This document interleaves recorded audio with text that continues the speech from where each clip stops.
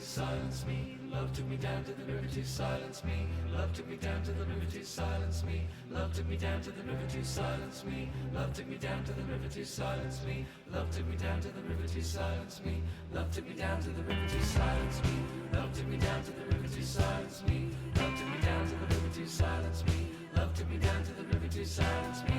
Love took me down to the river to silence me. Love took me down to the river to silence me. Love took me down to the river to silence me. There is a heart in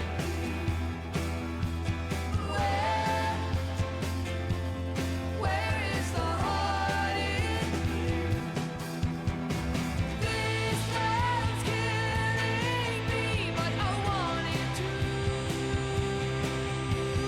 So long you're gone, it's like I always knew, but I'm still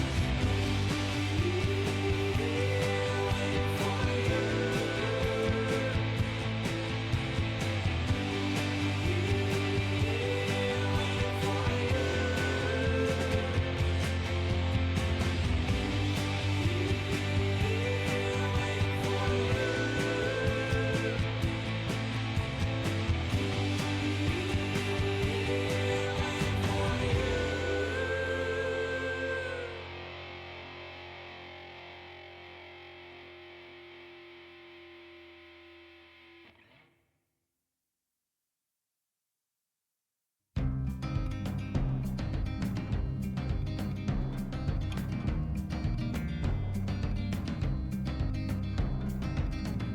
Wolf mother, where you been?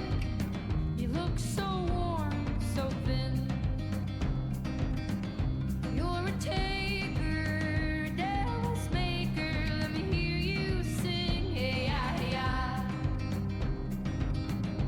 Wolf father, at the door, you don't smile anymore. You're a drifter, a shapeshifter. Let me see you run, hey ya, hey ya. Holy light, oh, guard the night, oh, keep the spirit strong. Watch you grow, child of war, oh, keep holding on. When I ran through the deep dark forest long after this begun, where the sun would set, the trees were dead, and the rivers were none, and all for a trace to lead me back on from this place. But there was no sound, there was only me and my disgrace.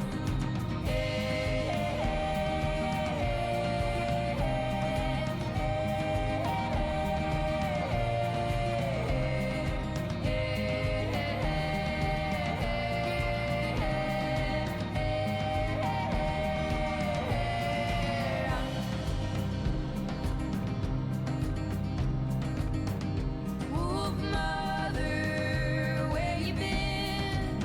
You look so worn, so thin. You're a taker, devil's maker. Let me hear you sing, hey ya, hey ya. Wolf father, at the door, you don't smile anymore. You're a drifter, a shapeshifter. Let me see you run, hey ya, hey ya. Wayward winds, the voice that sings of a forgotten land. See it fall, child of all, oh, lend a mending hand.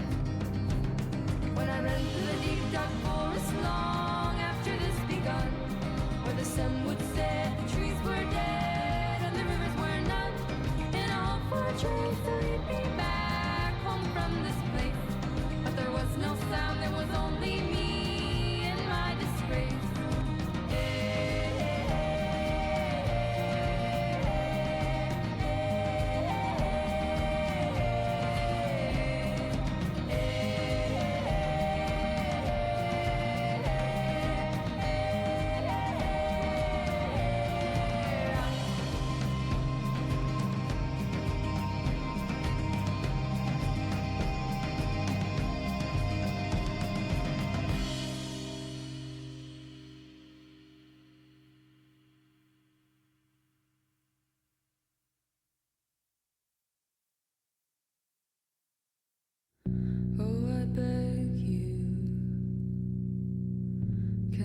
follow. Oh, I ask you, why not always be the ocean where I unravel? Be my only, be the water where I'm waiting. You're my river running high, run deep, run wild. I follow you, deep sea baby. I follow you, I follow you, dark room honey. I follow you, he's a message. I'm the runner, he's the rebel. I'm a daughter. Oh, hello, everybody. You're my river running high. Happy Monday. Run deep, This song is run so emo. wide. I follow you, deep sea baby. I follow you. I follow you, honey. I follow you. Oh my God. Oh my goodness. Everybody, how are we doing? Hello, everyone. Hi. Run deep, run wide. Oh, look. I look how I feel, which is pale.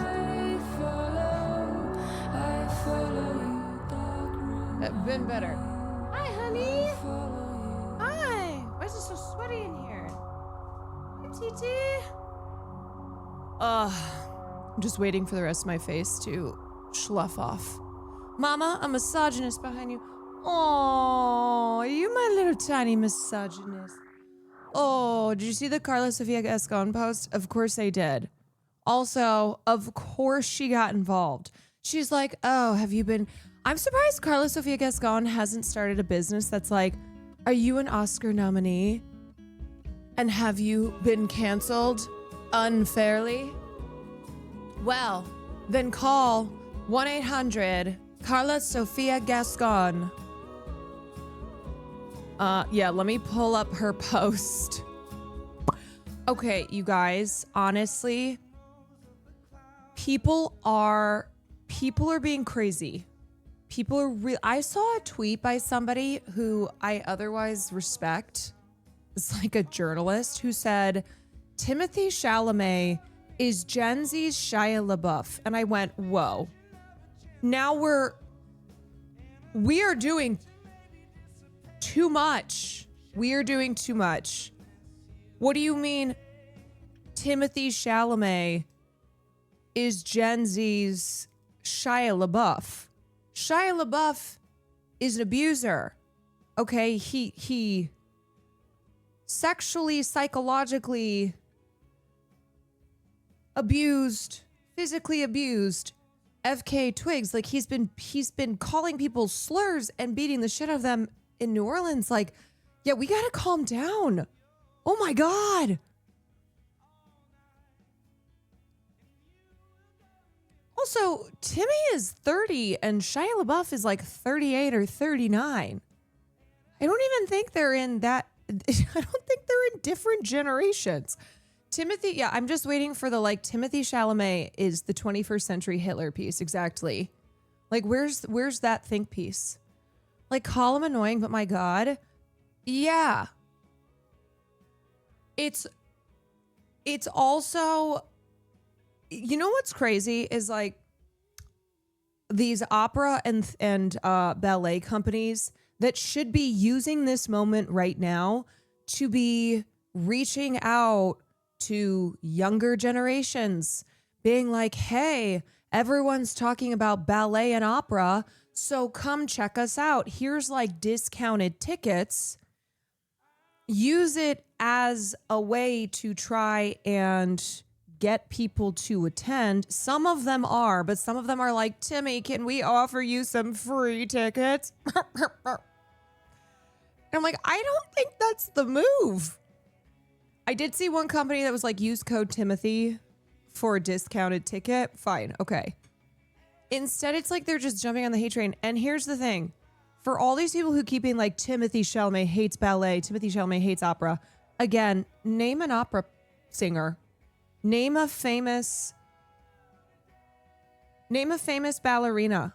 You can't, because the point is that those are art forms that have lost so much cultural relevancy that because of inaccessibility, young generations do not know anything about them. They do not care about them.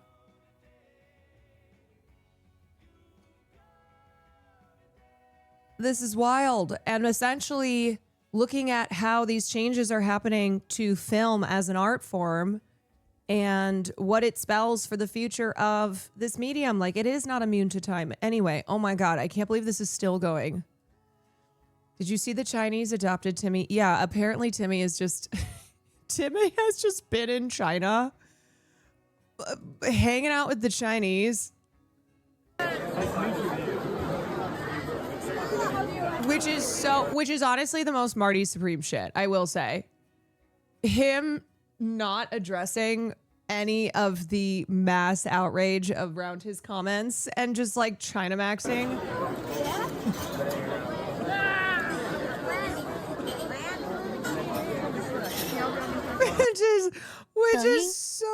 Which is so fucking funny.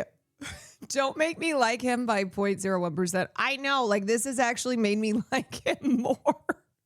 But he's just ignoring everyone screaming about him, and Timothy Chalamet just destroyed the colors of the LGBT flag. Disgusting.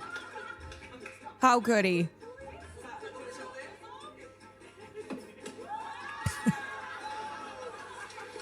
What a foe. We have a new LGBT foe, and it's Timmy C. That's why I don't get the hate. Like, when's the last time you went to the fucking ballet? Bro, I finally have seen some people who have reasonable takes on this who are like, whoa. Opera, and that this is really long. I might not watch the full thing, but I'm like, okay, I'm glad to see other people who had the same take as me, which is, hey, look, Timmy's annoying.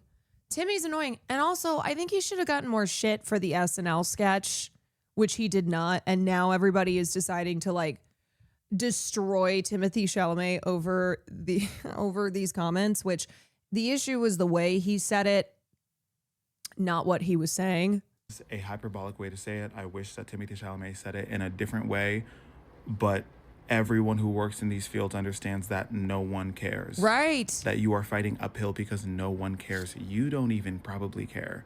You probably just don't like Timothy Chalamet, or you're like on the train of whatever this conversation is. But you probably don't even really care. You don't know who makes this work or what it's about, the artists, their names, where they come from, what institutions they belong to, what those institutions are. You don't visit them regularly or patronize them on a consistent basis.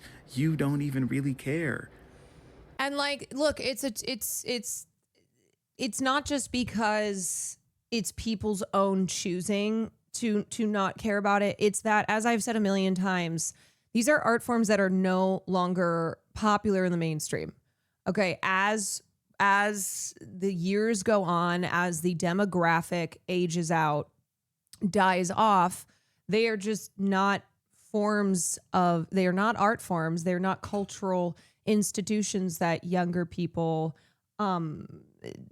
have any connection towards. And that's why I was like, look, if I'm one of these ballet companies or one of these opera companies, I am going to use this moment to like try and make tickets be like, look at how cheap these tickets are that we're offering. Come see the opera. Come see the ballet. Like, come support us.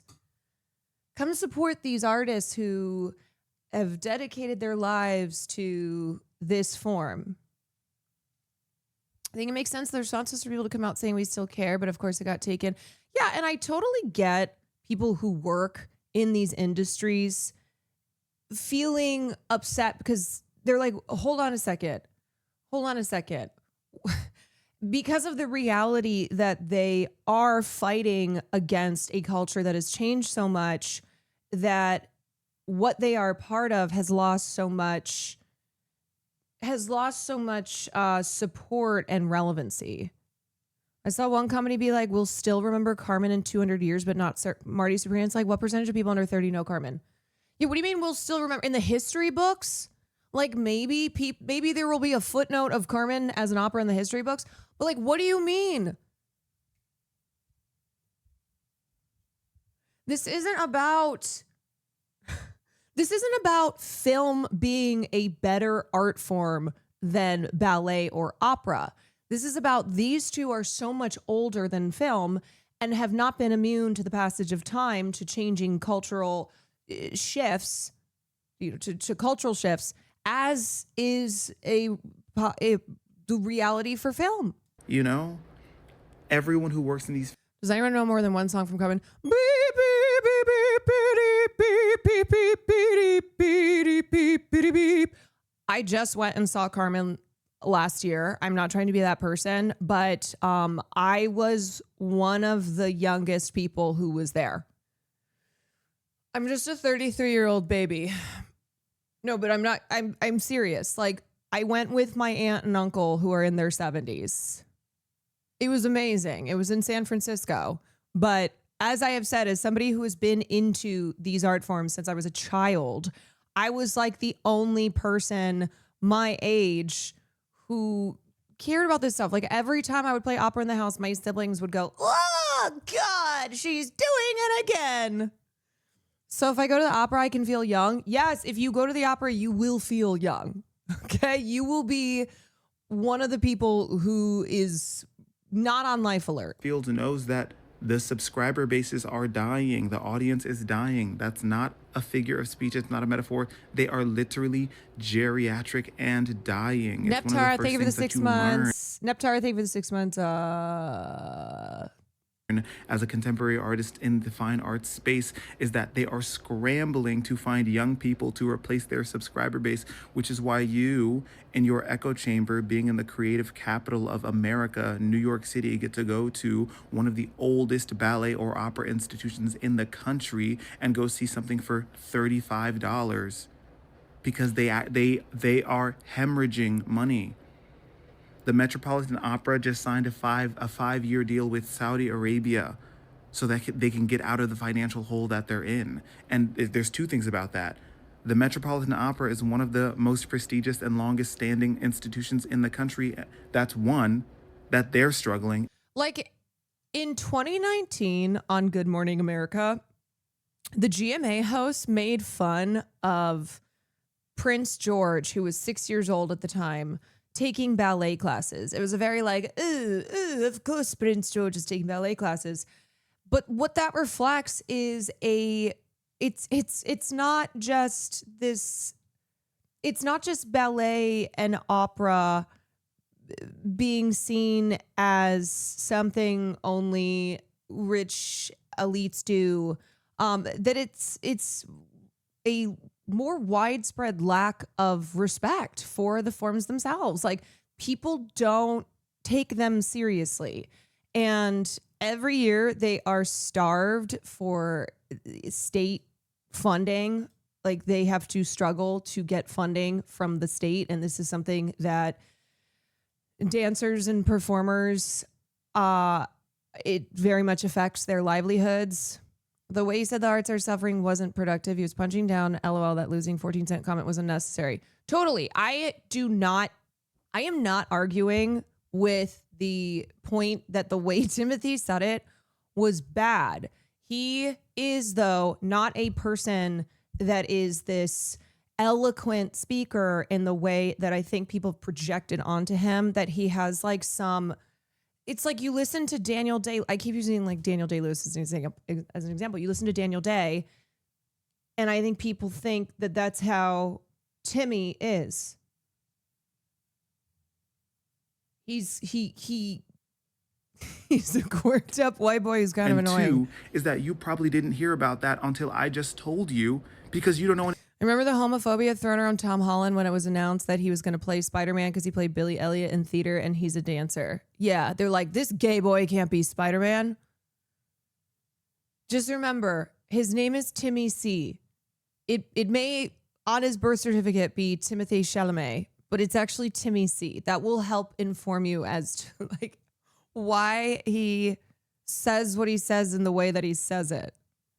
Bro's a former arts high school attending Chad from New York City. Yeah, and like he did grow up. He did grow up backstage at the ballet because his mom and his sister were very involved. So like it's not that he's not been in that world. He just is a bro, and the way that he says stuff makes you go, ooh. Anything about the Metropolitan Opera because you probably don't fucking care because no one cares. Because no one cares. And no one who works in these spaces is confused about the fact that no one fucking cares. It's actually one of the central obstacles to getting the work done is the acknowledgement that no one cares and you have to make them. These are multi-million-dollar productions. These are Not Club C. Thank you for the gifted. prestigious historic Lavender Moon, thank you for institutions 7 worth months. hundreds of millions of dollars, begging people to support them, begging people to patronize them, promoting themselves like indie films or like independent unsigned SoundCloud artists. Support your local, support your local this. We got to keep the doors open. And it's the goddamn Met. Yeah. That's the truth of like the economic and industrial position that these institutions and that this art is in. It's not about whether the art itself is good or valuable or merited. I don't think that that's even close to what Timothée Chalamet, who started out in the theater and has family who has done ballet and done out. I don't think that that's what he was trying to argue. I think the reality is that if you want to make art that reaches people, this art has not, these industries have not built out the infrastructure that reaches people. I grew up in the South loving the arts and watching people argue about whether I should be able to stream a musical from home or not, or if I need to be someone that can fly to New York to see it live and in person for $400 in the balcony. These industries are having the same conversations that they were having 15 fucking years ago, 20, 30 years ago. You cannot spend multiple decades boxing out generations of Americans from widely engaging with your work, with your classism, your fat phobia, your body fascism, your racism, your misogyny. And I know that there are a lot of women who do ballet, but the senior positions of ballet and opera are male dominated.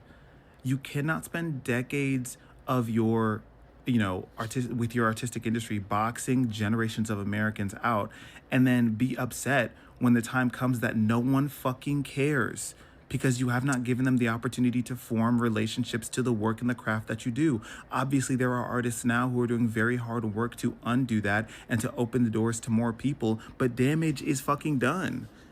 And sorry, you're not gonna gaslight people into being like, no, that's not true. Everyone cares about ballet. No one can name these people. No one can name opera singer. No one can name. No, that's not the primary medium anymore. It's not. Everyone cares about ballet, says people who don't care about ballet. 1940s, and opera is not pop music anymore. That's not what it is. Name 100 opera stars. Name 100 opera stars. I mean, I gotta be for real. Okay, I don't think this is the sole reason that this film didn't do that well, but Angelina Jolie played Maria Callas in the film Maria, and people didn't care about that film. Now, I had issues with that film. Love Angelina. It was very beautiful. It's a Pablo Larraín film in the trilogy of iconic but troubled female icons, like famous women who had a big impact on culture. People that was just not something that people went aside from a very niche type of group. I really want to go watch this film on Maria Callas. I mean, Broadway's having a uniquely great season series right now. They're reaching new financial numbers. Like Broadway, I think is doing very well, and I'm happy for them that Cocomelon the musical starring Tiffany New York Pollard is going to open this fall, and that they can break records. That's awesome. And also, you can't do a fucking play on Broadway until you become a TV star, a movie star. You know why? Because no one cares otherwise. No one fucking cares, guys. Like let's be honest. Let's be honest. Be honest. Actually, the crux of the issue is that no one cares. I like that as he goes on in this, he's getting more mad where he's like, are you fucking kidding me? No one gives a shit. Obviously, you care. You like the shit. But you caring is not enough to fuel and revitalize an industry. Writ large, generally speaking, people do not care. There's no government funding. There's no government subsidy. There's very little private funding. It's hard to come by. And if you're an artist, the best way to make a name for yourself is to be born rich. Hello? There are very real obstacles to this that are actually entirely connected to the fact that no one fucking cares. If people cared, all of this would be much easier. But that's not the reality that we live in. People do not care. And the other thing that makes me so annoyed with this conversation is that people who are upset at Timothée Chalamet's devaluation of dance and devaluation of music are also trying to devalue the very craft that he does. Timothée Chalamet is very good at what he does, and acting is no easier than ballet or no easier. Yeah, okay, that's the other thing. I'm like, y'all, take it from someone who has not been rooting for Marty Supreme, who's not been rooting for Timmy to win his Oscar. You know this if you were in this community. I have not been out here standing Timmy this season. Now people are trying to denigrate his craft and movies themselves. I'm like, what are we doing? Easier than opera. It's all very difficult. They are entirely independent skills that demand their own 10,000 hours of mastery or whatever. The discourse it's always all eats difficult. itself. It's all very difficult, and he does it at a very high level. And to pretend that he doesn't do it at a high level, or that the thing he's doing at a high level isn't as difficult, is also its own devaluation. It's like a snake eating itself. You're not actually helping the conversation by devaluing what he does because you don't like what he said. Because at the end of the day, there's still an entire community of actors who need people to fucking care. Yeah, do you know how right now there are major A-list directors saying they cannot get movies made. The conversation around how hard it is, how it's getting harder to get a movie made. You have the Ellisons coming in going, yeah, we're just going to do big tentpole dick sucking, testosterone, IP films. The studios are casting from Instagram. Yes, they are casting from people who have X amount of followers who are TikTok influencers. Film is a much, much younger art form than ballet and opera. And we are already seeing the shifts in this industry in how this art form is approached and how much harder it's getting due to both how the industry is acting, how audiences are, and that's what he was saying. He's like, I don't want this to go the way of opera and ballet. Hello. I know I just brought up a whole conversation about elitism, and I know this is going to sound hypocritical, but I don't think that we can have this conversation if when I say opera, you bring up Les Mis. You know what I'm saying? That's literally so not what we're talking about right now. If we really wanted to revitalize these artistic practices and make sure that they're, sustainable and that the next generation of people can inherit them, we would be having a conversation about how to open up this fucking pit instead of sticking our heads in the sand and acting like the numbers aren't declining. The numbers are declining. Yeah. Less people year by year care. Nobody cares because no one even got the chance to care. That's the issue, and I think that's actually at the center of what he was trying to say, and anyone who's really paying attention is not confused about that. No one is confused about that. Boom. Hey guys, I'm starting to think the villain is a capitalist organization of economy. Yeah. Oof. Bro, and I got an MT degree because the industry pitches that the barrier of access to high school theater is training, and that's just not true anymore. Yeah. I mean, so many people I went to school with who went and got a master's and incurred even more school debt on top of their bachelor's, and then were faced with a declining with declining opportunities with like in theater, the rising production costs, the fact that so many roles are going to just famous people in Hollywood. You look at Broadway now, and it's like most of these shows are being headed up by big film talent. That's who they use for their marketing purposes. It's like, come see George Clooney. And these tickets cost $800 because it costs so fucking much to produce this show. I mean, that's why a lot of people were mad when someone like Trisha Paytas got cast in Beetlejuice. Even though it was a small role, they're like, are you fucking kidding me? Are you kidding me?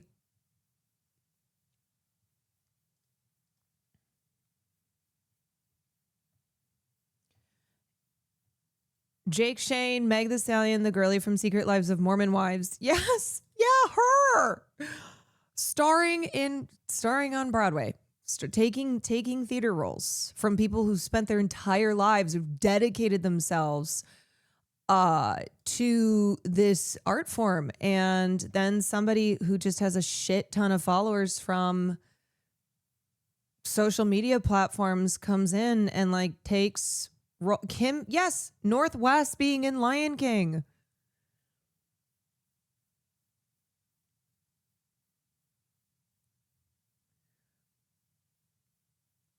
Love seeing Keanu and Alex Winter and Waiting for Godot, but the tickets were hella expensive. Hello, great show. But yeah. I mean, when we went to go see Glengarry Glen Ross and how expensive those tickets were, and like pretty much it's not that you don't have famous film and TV actors who have done theater for a long time too, like a Bob Odenkirk, a lot of these people who do start in theater but then move into film make a shit ton of money that way, and then when they want to like fulfill their artistic heart and soul, then they'll go do theater.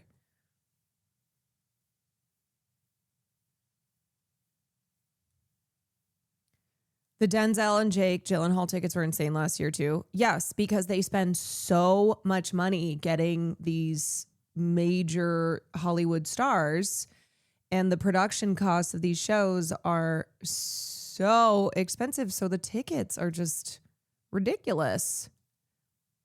Remember when Will Smith bought a role for Willow in some film and she was like, no, I don't want to do that anymore. So they had to scramble to recast. Anyway,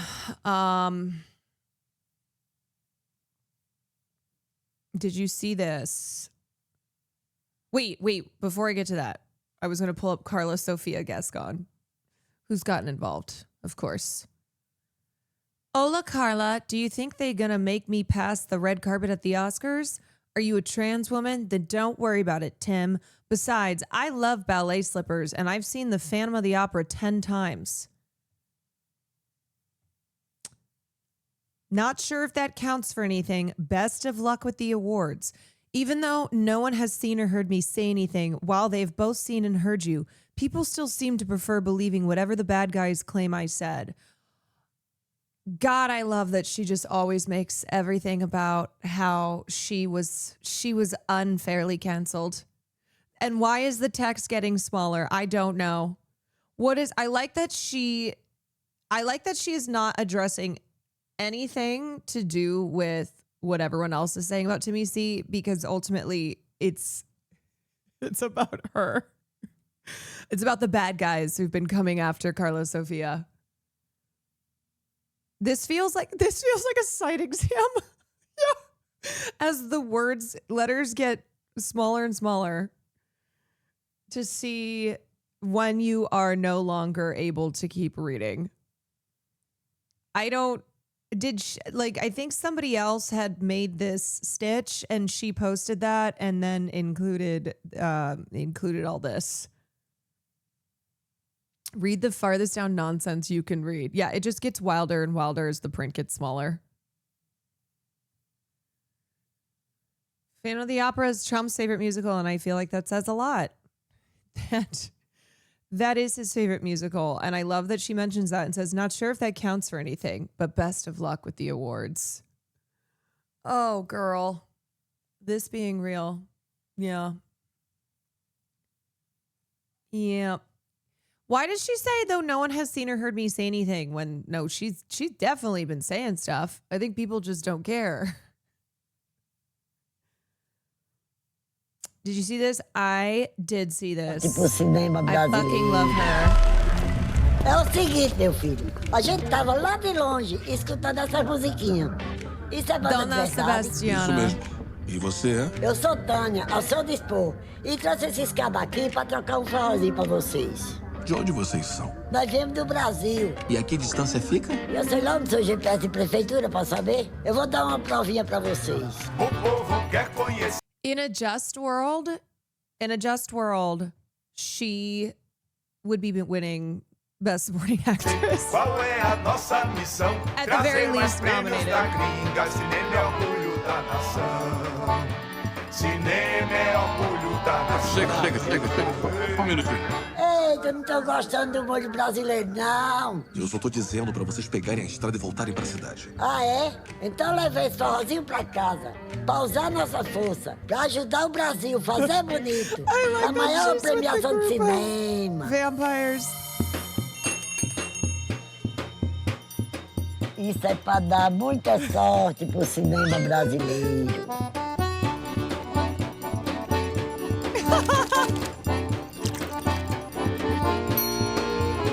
This is so good. I'm obsessed. Isso é pra dar I love that they involved her for this Oscars teaser. She is cursing Marty Supreme. Yeah, this is actually how Timmy loses.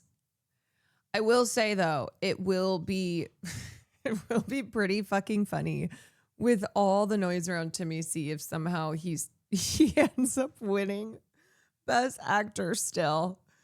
It's like after he stops campaigning, there is the most amount of negative Timmy C PR that there's ever been. And all of the pieces from film from film publications saying that Michael B is going to for sure win, that it's over for Timmy, that he's now fallen to like 4th spot. Can you imagine the silence as he gets on stage? Where people are just like, oh, well,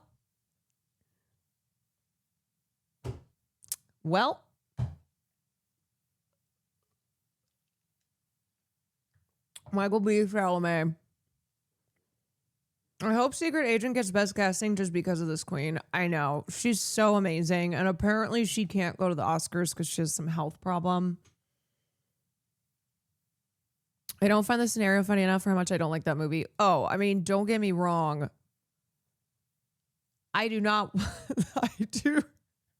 How consistent have I been this Oscar season in being against this film and being against Marty, being against Timmy winning, and wanting Wagner Moura, who, God damn it, is not getting enough appreciation.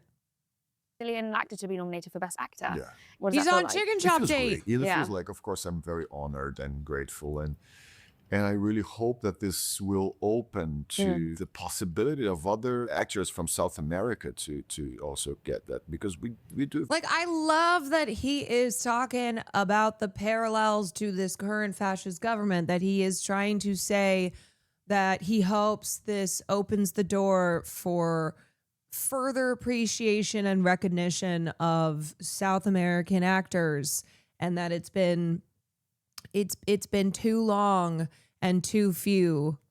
Very good cinema. I love The Secret Agent. Thank you. Yeah, what was most. There you go. Yeah. I think you are the first Brazilian. Is this, let me see if I'm sure this is on YouTube. Chicken Shop Date. Was Chicken Shop Date? Yeah. Let's just watch the whole thing. Are you a football fan? Oh, this is different because she's doing the Oscars pre-luncheons. Who from the Brazilian national team would make the best director? None of them. None of them? Okay. No. Well, it's a good job they're footballers then. It's good that they're doing.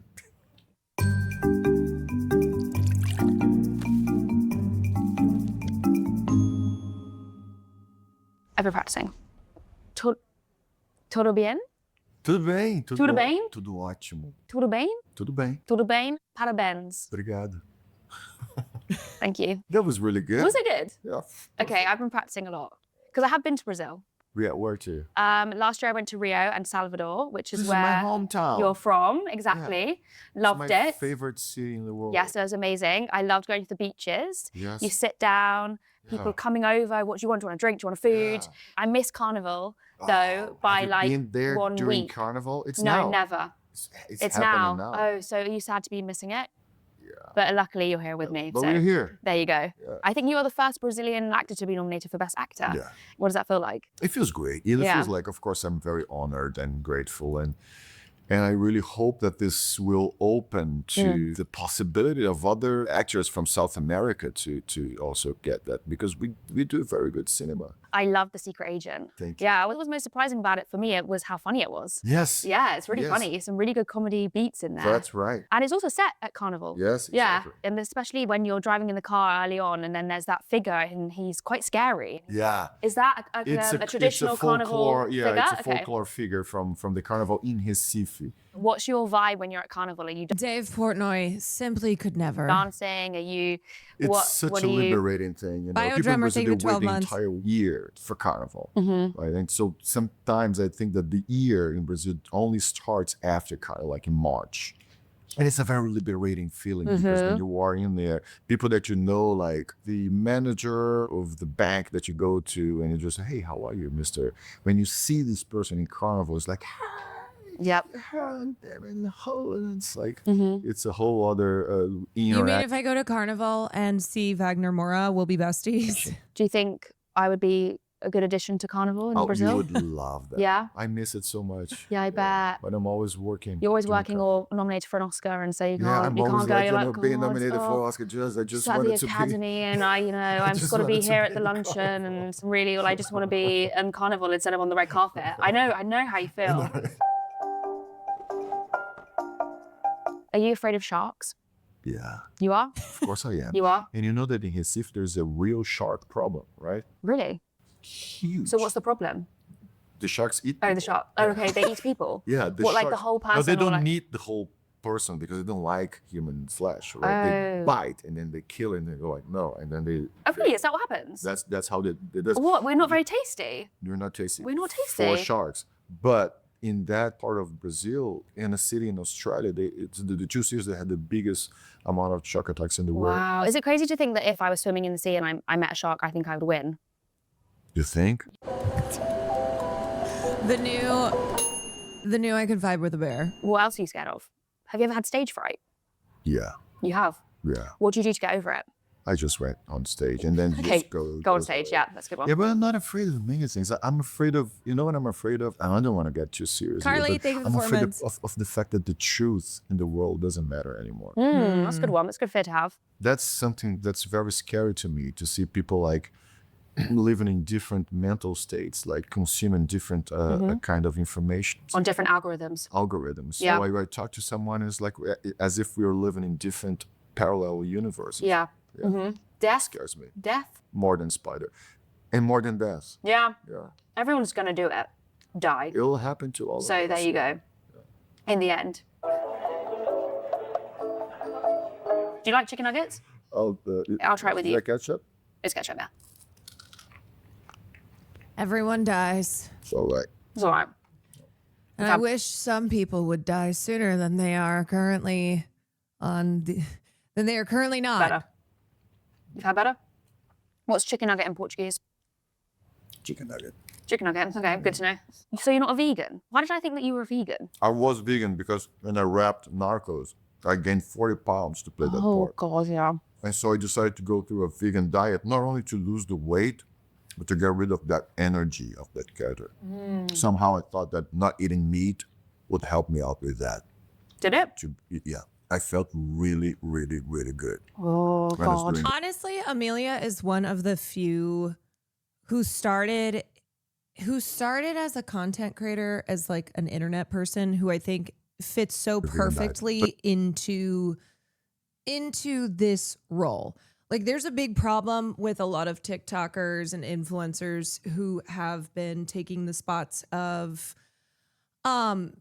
entertainment journalists who spent their whole lives working in that field. And often when we just see how the problem with TikTokers is that they do shit on red carpets that's designed to try and go viral, that is like a trend that they're doing, and it often produces just these awkward results. And they're not actually taking the time to do the work that you need to do, that is expected, and is a way to show that you actually give a fuck about doing something like this. And it's not like it's not so much that we should always maintain barriers. It's not that we want things to be gatekept, but if you are ending up on a red carpet, if you're ending up in a role where you interview artists who are talking about the films that they are in, that they've been nominated for, you got to have some fucking respect. Like, please watch the films. Please understand who these people are. Then it's hard to go to a restaurant and the options are not that great. Oh, totally. I don't think I could be vegan because I don't think I could give up chicken nuggets. Do you love starring on screen and in the theatre equally? I came from theater, and I think that actors that started on theater, Gotta be there for they the right eventually have to reasons. go Yeah. back to theater, sort of to reboot. You know, I think that I understand better why I'm an actor or why I'm doing this. It makes sense. I feel like it kind of grounds someone again, having to perform in front of real people. Yeah, I go, oh, Yeah. wow, that's why I do this. That's why I started doing this. Are you a football fan? I'm a huge fan, and I root for a team from my hometown called Vitória. And I have to say, Excited I to care more chat about memes that with rising team star Delroy than Lindo. the Brazilian national team. Well, that makes it's so sense. full of controversies, you know, lots of corruption. That is very depressing, actually, when you think about it. However, it's nice that you have the regional team, because if you're someone who's obsessed with football, you Yes. can't just not have it in your life. What would you do? Do you play? I do, but What position? I'm not very good. Striker? Oh, midfielder. Do Okay. you play? I used to play, football? yeah. But then I was scared to tackle anyone. So that obviously is not going to work out, is it? Because you were intense, like. No, I was scared for them to come near tackle me. you? Yes. So I'd run away. Yeah, that doesn't work. And I also wasn't very good at What up, kicking the Mr. ball. Sonic Jan? Yeah, I didn't think you were very No, good. I'm at it. not Yeah, very yeah. good at it. No. When I was in London, I was doing a film in London, and I took my kid to see a game at the Chelsea Stadium, which is a Oh, very yeah, Stamford beautiful, Bridge. old, right? Like Yeah. kind of old style. Loved it. But we were really close to the other team fans, which was Ipswich, I think. Oh, yeah. And they really thought that we were like hardcore Chelsea fans, and they were screaming shit at us. Like, It's terrible. Yeah. And all these hand signals. Yeah. No, you can't even escape it. Yeah, but I loved the Loved it. energy. I love to go to the stadium. It's amazing. It's like, it's a real theatre, isn't it? Theatre of dreams, that's what they call it. But the thing that I said about the Brazilian national team is like, all that goes away during the World Cup. It's true. World You Cup know, is the just World different. Cup in a game, The World and I'll Cup is be a World like, Cup. go Brazil. Thank you so much for this conversation. It's been a pleasure. Good luck to you Thank you. at the Oscars. And ciao. Ciao. Ciao. Ciao. Ciao. Amazing. This is such a good series that she's now doing, which is like basically a version of Chicken Shop Date, but obviously tailored around the Oscar nominees. Okay, last thing I wanted to show, I think it was I saw somebody Yeah. an influencer on a carpet, and like everything in my body also Wants to I too. want to. I have to first realize how I got into this. I don't have a journalism degree. I didn't go to some pedigreed school to get in. My problem is that I am wanting excellence. I'm not as concerned how you got there, but I need you to treat the red carpet with the respect that it deserves. If you're covering award season and you didn't spend your holiday season watching everything and making notes, you kind of don't belong there, you know? Mhm. They're going to say, well, I'm not there to like be a journalist. I'm there to like make a viral dance. Okay, and because I have done many interviews where I've done a stupid dance. I've did the duet with Pink from her music video, or I stripped with Channing Tatum. I still saw the movie. I knew everything about that man to make a funny moment. Mary Beth Barone is a great example of this. Fantastic. She nailed it. Fantastic. Do you think you could pick? Bro, I even feel like this with politics. When you have the freaking, what was it, the Nelk boys who interviewed Netanyahu, and obviously they're dumb fucks.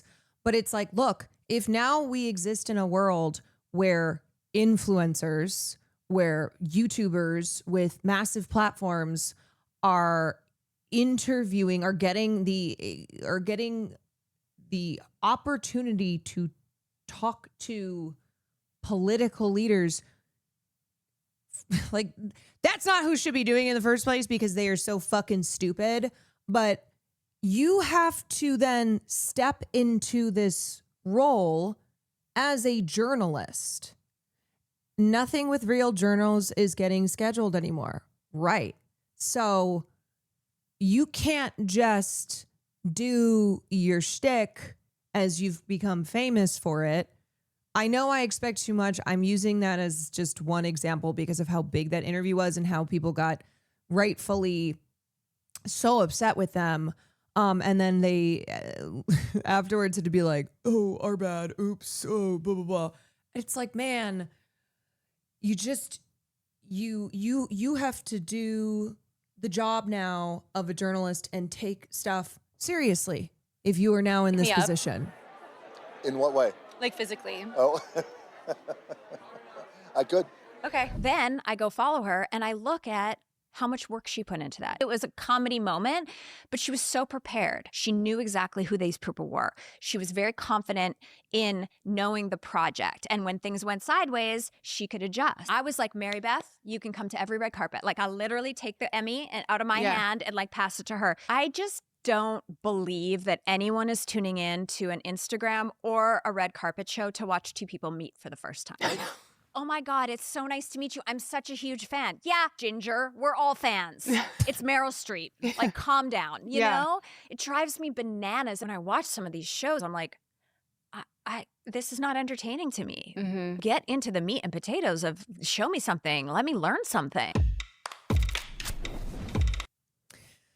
Yep. All right. Got a lot of stuff to talk about. And I think I want to start off with this big news from today that I honestly was surprised to not see more people talking about. And that is this big trial that just came to a close. It was 5 weeks in total, but the investigation began in 2024, around the same time that the charges against Diddy were filed, and that was happening. And funny enough, Mark Agnifilo, who was one of Diddy's lawyers, represented one of the Alexander brothers here. And so what we are going to get into talking about is the sex trafficking, drugging, and rape trial involving the three Alexander brothers, whose names are Tal, Oren, and Alon, and they are monsters. They are fucking monsters. But guess what? They were found guilty today on all counts, including the most serious of sex trafficking. And I think there was a part of me that after I saw the outcome of the Diddy trial, and as this case was simultaneously starting to be built and Then once, all the charges were filed, I was like, oh God, are we just going to go through all this again? Even though this was a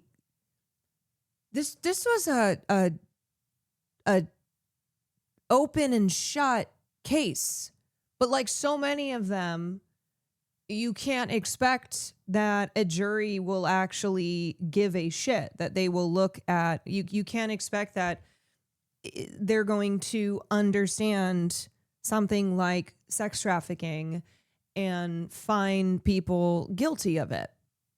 So they were found guilty. All three of the brothers, they were found guilty on all charges that were filed, and sentencing happens in August. And just the sex trafficking charge by itself carries a lifetime sentence. So I want to believe that because of how resounding the guilty conviction was here, that they had been, just throughout this process, they had been denied bail. A lot of the media reporting around it just being so clearly indicative of how extensive and horrific their crimes were, that I do hope that they are going to feel the full weight of justice here. Been so jaded by victims not getting justice? Yeah, and they were also connected to Epstein. Now, the crimes that they were responsible for and ultimately convicted of have not been linked to Jeffrey Epstein's crimes, but there were a batch of files that revealed a name of a woman who had accused the Alexander brothers. And they popped up in these Epstein files. And I think, too, that kind of made me feel cynical just because of the overall lack of any accountability for anybody in the Epstein world. And again, they had their own world, to be clear. This is not something where like there's been yet a proven link of crimes they committed linked with Jeffrey Epstein's crimes. But it still just felt, it still has always just the feeling of cynicism these days being quite strong. So it's nice to have some actual good news to talk about here. Federal Now, crime. I will say the crimes that they were found guilty of are horrific. Horrific. So certainly nothing good there, but the outcome here is good news. And I remember when this story when I first saw it, and it was when I was starting to cover the Diddy case. And I think there was one point that I had planned to cover this, and then I had reached my max on being able to talk about like sex trafficking crimes and rich, powerful dudes raping and abusing. So I can't remember if I ever actually covered this on stream. So we are going to go through this now. And just remember that today they were found guilty of all counts. So as we go through the details of what they had been doing for decades, just remember that. Because as I said, it is horrific. So the Alexander brothers are 3 Israeli Americans. And you just hear that and you go, okay.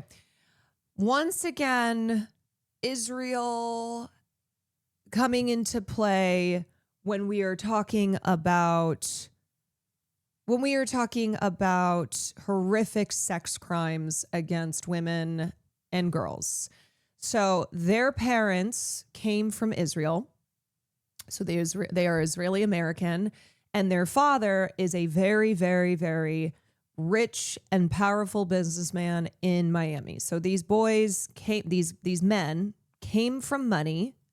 And then two of them, the twins, were very successful in luxury real estate. So they made a fuck ton of even more money working in luxury real estate, primarily in Miami and New York. And then their other brother is he was a successful entrepreneur as well, but they came from wealth, just to make that clear. And the crimes that they committed go all the way back to high school. I believe starting in sophomore year. So they started out as teenage boys who grew up incredibly rich, incredibly privileged, probably already being raised from an early age to believe that they could do anything that they wanted to in this world and never face punishment for it. And so in high school, that was where they began drugging and raping girls, participating in gang rapes. Sometimes it was one brother, sometimes it was two, sometimes it was all three. And this continued on for decades. And yet again, this was an open secret in the real estate world where a lot of people had heard something, a lot of people knew someone, and every fucking time, this is how it goes. Because this shit, when these types of crimes are being committed by the rich and powerful, why should they have to go to extended lengths to hide? They're proud about it. They're bragging about it. They don't think they're going to be stopped, because why the fuck would they? They are the type of people who this world is designed to enable and protect. And for a long time, it did. So for decades, all three of the Alexander brothers used their wealth and high-profile connections to drug and rape dozens of women and teenage girls. I believe prosecutors said it was over 60 women and girls that these three brothers collectively drugged, raped, trafficked, abused for over 2 decades. In one instance, after a 17-year-old was drugged and raped by Alon, he sent a message to his brother Oren saying, "I took down a 17-year-old. The brothers often documented and bragged about their crimes because they always believed their status and money would protect them. But it is over. They were convicted on all charges, including the most serious of sex trafficking."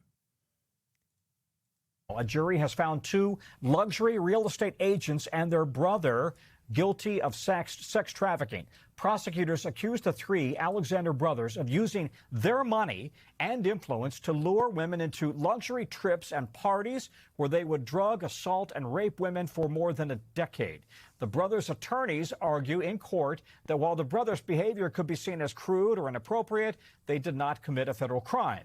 And we see Stephen Romo and Mr. Yeah, of course, the argument, the defense they tried to use is that these men were womanizers, that everything was consensual, that they were just guilty. The crime that they were guilty of was being we're being fuckboys. We're being womanizers. And the jury saw otherwise. They saw everything laid out in front of them, which included photos and videos and other documentation from the men themselves bragging and showing off their sex crimes, videos of them raping girls, drugging girls. There was one hard drive that was found in one of their apartments that was some sort of handbook on how to justify raping women and girls. And that included things like, it's not rape if she's too afraid to go to the police. It's not rape if she is, fucked up and nobody believes her. Harris joining us now on this. Stephen, the brothers face up to life in prison. Talk about what we saw over the course of this trial. Bring us all up to date. Yeah, it Yeah, Tom, is this trial going on jaw-dropping. for more than a month, and the allegations from these 11 accusers we heard from, they were hard to listen to. The brothers, of course, denying these accusations that they drugged and raped these women and girls. Two of the women said that they felt paralyzed before they were assaulted by Oren and Alon Alexander. Prosecutors also said Oren Alexander videotaped himself with an incapacitated 17-year-old girl back in 2009. That led to the charge of exploitation of a minor.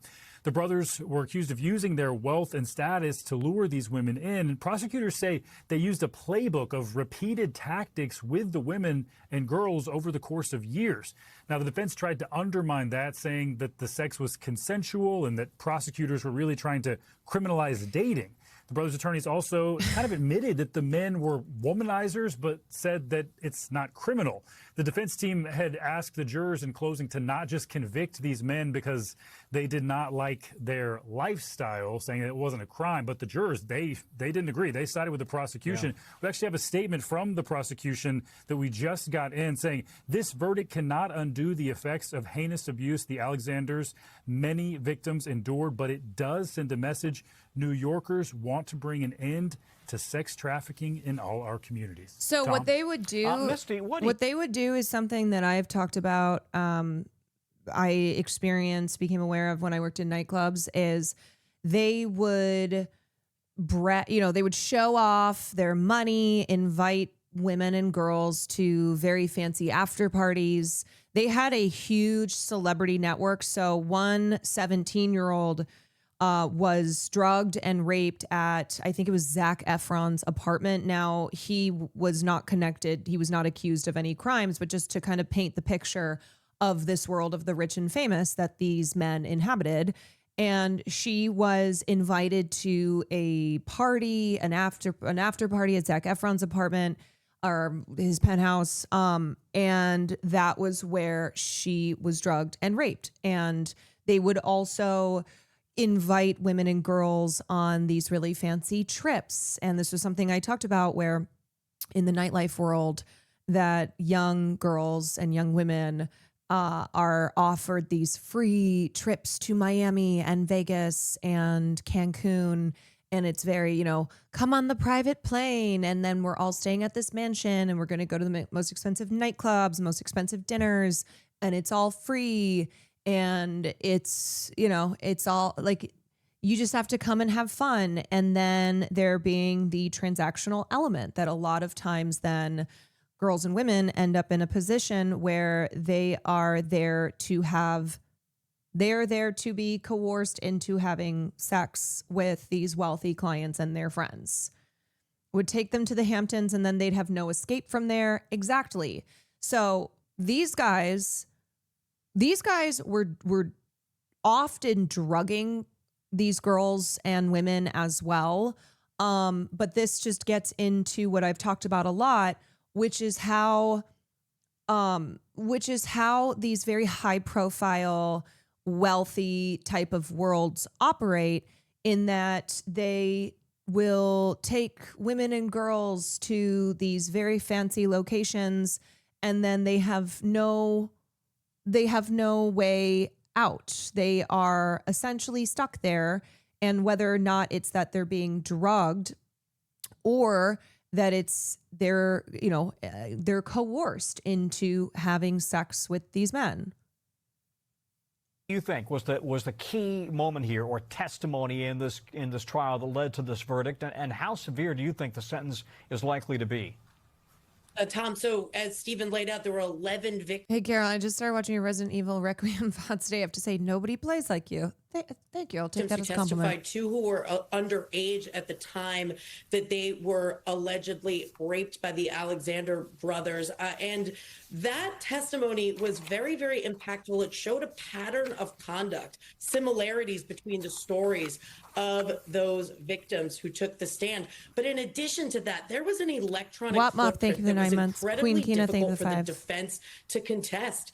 There were messages between the brothers, texts and emails, and a blog which set out what was called a playbook and a section that said it's not rape if listing all of these things that the Alexander brothers were accused of doing and ultimately convicted of. So I do believe that led to the conviction. As far as penalty, there's a 15-year mandatory minimum for the sex trafficking conviction. The judge can tack on more. They face up to life. Each brother will be looked at individually, and they will be able to submit pre-sentencing reports in July, and ultimately they'll be sentenced in August. They'll be looking at the pattern of the crime, the nature of the crime, but also taking into account that they don't have a criminal history. We thank you for watching. I mean, they were so high powered in the luxury real estate industry that they had clients like the Kardashians. They were responsible for, I believe it was the most expensive penthouse sale of all time. It was a $240 transaction.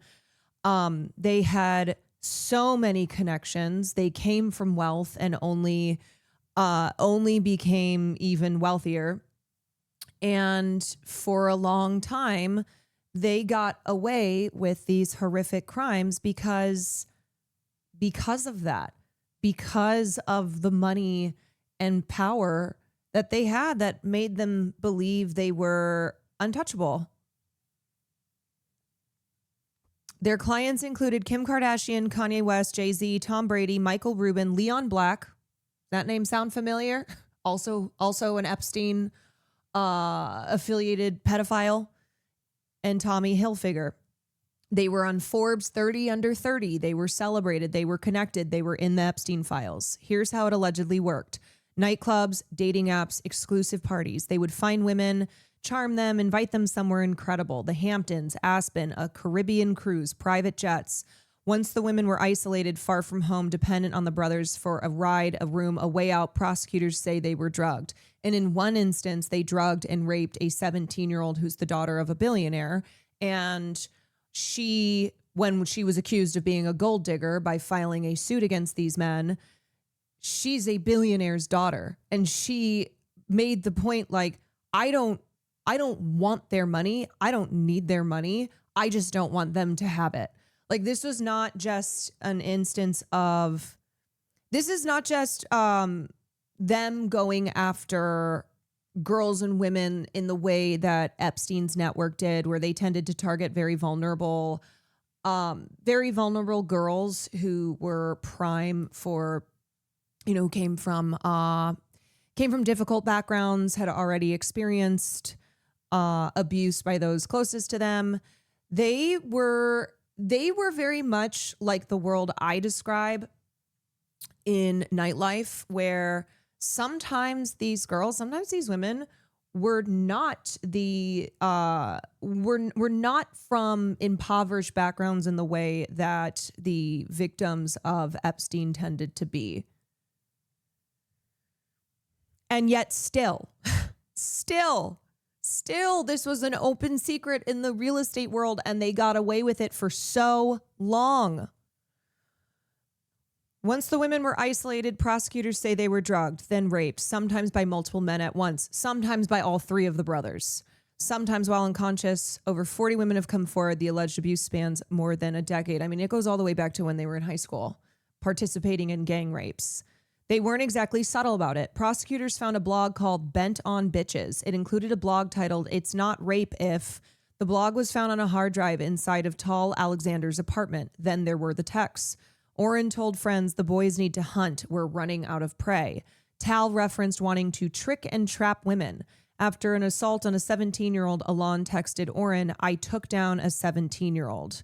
It's not rape if she doesn't remember, and it's not rape if she secretly wants it." This was like their fucking playbook that they used to justify the extensive raping and sexual crimes that they committed for a long time.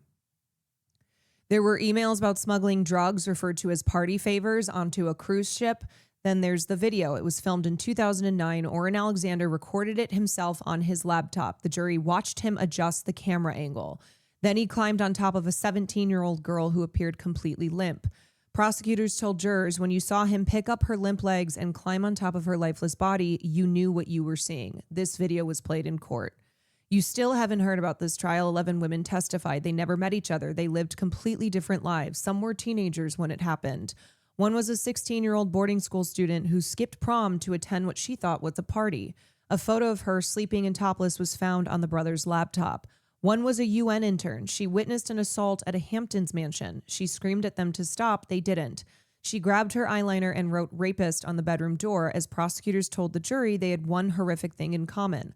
The trial started on January 27th. It ran for 5 weeks and things got chaotic fast. A juror was dismissed mid-trial for telling other jurors he'd already decided the brothers were innocent before the defense even rested. The defense moved for a mistrial. It was denied. The prosecutors dropped 2 charges alleging that defense hired private investigators had intimidated victims out of testifying. 2 women who were supposed to take the stand backed out. The jury went down to 1 remaining alternate. And while deliberations began, a new lawsuit landed. Tracy Tudor, who was a reality star of Million Dollar Listing LA, sued Oren Alexander, alleging he drugged and assaulted her in a restaurant bathroom at a real estate event in New York. None of the 3 brothers testified. The defense was that these women were heartbroken, embarrassed after their money. Quote, they're not drugging them, they're not raping them, but they're certainly pursuing them. Their lead attorney, Mark Agnafilio, just won acquittals on the most serious charges in Diddy's sex trafficking trial. Same lawyer. He told the jury that it takes courage to acquit. On the blog, prosecutors found he called it beyond tasteless, but said that there was 0 proof the brothers wrote any of it. On all the evidence, he said, you can't build a house if you don't have any bricks. Prosecutors had a 1-word response to all of it, nonsense. And then there's the Epstein connection. When the DOJ released over 3 million Epstein documents in January, the Alexander brothers were in them. A complaint described how at an Epstein party, Oren and Alon lured a 16-year-old model and her friend upstairs.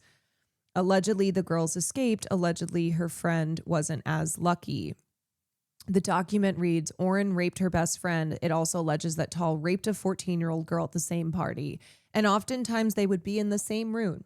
They would be in the same fucking room as they were drugging and raping these girls, the brothers would. And sometimes they would take turns. Sometimes it was 2 of them. Sometimes it was all 3 of them. And then they would text each other bragging about it. The judge in this case ordered the DOJ to stop releasing any more documents mentioning the Alexanders for the duration of the trial. The defense was worried about jury contamination. I do wonder if when this Epstein connection happened, if this might have swayed. I mean, goddamn, like there was so much clear-cut evidence in this case, and yet we know how these trials go. But I wonder if this played a role in. I wonder if this played a role in the jury finding him guilty on all counts, including sex trafficking. I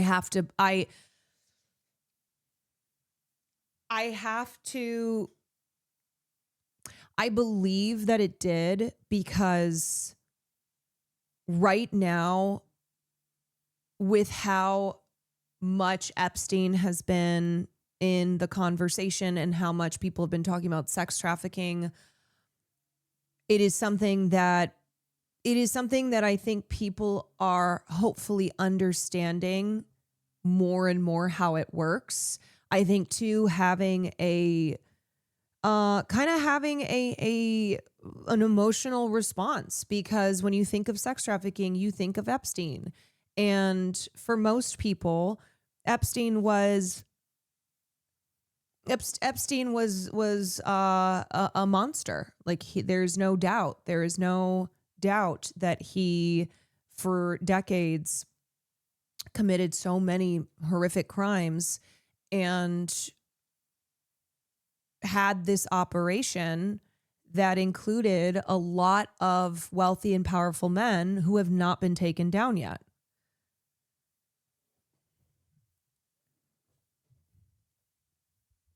That probably is what convinced jurors that defense worked in the Diddy case. Yeah, I mean, in the Diddy case, what we saw was we saw some prosecutorial errors. I think trying to get them on RICO just muddied the entire thing, but people not understanding that what Diddy did amounted to sex trafficking. And so he was he was not found guilty on that, which was the most serious charge.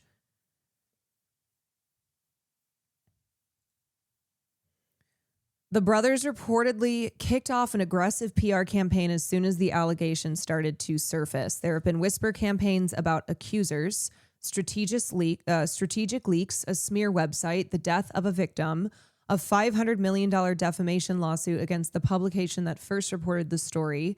Crisis PR doesn't make cases disappear, but it can make sure the public never gets loud enough to care. That might be what's happening here. And this was from 4 days ago before the jury deliberations came to a close. Right now, 12 jurors are in a room in Manhattan. They are deciding whether Oren, Alon, and Tal Alexander spend the rest of their lives in prison. The minimum sentence, if convicted, is 15 years. The maximum is life. And separate from this, they still face sexual battery charges in Florida and civil suits. So the real deal is the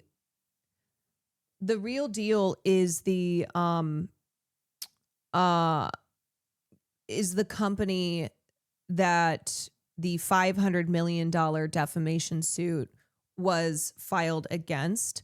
They are a real estate journalist publication, and they were the first to break this story. And I'm going to watch a video by them. And then as far as the death of a victim, that is sadly Kate Whiteman. Bucket Hoop, thank you so much. Kate Whiteman, who was the first to come forward with her allegations. And without her, it would not have prompted a flooding of other women coming forward. And last year, at the end of last year, she was found dead at the age of 45. There was an investigation into her death that found her death was not suspicious.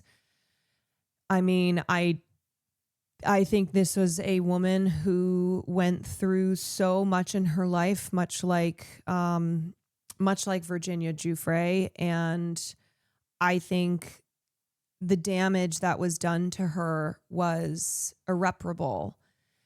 But without her, without her, there's a lot of other women who would not have come forward. And so even though she's not here,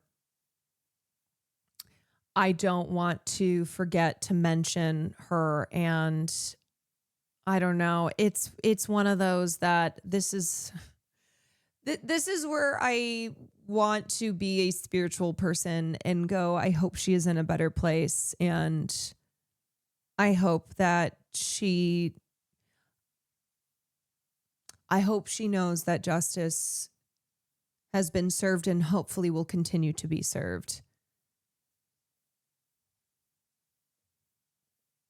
A day after she made her accusations, a second woman brought a lawsuit against Oren and Alon. And in the following months, a series of other women came forward to news publications with accusations of sexual assault. And I think oftentimes, too, being the woman to really break the doors down, and then what follows is a flood of accusations and other stories of women who were harmed. I think that puts a person in a unique position, because it's very difficult, of course, to come forward as a survivor. But then on top of that, to be the first who does it, the one who takes that step, and then it results in others coming forward.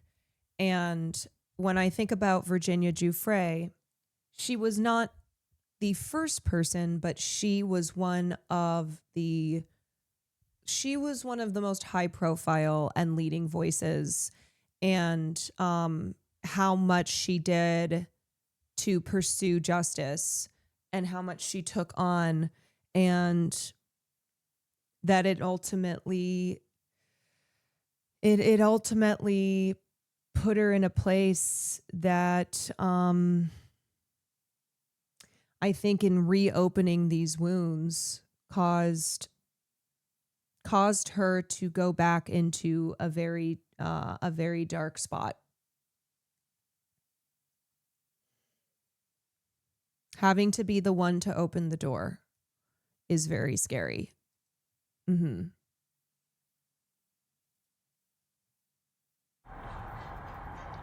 Okay, this is from The Real Deal. This is the group of journalists who broke the allegations against the Alexanders. So we're here at Alon's house. The last time I was here was when he and his brothers were arrested in December. Is it weird to be here right now? Yeah, it's a little weird. I remember I spoke to neighbors who talked about how the FBI had showed up and they were like here by land and by boat, so by jet ski. So they were ordering him to come out of the house early in the morning.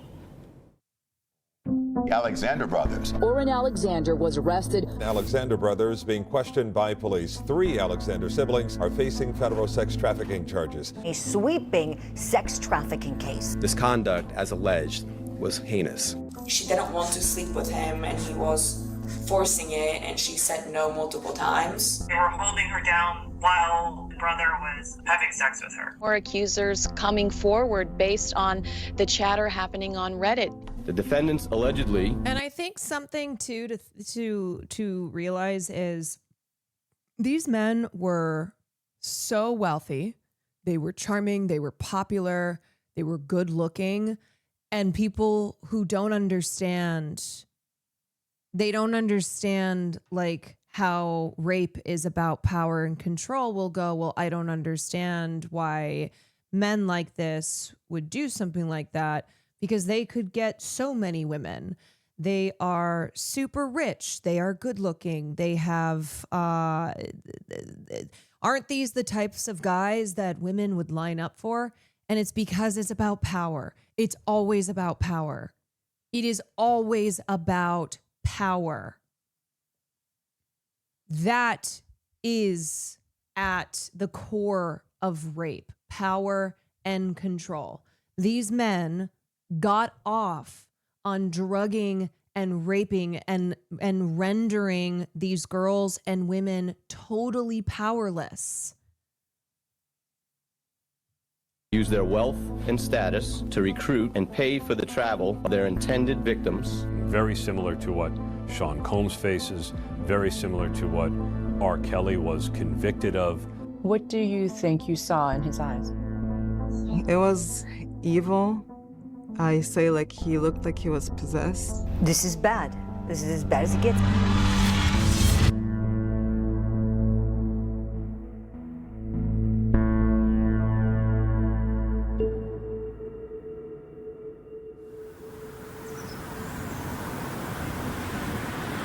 My name is Catherine Kalergis, and I'm a reporter at The Real Deal. I've been a reporter at The Real Deal for 10 years, and I cover the luxury residential real estate industry and new condo development, as well as scandals and other crazy things that happen in the market.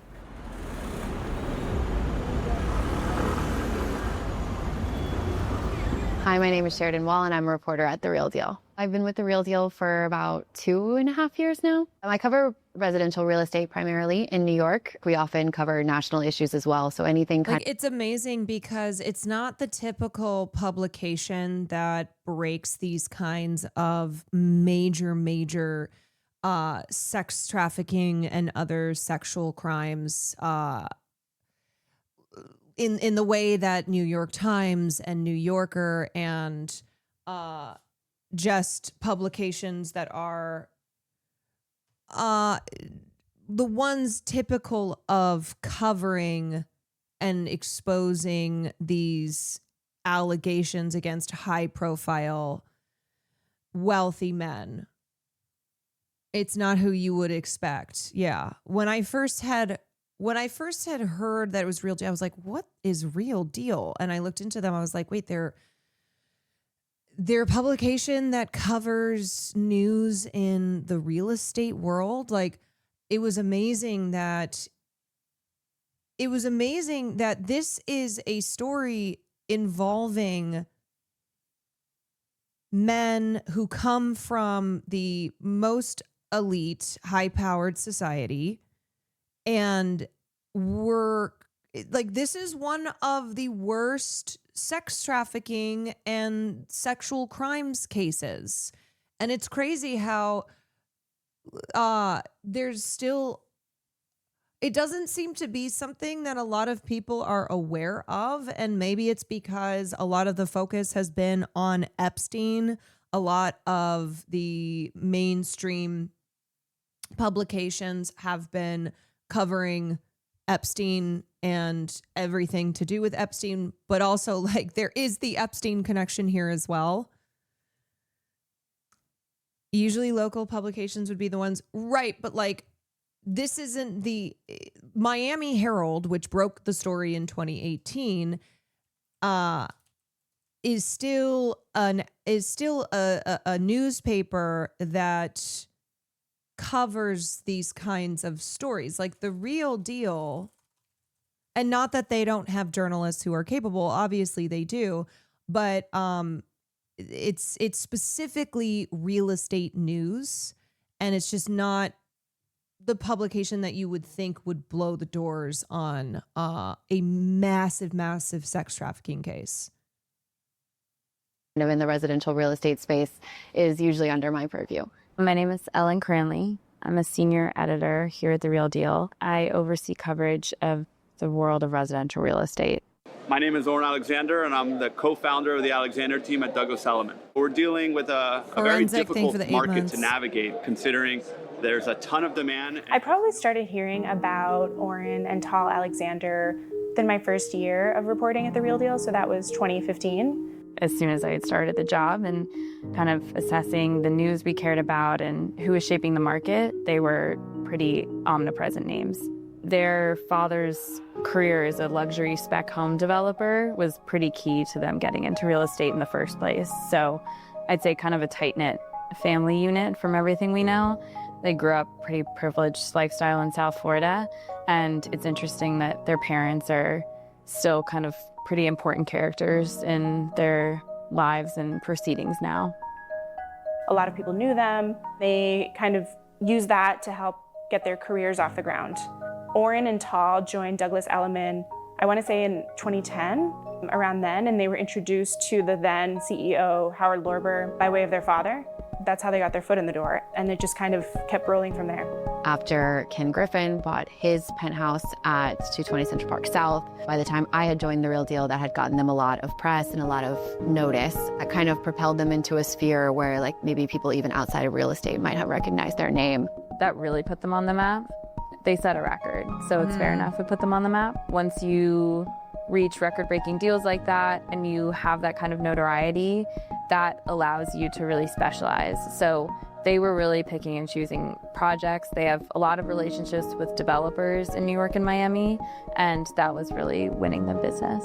We have a lot of long-standing relationships in this city. I was born and raised here, and those types Such a skeezy fucking industry. relationships are really the key today to get those There's top so market much- properties. there's so much wealth was and living power. at 432 Park Avenue, which in New York is a really well-known address. Oren was, is buying homes, like mansions in Miami Beach. They were kind of like talked about as people who were like these like flashy young guys. They were somewhere in the middle of being extremely showy and extremely public. There's a spectrum of brokers who are at the top of the market. A lot of really seized on controlling their own image. There's kind of like two classes. There's those that are really in the public eye, and then those that are very, very private. And they were definitely part of this kind of like newer generation of brokers that were like big on social media. We're not press shy. We're like really okay with a lot of publicity. Oren and Tal really built their business working with very wealthy hedge funders, finance executives, Movie Adore, lawyers, thank you so much. You know, people who were the buyers you want to have if you're, you know, a top luxury agent. And the way they did that was they would fly on private planes and party with them, have dinner with them, go to the same places that all these people went to really get in on that world. They were known for kind of like living the lifestyle of their clients. Like they were always posting about going on these trips. I think there's like an old photo of them in the desert on a camel, and like they were always at Art Basel and at all of these kind of like big kind of tentpole events where all their like wealthy clients were also attending. who we first cared about is Tal and Oren. They kind of built a reputation as being top brokers over the course of a decade at Douglas Elliman before launching their own company. I'm here with Oren Alexander. He's a co-founder of Official, which is a side-powered Yeah, Ivanka and Jared were some of their clients as well. brokerage. Oren is a former top agent at Douglas Elliman who recently decided to branch out on his own. So I was very curious, Oren, what prompted the move? I mean, obviously we're doing great at Elliman, one of the top agents of the company. What made you say, all right? People who went to school with them say they were bragging about this stuff. They were participating in gang rapes when they were in high school. That's when they started. It's time to start my own shop. So the Alexander brothers made headlines in 2022 when they left Douglas Elliman to found their own firm. And they were also, one of their clients was Leon Black. Leon Black, one of the fucking pedophiles who was good friends with Epstein. The founder of Apollo Global Management, billionaire.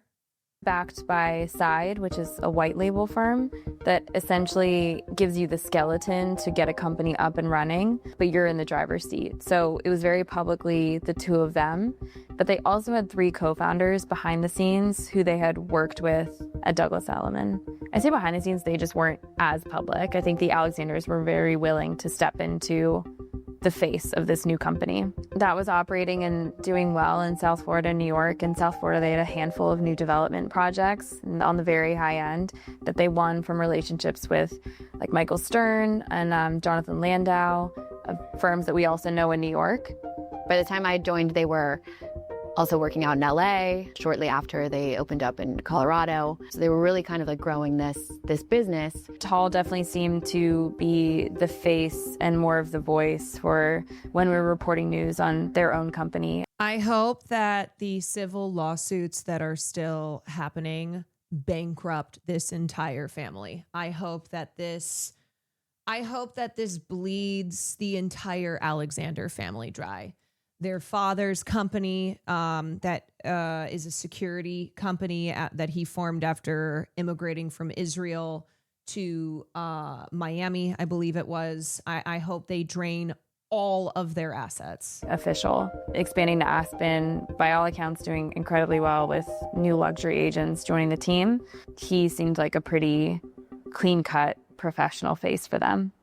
So a lot of times we hear and often are referred to as lucky, beginner's luck. But the fact is we've been doing this now for over a decade. And specifically in the last month, we've closed, 3 record-breaking transactions. We've been able to grow a network that's unprecedented. Being a real estate broker, but particularly being... No, it's because you're rich kids.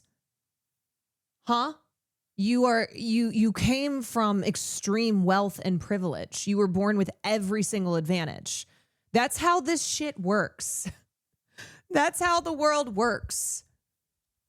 A real estate broker on the very high end of the market never had to tie your in New own York and South shoes. Florida. It must feel like the keys to the world sometimes. That's what it seems like when we talk to some of these people. In New York and in Miami, real estate is a huge, huge business. And we're talking about like tens of millions, if not hundreds of millions of dollars that these people are bringing in. You hear the deals that they've been a part of, and it's working with influential people.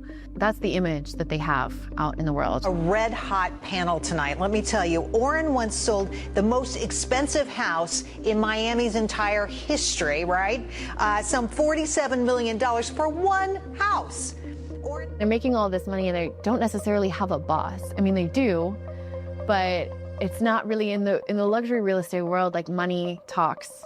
The real estate industry is kind of crazy. You are basically your own boss, and you're sold on this idea that you can build your own business, have flexible hours, like not really report to anybody, but it's very difficult. I mean, you're paycheck to paycheck, you're living off of these commissions, you're dealing with clients who are very demanding or will back out of a deal. That also creates a situation where bad actors can thrive. Some of the things that like maybe a full employee would be subject to, like a little bit more scrutiny or an oversight and those types of things, like isn't necessarily true in the brokerage world. You can get away with things because you're not an employee of the company, you're a contractor, and a lot of these brokerages just want to look the other way. Real estate brokers are set up to act particularly independently, and there are issues with regulation that I think everyone in every market could raise, but particularly when you add enormous wealth and just kind of these golden keys to society, that can really just change the game. I briefly worked for this luxury, I worked at this luxury residential building, and they bragged about being the the most expensive, most luxurious in Los Angeles. And anyway, so I crossed paths with people who are in this world. They are some of the worst. Okay, they are some of the worst motherfuckers. These ego bloated, nasty fucking privileged shit stains who work in luxury real estate. And it's all about your Rolodex. It's all about, not just not just having very famous, wealthy, connected clients, but you yourself showing off that this is a lifestyle that you don't just sell these homes to the rich and famous, you also live in these homes. It's all the aesthetic of having tons and tons of money. Reported a story on the underregulation of the industry and how bad actors can thrive in this environment. The process for seeking justice really is very difficult and oftentimes doesn't result in anything. What happens is these agents who are, maybe subject to this kind of abuse or ethical violation or breaking the law, they don't really have any options. For the most part, a lot of these complaints that are filed to the state, if people even know that they can file complaints to the state, they take years. Maybe they don't even result in a favorable outcome. And so it just allows kind of the situation to continue. It's more common than you think. And I think part of it is because of the pressure. Don't make everything about Hasan Piker challenge difficulty impossible. Impossible. You guys, and by you guys, I mean singular chatter. Why does everything always have to come back to Hasan Piker? We are talking about some of those notorious sex traffickers who worked in high-end real estate luxury, who were just convicted on all charges today, including sex trafficking, and you are still thinking and talking about Hasan?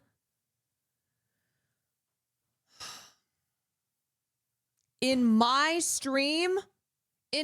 fucking stream.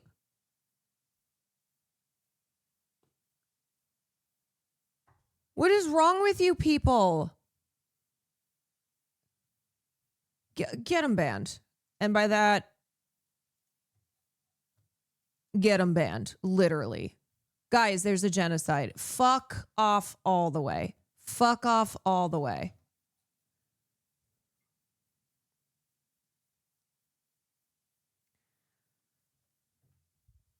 Fucking imbecilic losers.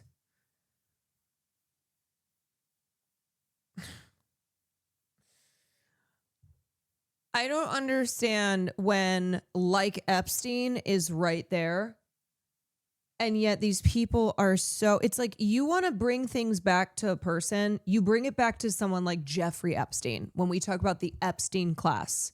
When we're talking about these extensive crimes of sex trafficking, when we're talking about the lifestyles of the richest, most powerful, most privileged people in this world, it truly is Hasan Piker derangement syndrome. And I am so sick and tired of them coming into this chat and doing that shit. It's like on top of it, on top of having Hasan derangement syndrome, where I'm sure y'all do this, they go into his chat, then they come in here. I am so exhausted by it. He was a 3-year follower. Jesus Christ. Do they just bide their time? Are you just waiting 3 years? Oh my God. Literally every single thing I post on the internet, anytime I am streaming, it all comes back to Hasan. These people are so fucking crazy. They are so narrow-minded. They truly believe the world revolves around Hasan. It's so like, no matter what I post on a platform like Twitter, always comments about Hassan. I'm like, do you understand that you are the one who is not normal? You are not normal. That you go to somebody who's not Hassan Piker in the first place, who is like, no matter what I post about,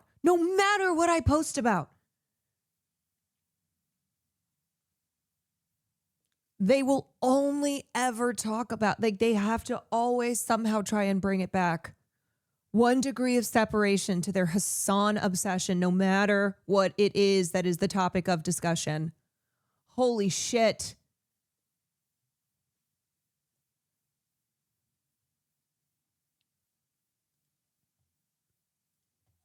Anyway. Pressures that exist in the way the industry is set up. The culture rewards making money and closing deals. And that's what's important.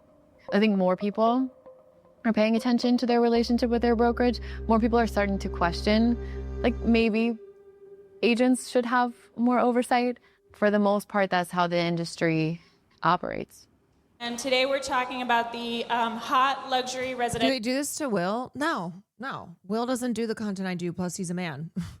I am incapable of formulating a singular thought that is not me just getting it from Hassan. It doesn't matter if I'm talking about something Hassan has never talked about. It doesn't matter. None of it matters. As a woman who covers what I cover, there is no world in which I can formulate a single thought of my own. So, no, they don't do this to Will. Like, I can be covering a story that no one else is covering, or that at the very least Hassan has not talked about once. And this is not me being like, why isn't Hassan talking about every single story I talk about? The point being that there's a lot of things I cover, and I cover from my perspective, and it still doesn't matter because I'm a woman. I can't even say, hey, stop killing children. Like, that's the craziest thing, is how deranged these people are. That if I say stop killing kids, they will make that about how I am just, repeating what Daddy Hassan says. I'm like, you people are fucking crazy. You are so unwell. That basic tenets, basic, like, the most fundamental things. Hey, we should not kill children. Hey, we should protect children. We should protect children. They cannot imagine someone believing that on their own. Like, many people believing that, because everything revolves around their obsessed hatred of Hassan. It is a prison of their own making. And that's why I get frustrated too when I know people who are not, who mean well in my community, who watch Hassan as well. Maybe they're primarily Hassan watchers and come watch me after, who don't allow me to exist on my own when they still do the same thing, where everything still revolves around Hassan, that, like, I cannot exist as an individual.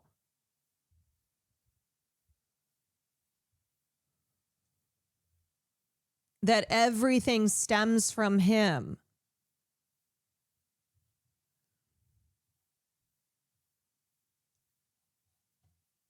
Market. Oren Alexander. I don't know if it's a uniquely, like, female experience. When I think to when I maybe heard early rumors about these guys, it was just sort of, they kind of go about their business and in a pretty specific way. When we talk about rumors, I'll say that for me in New York, a lot of what I had heard was less about, what grew to be allegations, but a lot about business behavior. It just seemed like they left a bad taste in a lot of people's mouths, which is not rare for a real estate broker. I think that kind of personality and being aggressive and burning bridges can work for a lot of people. I had heard from other brokers in the city that they had a way of doing business that not everybody agreed with. Very regularly, I think we would get tips about specific allegations that I remember kind of being more towards the end of sexual assault and having to do with alleged female victims. Within a couple of years of covering this beat, I would hear rumors about something that may have happened in high school, possibly allegations of a sexual assault. Nothing ever came of the allegations at the time, so it wasn't a specific conversation that came up. It was, oh, did you hear about what may have happened in high school at a party?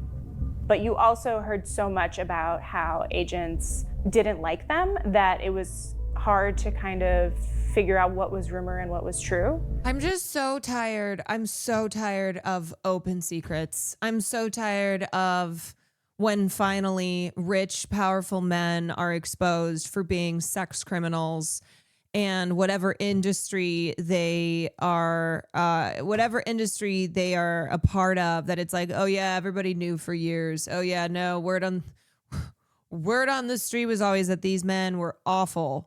And they just get away with it because that's the fucking culture, because that's how our fucking world works. This world that's designed to protect and enable men like the Alexanders. And they were well aware of that. That's why they bragged about raping and drugging girls openly. They were proud of it because they were like, nothing's going to happen to us. Why would it?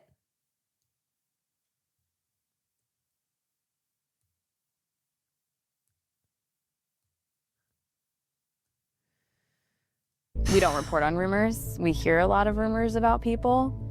The place that rumors have in our job is sort of a file away. It's something to keep in mind, and I think it's something to be aware of if you're hearing the same thing from multiple people, which still only amounts to a rumor, but it's significant. What I had heard was, and what other people I think had heard, was that there was a party in high school. Oren and possibly Alon, who is his identical twin, were taking turns raping somebody. There was no record of it that we could find. I don't really know what else was out there. Without really a lawsuit filed, there's not much more to go on. So really, I think that there were just a couple times it bubbled up to the amount that we believed that there was something solid enough we could find and hopefully kind of break through just conversations in New York and Miami circles. When something like that is circulating, you want to make sure as a journalist that you are doing your due diligence and looking into it and trying to see if there's any truth to it. I had over the years been asked to look into it. I had heard from sources like, you should ask around, try to find out what's been going on, but nobody ever came forward with allegations. And anybody who I spoke to didn't have specifics. And I think that that is probably something that came up with other journalists, because these brothers, Oren and Tal Alexander, were smart at working with the media, and they had relationships with reporters at top publications, and so they were great at getting publicity for their deals. That was kind of part of their game. We initially started looking for law. Yeah, and it's the PR game. When you are connected like this, when you have money like this, you have friends in media. You have fancy PR teams who help dump stories about you in the media that make you look good. And there's one actually, let's finish this and then I'll cover it after. Catherine kind of got tipped off that somebody was close to having something solid about these rumors and kind of lightly floated allegations we had heard for years, and certainly her in South Florida had heard for years. But this time when we looked, there was something, and somehow nobody else had found it. But nothing nothing. Tag PR was involved early on with the brothers when the first victim came forward with a lawsuit to smear her. Text messages and screenshots reviewed by the Times show that Tag held calls and sent emails to Oren and Tal Alexander and at least 2 other executives at Official. Yes, it is the way that rich people can wield the justice system against accusers. When you have a woman come forward and allege something about a powerful man, he will take her out with a defamation suit.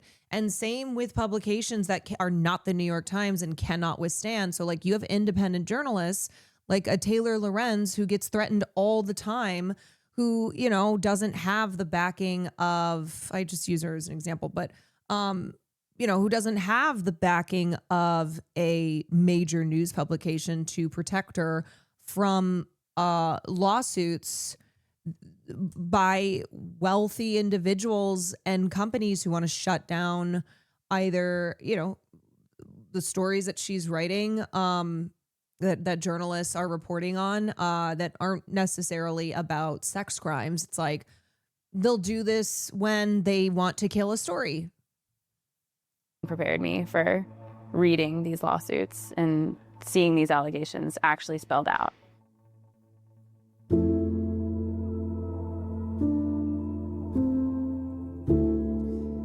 Roughly 60 women made allegations against the Alexander brothers.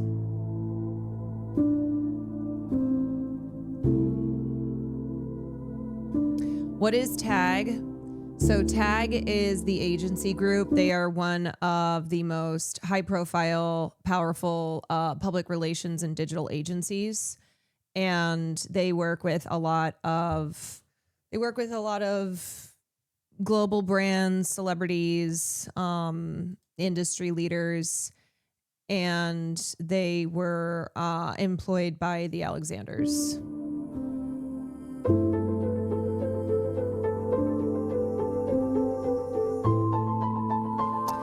Okay, I want to cover this from, let's see. Yeah. Years before they were charged with sex crimes, Oren and Alon Alexander took legal action to find a mystery blogger who claimed that they had committed sexual assault as teenagers. About 15 years before they were charged with sex trafficking, an anonymous blog post appeared. It asked a shocking question. Does anyone know whatever happened to Oren and Alon Alexander, the 2 twins who raped that girl at that party in 2003? This is from 2000. This piece is from 2024. This was in the Times. The post, which later disappeared from the internet, included graphics, specific details of a sexual assault describing a victim running barefoot from a party before being treated at 2 different hospitals. Published on December 12, 2009, the blog post was made to look like a newspaper article. The New York Times could not identify who wrote the post and could not verify that the incident occurred. But the post tarnished the image that the twins had been cultivating as socialites and young men beginning their careers. Oren Alexander had just started working at Douglas Elliman, one of the largest real estate brokerages in the country, and Alon Alexander had joined his family's private security services company. As soon as the post was published, the brothers took an aggressive, multi-pronged approach to try to identify the person who wrote it and to scrub it from the internet. Their dogged efforts, including legal action in 2 different courts and combative correspondence with the mystery writer, offer a window into the brothers' past. These actions foreshadowed what federal prosecutors have called a pattern of intimidation that Oren, Alon, and their older brother Tal would use for decades to silence women who accuse them of rape or sexual assault.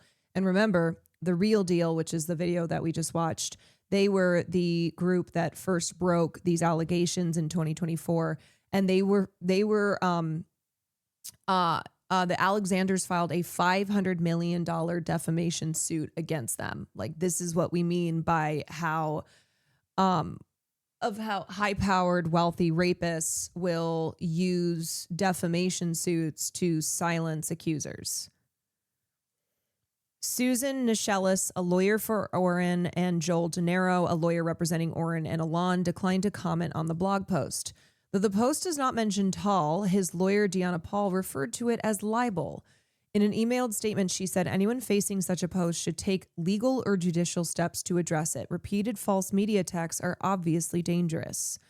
On December 11th, almost 15 years to the day of the blog post, Oren, Alon, and Tal were arrested in Miami on federal sex trafficking charges. They continue to await arraignment in jail on those charges, which now today they were found guilty of everything, including sex trafficking. In addition to the federal charges, they face charges connected to 3 separate assaults. They both pleaded not guilty, or state charges. They both pleaded not guilty to those as well. A friend of the Alexander family faces state charges as an accomplice in one of those assaults. His name is Ohad Fisherman. He has pleaded not guilty, and his lawyer confirmed that he is home on bond. Federal prosecutors say the brothers began engaging in acts of sexual violence while still in high school in Miami in the early 2000s. At least 40 women have been interviewed with allegations of assault dating back 20 years.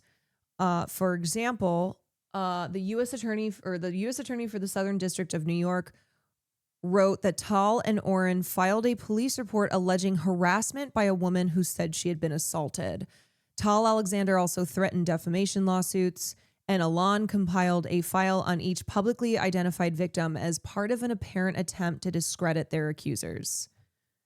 In the case of the 2009 blog, Oren sent threatening messages to an email address linked to the anonymous writer.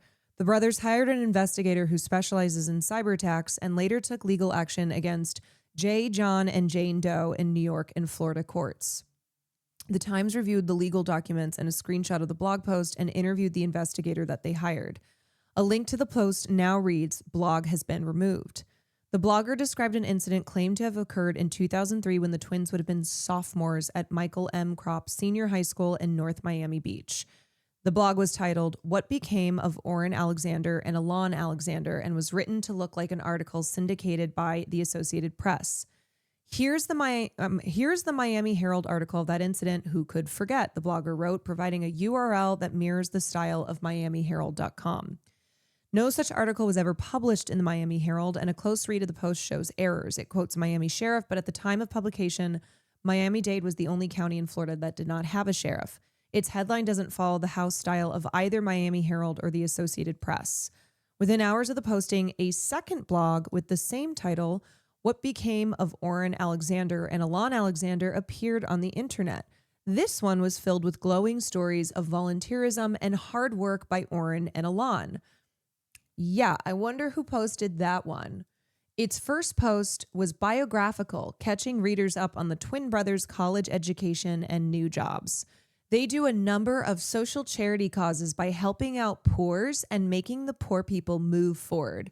This is an actual quote from a follow-up blog to one that was clearly trying to expose them as rapists.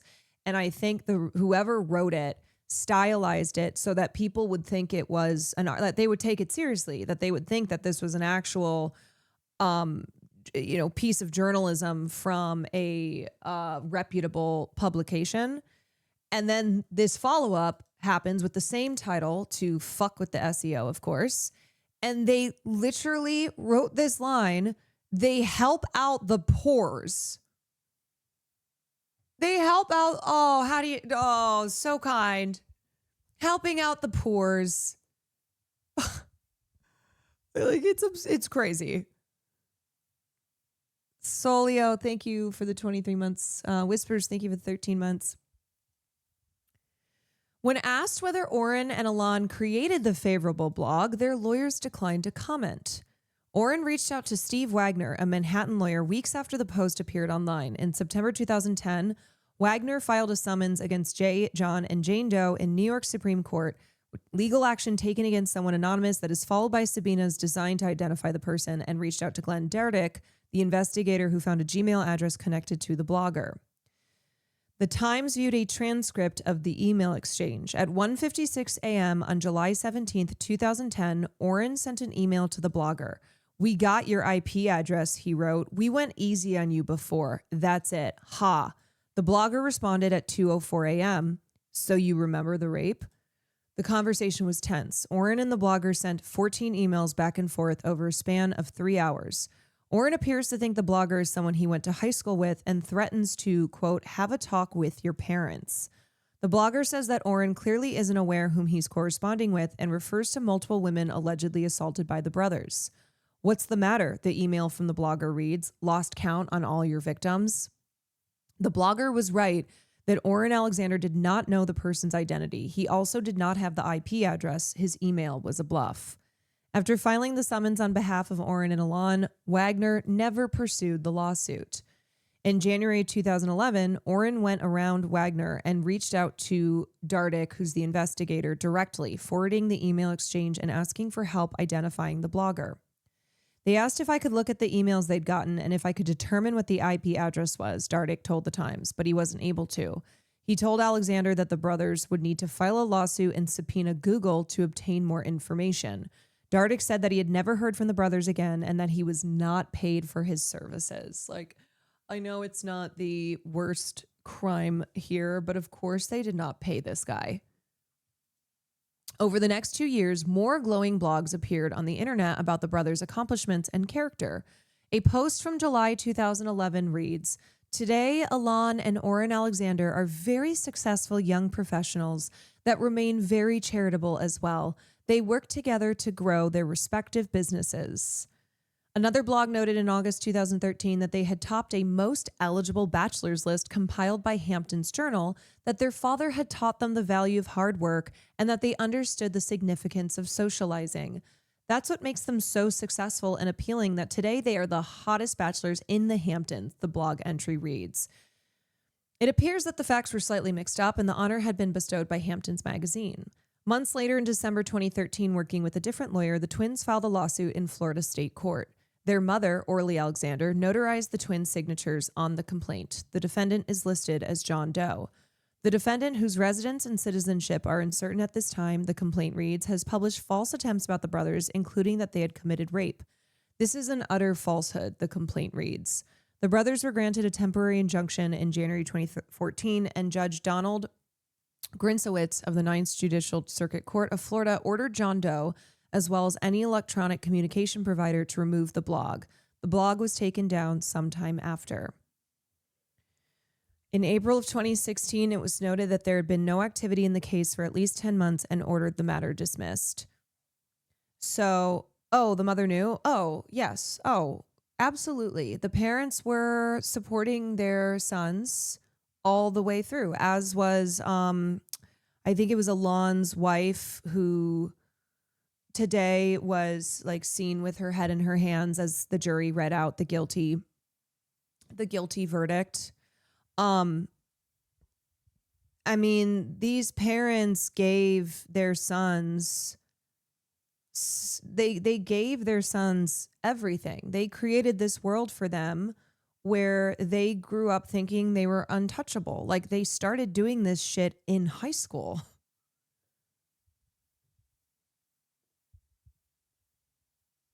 Why is it that these rapists always have a reputation as playboys or desirable bachelors? So this is one way that rich abusers like the Alexanders get to control their, get to fashion their reputations for the public, because they have PR teams who plant really glowing profiles and stories of them, because they use their money to and influence to get on like Forbes 30 under 30 type of lists. They pay for press. In this case, this was a blog that obviously they or had somebody fabricate that would anyone who's Googling them, this will pop up. And this was still early on. And then later on, like I said, it got fancier. They had publications like Forbes and whatnot. And then they bury anything about them that is negative through lawsuits, through threats.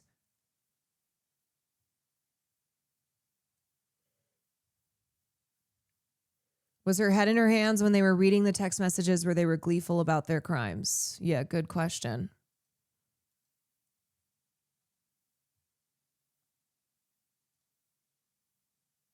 We reported on 2 lawsuits alleging that top broker Oren Alexander and his twin brother Alon Alexander had raped and sexually assaulted 2 women in separate incidents in New York more than a decade ago.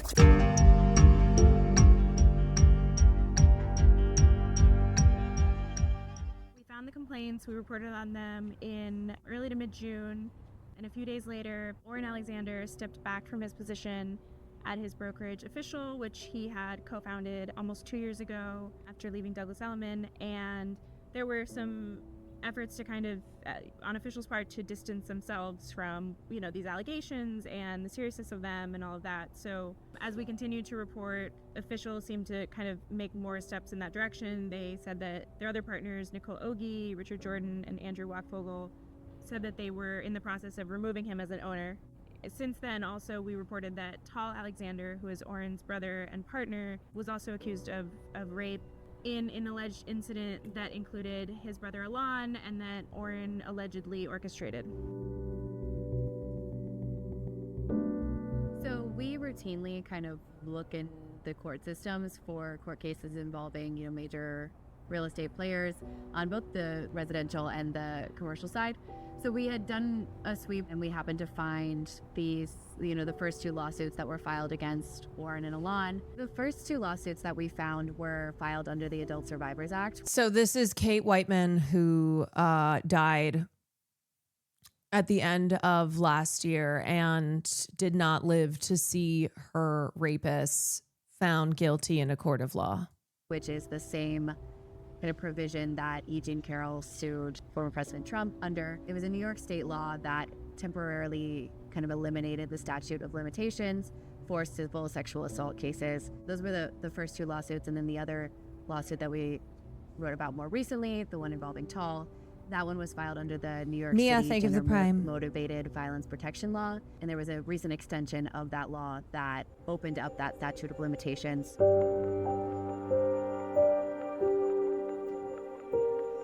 Oren and Tal Alexander are, top brokers in Miami and New York. They built their careers at Douglas Elliman. They started, I think, in maybe 2008 in New York, and they really...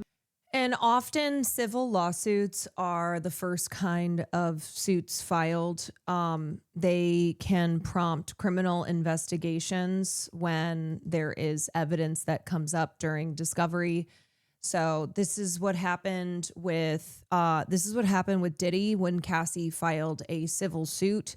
And the New York Adult Survivors Act was a really important piece of legislation because it provided a window for adult survivors of abuse to bypass the statute of limitations that so often is what prevents people from seeking accountability, from getting accountability, from justice. And so we see this happen a lot where the first step is a civil lawsuit because it's the only option that survivors of abuse have, but then evidence that is gathered through the process of discovery, through depositions, can provide enough evidence for criminal charges to be filed. Mastered kind of the art of social media and the luxury broker and dealing with the 1%. And so they gained this big following. They represented major clients, celebrities and billionaires in record deals in both, New York and Miami and other parts of the country. And I believe why there's no statute of limitations on murder, right? Weird that there's one for sexual violence. Yeah. Because murder is seen as such a severe crime that there's no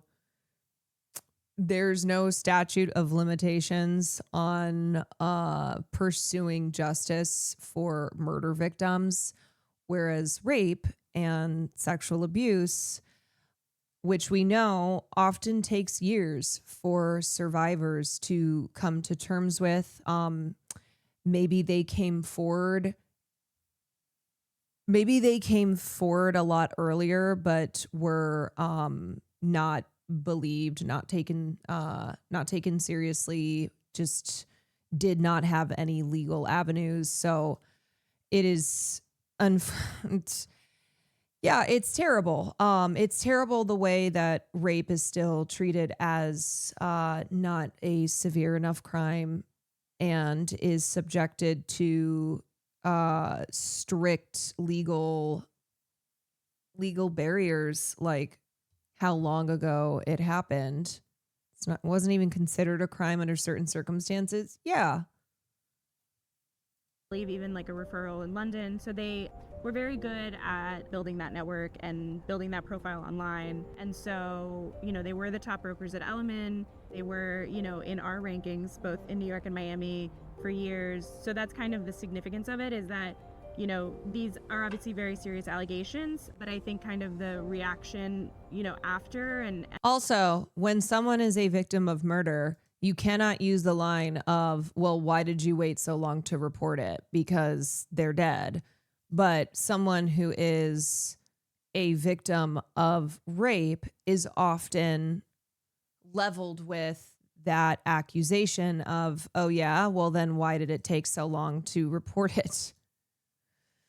And the additional lawsuit and, the way that the company has tried to kind of distance itself kind of shows like how big this has gotten since we first reported on those two complaints.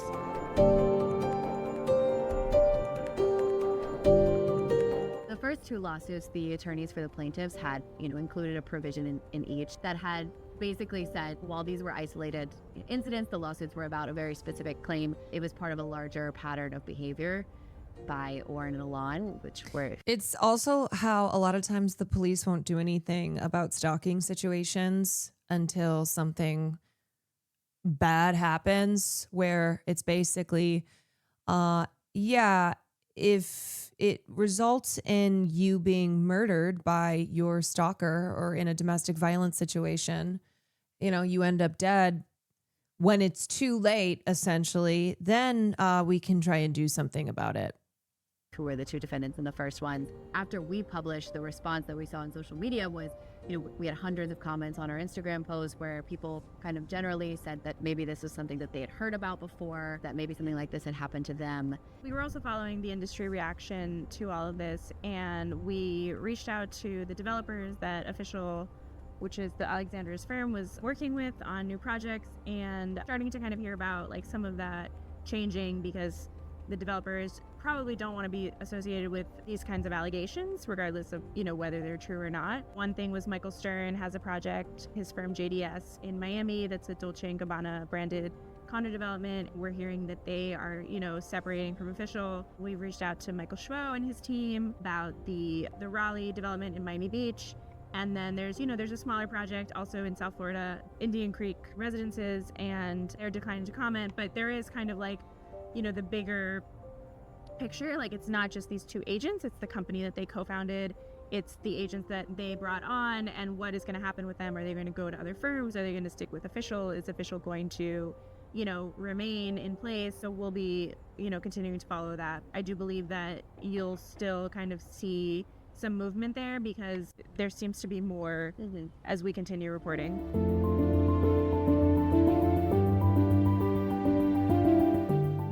On 3 lawsuits in total so far. We did speak with the plaintiff's attorney who represented the first 2 alleged victims, and he had said that he had, in the days after our story, had heard from 28 more women who had similar claims. So I think that if these allegations are true, looking at how this could have gone on for so long. D&G condos while people are living on the streets. Until 2024 when the allegations go back, more than a decade. And I think in like the Wall Street Journal, it reported that some victims were from high school. So it's really like a very wide range of time if this is true. And so we're going to dive into that. So we're continuing to follow this story. You can reach me at kk@therealdeal.com and Sheridan.wall at... Okay, but just remember, y'all, as angry as we feel, and that anger is justifiable because this is still a world in which rich and powerful abusers get away with so much shit. These motherfuckers were found guilty of every single charge. The jury looked at the evidence, they heard the defense, they heard the prosecution, and came to the conclusion that all three of these brothers used their power, used their resources, used their connections to drug and rape dozens of women and girls and silence, or attempts to silence allegations and any noise that popped up over the years.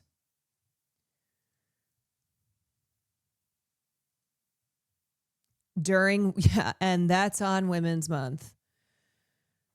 Also, in situations, even if there's physical abuse evidence, if shelters are full, the person has nowhere to go, safer to go, nothing will be done. I remember in the hospital, one teen girl had evidence of being abused physically, and the staff and cops were laughing at her. Yep. Yeah, victims are not taken seriously.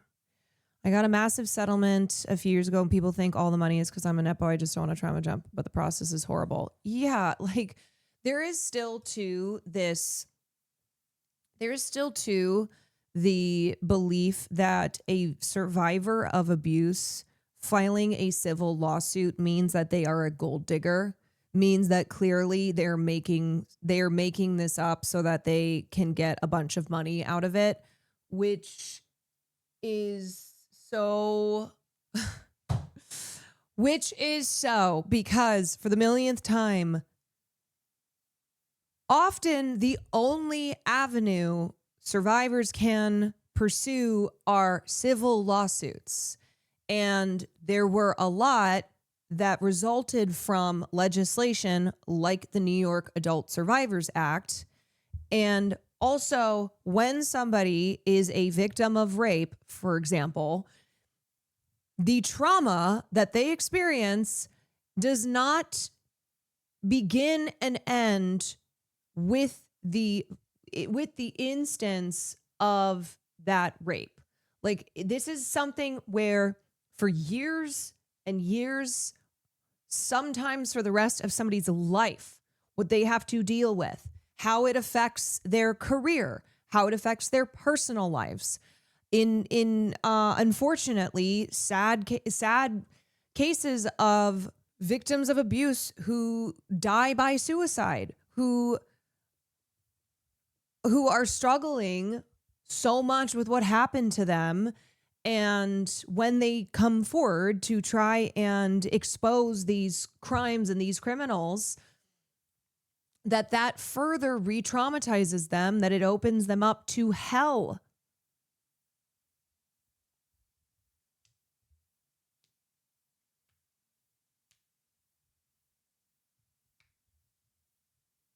I don't want to detract from the video topic, but it's stuff relevant. Overall topic of sexual assault by powerful men. Not sure if you caught one of the stuff. Certain Twitch streamers and former Twitch streamers. No. I don't know what that is. This will set back the platform for female content creators. I don't know what that is. Victim of sexual assault from one of my parents. Took about a decade of living on my own, but in the same city before I essentially ran away and began to process it.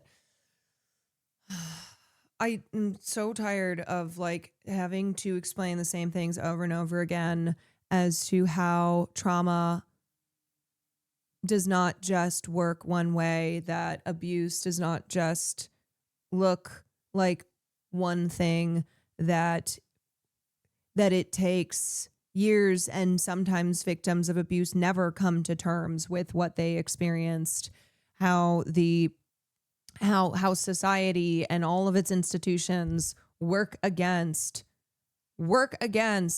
victims of abuse, does not protect them. It does not protect them, which then can result in them being victimized, and then after they're victimized, being punished for being victims.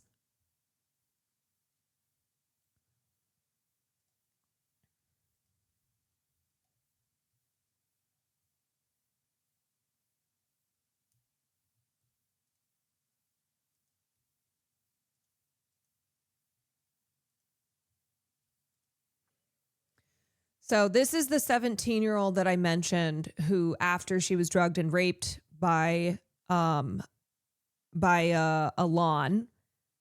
he texted his brother and said, "I just took down a 17-year-old."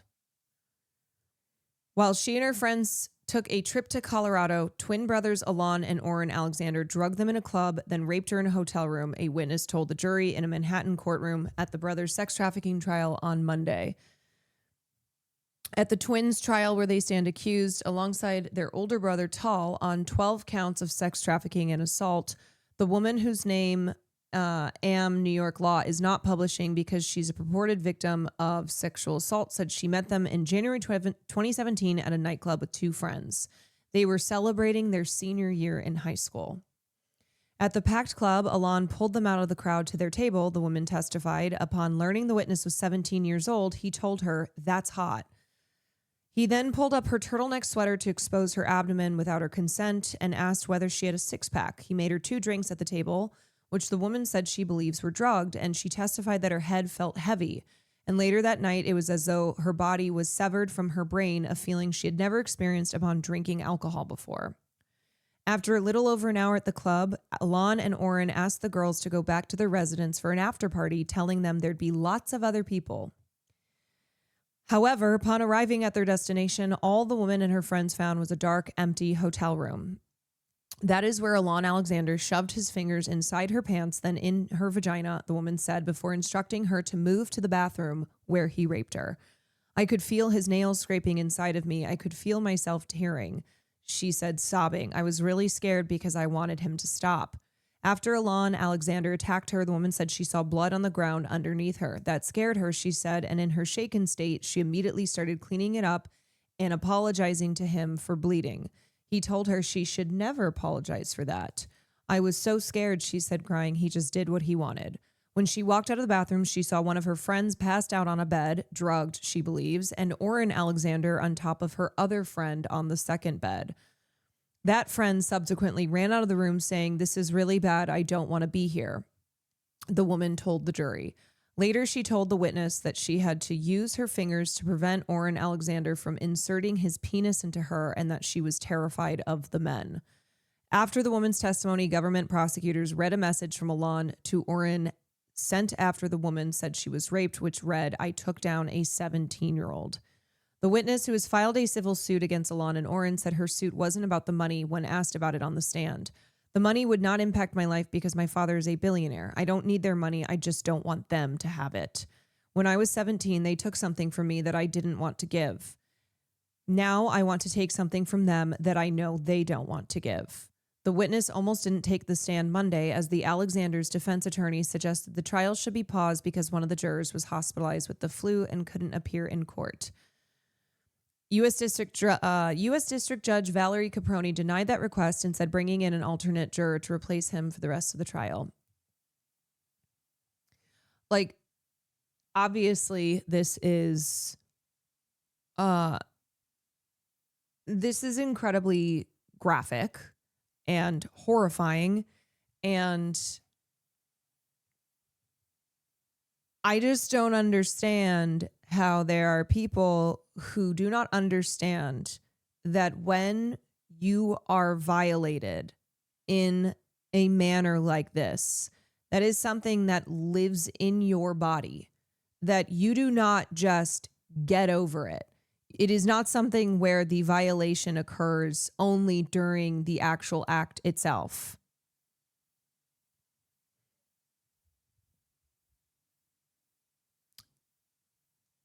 That is trauma that manifests in the physical and mental, and you are opening yourself up to re-traumatizing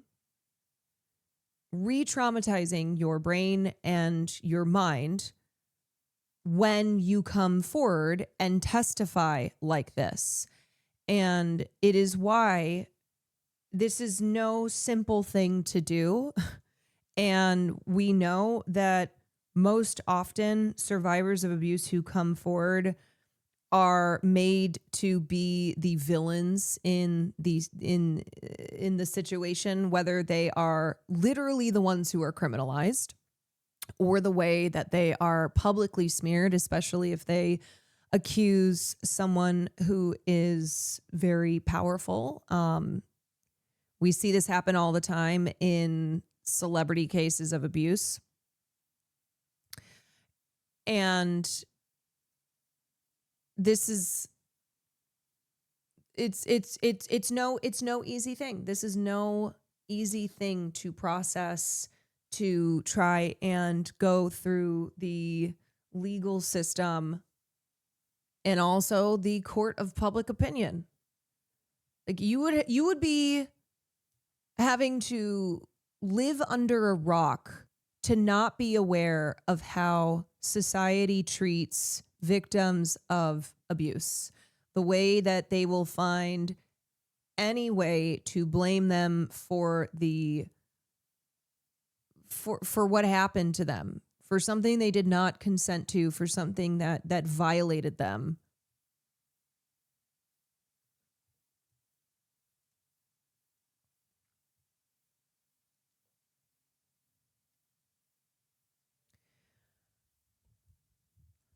This is another instance.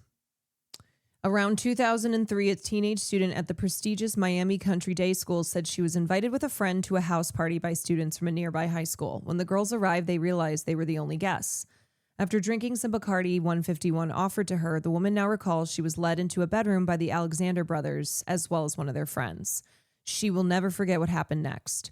She was pushed down on a bed. The boys held her arms and legs in an X shape. She remembers struggling and didn't know what to do, so she tried to play along.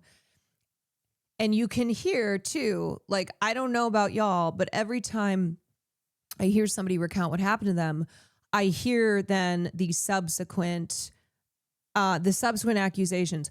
Oh, well, you were having a good time. And the reality being that she was terrified and was trying to get out of the situation and tried the tactic of playing along. Oh, well, you willingly drank and you willingly went to this party. You willingly went to this hotel room. That does not mean that then you are willingly consenting to what happens to you after that point. They tried to take her pants off. She remembers seeing a camcorder. Someone opened the door and she ran out. Two friends of the woman confirmed her account, which she shared with them at the time. Oh, well, you shared this with people around you. Why didn't you report this to the police? To many in the brothers' orbit, the lawsuits came as no surprise. The assertions had swirled around them for roughly 2 decades, starting when they were high school students in Miami and later in New York as their careers took off at Douglas Elliman. Women and friends from all chapters of the three brothers' lives told the Journal that they were assaulted or knew of others who were. This account, which includes several previously unreported incidents, is based on interviews with more than 50 people who came in contact with the Alexanders during those periods and on documents reviewed by the Journal. And often it is clear the pattern, the detailed, the history of patterned abuse.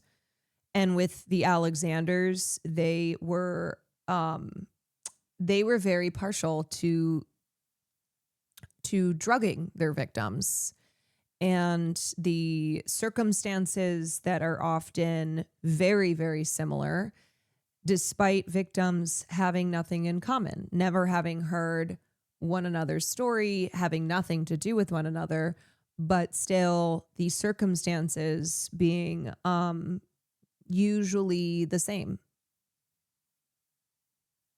The reporting gives a detailed picture of the nature and extent of the allegations, which include incidents dating back to high school, where students at the time said the brothers sometimes filmed encounters with women. Two complaints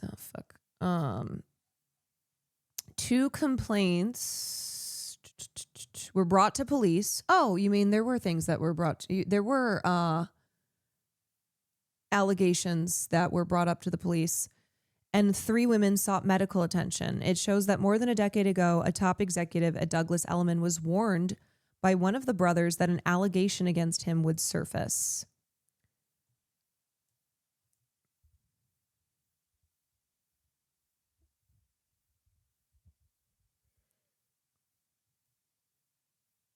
Tall and his brother were known professionally for selling some of the most lavish homes in New York, Miami, and Aspen. In the real estate industry, they had a reputation as ambitious, hungry, young agents who used aggressive tactics to secure a deal or land a big client, and who used social media and the press to propel their names into the headlines. They did business with titans in the finance world, notably helping billionaire hedge fund manager Ken Griffin purchase a nearly $240 million apartment in 2019, setting a record for a residential property in the U.S. Over the years, they also represented clients such as WeWork co-founder Adam Neumann, New York Mets owner Steve Cohen, and Jared Kushner and Ivanka Trump. They spent more than a decade at Douglas Elliman before starting their own firm, Official. Also just a stupid fucking name. Like, these people are such trash. They think that they are,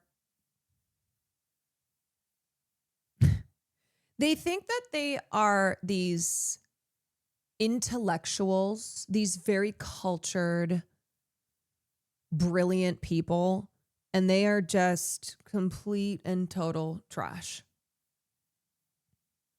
Naming a real estate firm like it's a club. Exactly. More than half a dozen other women and men who attended Miami Country Day said people were frequently warned by fellow students to be careful around the Alexander brothers. The girls were told by their friends not to accept drinks from them at house parties. The warnings continued throughout the years. I'm just writing to let you know that if you're a girl and you know this guy, Tal, you need to be really, really careful, according to correspondence reviewed by the Journal sent from one woman to another in 2010. Like, that is a reality. Women who warn other women, they'll say, hey, this is a guy that you want to stay away from. This is somebody who you need to be careful around. Like, that has been a system in place because other systems fail. Other systems are not designed to protect women. Yeah, it's a code of, hey, be careful about this person. Many of the allegations against the brothers follow a similar pattern. Women or girls were told of a house party or gathering over the weekend, and when they arrived, they were the only guests. At times, the brothers or their friends would videotape or photograph the sexual encounters, according to the women and two men who had seen videos in high school. Oh my God.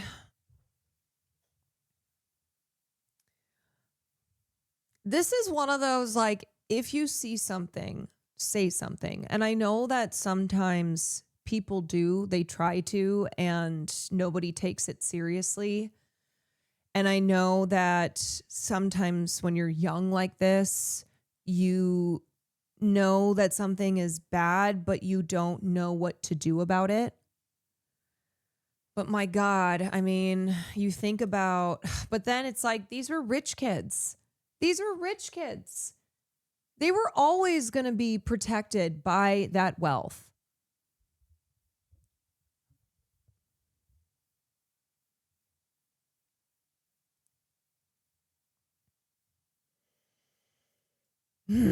Tal and his brothers attended the public Dr. Michael Kropp Senior High School in Miami and were friends with some students at the private school. While the accused did not attend our school, we are saddened to learn about these alleged incidents from 20 years ago, said Miami Country Day spokeswoman Paula Montoya. The safety and well-being of our entire community, current students and alumni alike, are of the utmost importance to Miami Country Day School. We condemn sexual assault in the strongest terms. Around 2001, a 15-year-old Kropp student went to a gathering with Tal and other friends. She said Tal brought her into a room and raped her. She said she tried to push him off and scream no, but he persisted. She ultimately was led out of the house in a state of undress as Tal threw some of her clothes out after her. She said she eventually got her clothes and walked home a few blocks away. She said she didn't report the incident because she didn't want to bring more attention to it. Another student was told of the account by a person who was present at the time. Oren and Alon were part of a group of high school students who allegedly gang raped a Krop high school freshman in 2003, said the accuser, who was 14 at the time. She said she remembers multiple boys, including Oren and Alon, raping her in what they called running a train, or when multiple men have sex with a woman one after the other. That night, she said family members brought her to a local hospital. She said she doesn't remember what they did at the hospital and that she had taken Xanax, but she didn't have her underwear or purse after leaving the house. She stayed in bed much of the weekend. At Krop on Monday, a group of the boys approached her and handed her her purse. She started crying, and a security guard approached her and a friend, suggesting she go to a guidance counselor. She said she told the guidance counselor what happened, and the counselor called the police, who came to the school. The friend of the woman, who was also a student at Krop, confirmed the account, which she was told at the time. Past and current Krop administrators didn't respond to requests for comment. An operator at the school said most administrators are out until mid-August. North Miami Beach Police Department investigated the incident, interviewing several male students, including Oren and Alon, according to the police report and a spokesperson for the department. According to the report, besides her Xanax consumption, the freshman also was given an unknown alcoholic beverage while at the house. She was later accompanied by a detective to the Jackson Memorial Hospital's Rape Treatment Center and examined by a doctor, according to the report. That report was shared with the detective. They brought their findings to the Miami-Dade State Attorney's Sexual Battery Unit. An assistant state attorney at the time dismissed it due to the inconsistencies of the statements made by the victim, contradicting witnesses, insufficient evidence, and the fact that the defendants admitted to having sexual intercourse with the victim. Oh yeah, like that's not a fucking strategy, saying, oh yeah, no, we had sex, but it was consensual. And then the prosecutors or police will go, oh, well, they said that they had sex and it was consensual. And this seems like a classic case of a girl who drank too much, feels embarrassed. So case closed. The attorney has since died. Rest in piss. The spokesperson for the North Miami Police Department said they had no comment since it was an old case and the lead investigator retired. Another woman said around 15 years ago in New York, Tal tried to force himself on her. She said that she and Tal met at the SL nightclub, went back to his apartment where they initially made out while she was partially undressed. They had smoked marijuana. Oren and another friend were also there, entered the bedroom, and shut the door. Tal became more rough with her. His friend started taking photos, and she began to panic. She said she was eventually allowed to leave and remembers Tal and the others laughing the whole time.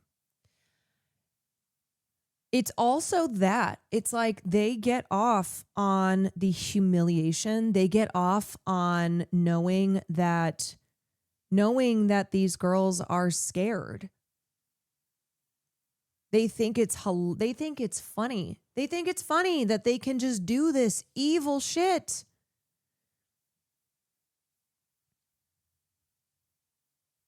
Their level of fucking gall. I know. She said she went to the hospital soon after to see if she was drugged and tried to report the incident to the New York City police at the time. She was told that because she consented to consuming marijuana, she didn't have a case. This is this century. This is in the 2000s. This woman who was drugged and who was victimized by these men, being told that because she consented to consuming marijuana, there was nothing that she could do. The Journal confirmed the account based on correspondence from the time. At Douglas Elliman, the brothers were favorites of Chairman Howard Lorber. Here's a picture of all of the three of them. They were favorites of Chairman Howard Lorber, who frequently directed business to them or recommended them to developers for high-profile projects. He attended Oren and Alon's 27th birthday party at Boutique Restaurant near Central Park, with Lorber saying in a video that he was proud to be associated with the brothers. In a statement, a spokesman for Douglas Elliman said that no executive at the firm favored the brothers and that it's common for executives to attend social events hosted by agents. The 3 former members of the brothers' team at Douglas Elliman told the Journal that Oren frequently bragged about his sex life. One team member said Oren would show pictures of him and his brothers with naked women that they had been with. The extent to which people at Douglas Elliman were aware of sexual assault allegations against the brothers is unclear. More than a decade ago, Oren warned at least one senior executive at the firm that he might be publicly accused of sexual assault. The former executive said he dismissed the conversation at the time and didn't look into the situation further. Yeah, no big deal. Nor did he inform any other high-level executives or human resources. In the real estate industry, agents are independent contractors, meaning they aren't subject to the same level of scrutiny that's common for employees at other types of companies.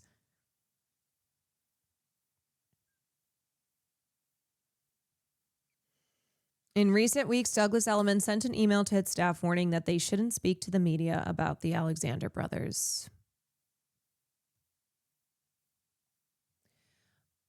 A lawyer for Oren and Alon attempted for many months to negotiate a settlement with Kate Whiteman, one of the women who's filed suit against them in March, who is now dead.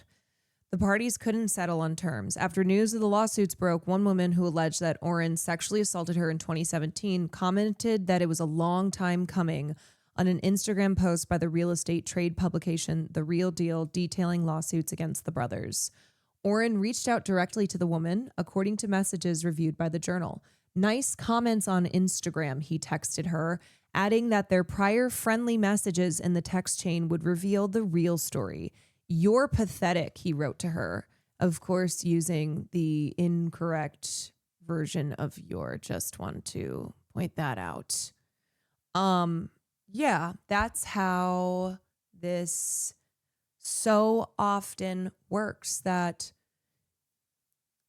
these abusers, these rapists will intimidate and harass and be like, good luck having anyone believe you. You're a whore. You're pathetic. I have text messages between us, and everyone will believe that you're just a lying bitch.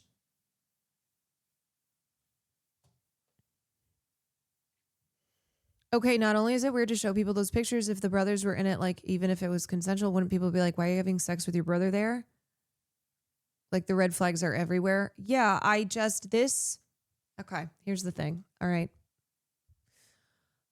This is the culture, the larger culture that we talk about all the time, that lets men like the Alexanders get away with being creeps, let alone, committing severe sexual crimes.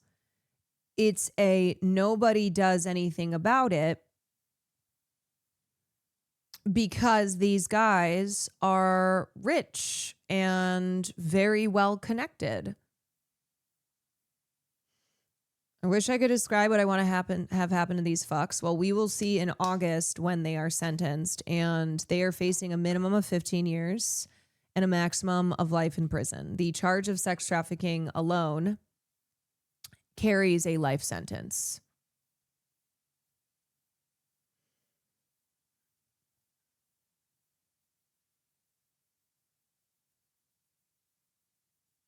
There's like weird incestuous undertones to this story too.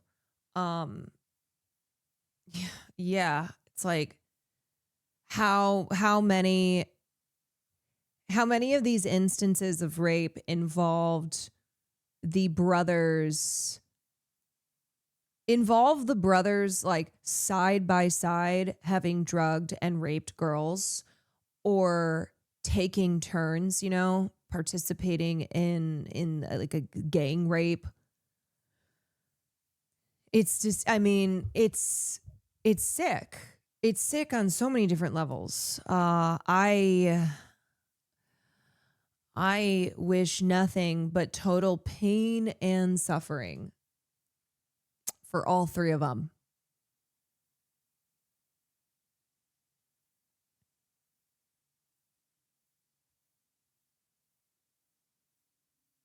just complete and total sick degeneracy. I think it's more about reveling in the power that they felt over these women together. Yeah, for sure. I think they bonded.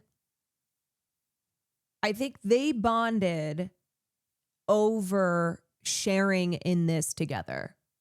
That the three of them all did these things and bragged about it to one another and felt proud about it. And it was something that they all shared in.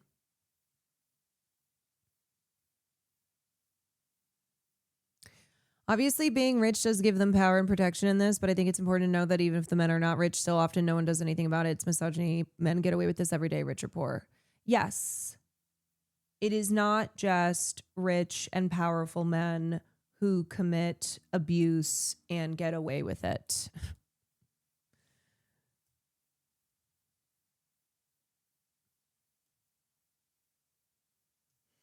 I hate that it was so normal to them that they had an entire system and routine. Yes, and like I said, they had that sick playbook with their rules justifying if a woman is too scared to go to the police, it's not rape. It's not rape if she's under the influence of something.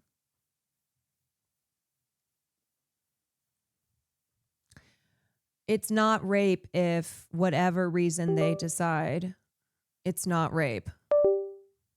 Sorry.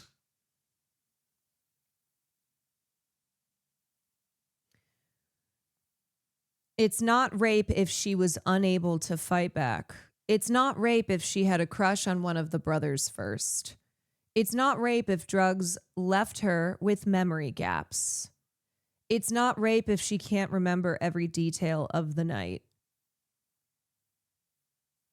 And I think, too, that that's not just them justifying why they are allowed to do these heinous acts to these women and girls. I think it's also recognizing we won't be found criminally or civilly liable because these are always the excuses that are made for rapists. These are always the things that are used to denigrate victims and to shield abusers. Oh, well, she was in a relationship with him. Oh, she pursued him. Oh, she clearly had a crush on him. Oh, she was drunk. Oh, well, she was, she was somebody who got money for sex. Oh, it's not rape because she didn't report it at the time.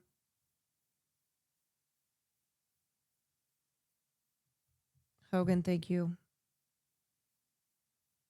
I don't know why Heliar is on the screen. Oh, this is a Hollywood Reporter thing. It's like, what does this have to do? Oh, yeah, they had consensual sex once before, and so therefore consent is always given in every instance.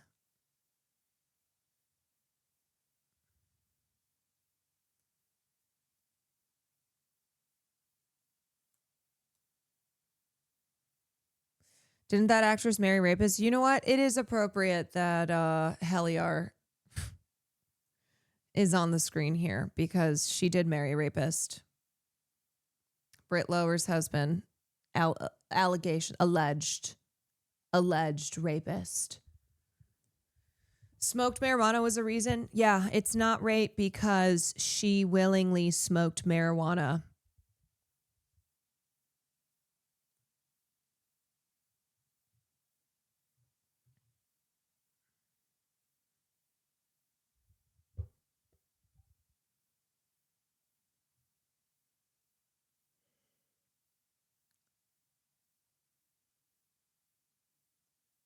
But he has such a bright future. hey, we have to think about this young man's future. He's a very, very talented swimmer. We don't want him to not be able to fulfill his very, very bright future. Think about what would happen to his life if he were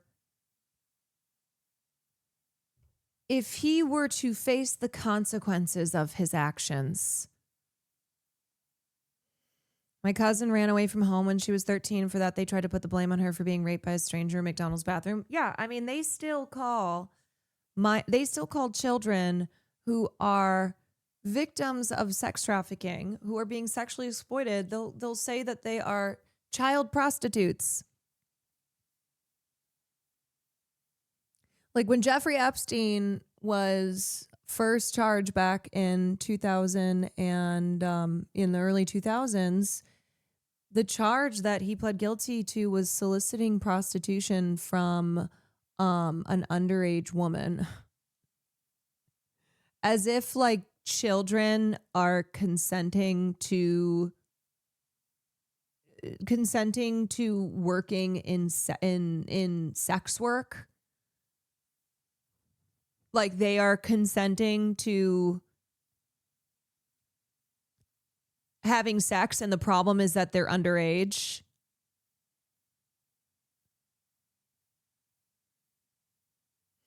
Are you talking about the rapist, Brock Turner? The person who's a rapist and shall always be a rapist, Brock Turner? Yeah, that fucking rapist.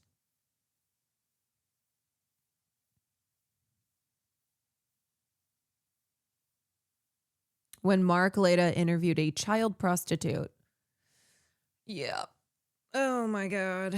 All right. I need to talk about something else.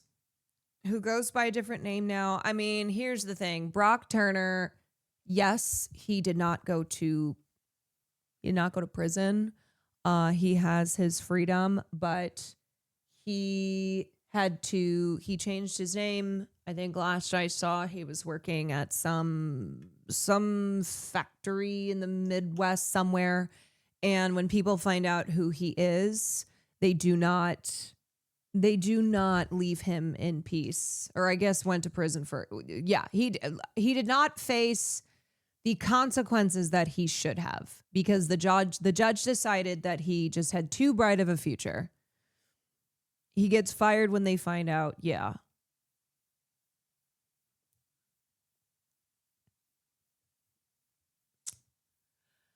Yeah, so fuck him for the rest of his life. Came from a good family. Yeah.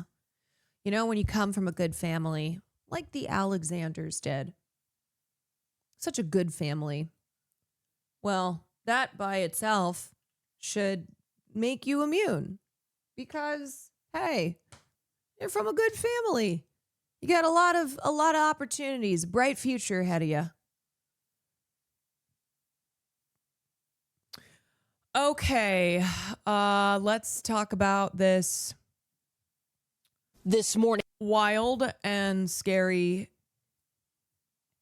thing that happened, which is that a woman shot at Rihanna's LA home with an AR-15 style rifle, and people have found her public posts, and I hate to say it, but she sounds the way that a lot of parasocial stans sound on the internet, the way that like Lipstick Alley and other snark pages and other stan corners sound.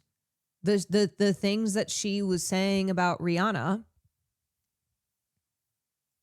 A suspect is behind bars after allegedly shooting towards the home of pop superstar and billionaire businesswoman Rihanna. 10 gunshots fired from the vehicle at the gate. Overnight, an LAPD official telling NBC Los Angeles that multiple rounds were shot from an AR-15 style rifle. I believe the shots came from across the street. Several bullets striking the home of 9-time Grammy winner Rihanna and her longtime partner, multi-platinum rapper A$AP Rocky. He was not there, but she was home, and her children were home. But neither she nor they were harmed, luckily. Neighbor said she was washing dishes when Are the you shots okay? rang No, out. I was a little spilled my shocked. water. You know, we don't hear that kind of thing in this neighborhood. It's pretty quiet. According to police, the 38-year-old singer was at home at the time of the incident. And see, this is why we should not platform and give glossy profiles to people who are dangerously parasocial. We should not give them a spread in Wall Street Journal. We should not treat them. We should not give reverence to them. When the alleged shooter, a woman, drove to the location and opened fire. Authorities say rounds hit the gate and 4 rounds struck the house, but thankfully there were no injuries to anyone inside. It is not clear if A$AP Rocky or the couple's 3 children were home when the shooting took place. The best-selling artist had her 3rd child just last September. Oh, I thought I read that that Rihanna and her kids were home, but maybe not. Revealing the pregnancy this is an several older months report. earlier at the Met Gala. The Diamond singer, who took center stage at the Super Bowl halftime show in 2023, teasing fans last month that she was back in the studio working on... No, see, I read in the LA Times that Rihanna and her 3 kids were home at the time of the incident. Her 9th studio album. As for the scary incident, authorities say the suspect was taken into custody without further incident and that a weapon was recovered. Nobody should have to deal with being, in fear in your own home. That's terrible. Rihanna has not spoken publicly about the attack on her home. We have reached out to reps for both her and A$AP Rocky, but have not heard back. The LAPD says the suspect's booking information is expected to be released later today. Hoda? All right, Dana Griffin for us there. Dana, thank you so much. Jesus. Here is a video that is from a month ago that people found. They have been finding a lot of this woman's posts because she made a lot of them. There's an energy trying to literally throw a ray of, what is it? I don't know. I don't know if this is verified, but I did read that she's a fan of Nicki Minaj and Drake. A ray of force at me to push me down. I don't want you, and you don't go there. And you know what? God's judgment is going to be overwhelming against you when he grabs you and throws you down. I've already seen it. You saw Rihanna. You saw her picture. She has a very big forehead and an ugly, ugly nose. That's God's judgment on her. Do you see what I mean when I say this sounds, though, the way that a lot of stans speak online and how so many of these snark pages on platforms like Reddit, how people speak? That this is clearly someone who is not mentally well, but that this just sounds so familiar. Just very much so how a lot of people sound, how stans sound on Twitter when they are attacking other people on behalf of their fave. I posted I posted a quote in a photo of Marsha P. Johnson for International Women's Day. And some stan of Nicki Minaj's has posted really crazy shit in response. And I last time I had seen it, it had at least a couple hundred likes. And anyway, so this is just the kind of behavior that is and always has been very troubling. And God damn it, the way that stans have had more and more power in culture and are not being, and it's not being taken seriously how dangerous and how bad this behavior is. And it shouldn't be encouraged. It should not be something that ever is given the type of attention that when Club Chalamet, I know I keep referencing it, but when Club Chalamet gets a fancy profile, that sends the message that these are people to elevate, that these are people to that then can encourage other stans acting these ways. I keep telling her to stop harassing me, to stop harassing me. And she keeps doing it. She keeps harassing me. And I already bought stock in Ulta, and I have staked in Ulta. So now those energies can't harass me when I go into Ulta anymore. When I go into Ulta, the devil tries to antagonize me or instigate against me by the pictures that are there. But you know what?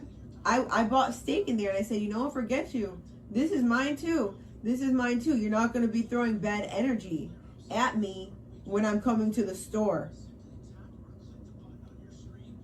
So I went and I bought stock. And then when I went in there, I saw Rihanna. She looked so bad. That's the judgment of God. And I thank God for that. So just the way God did that judgment, the same energy, the same devil that is trying to be around me and make my area uncomfortable, God is going to catch.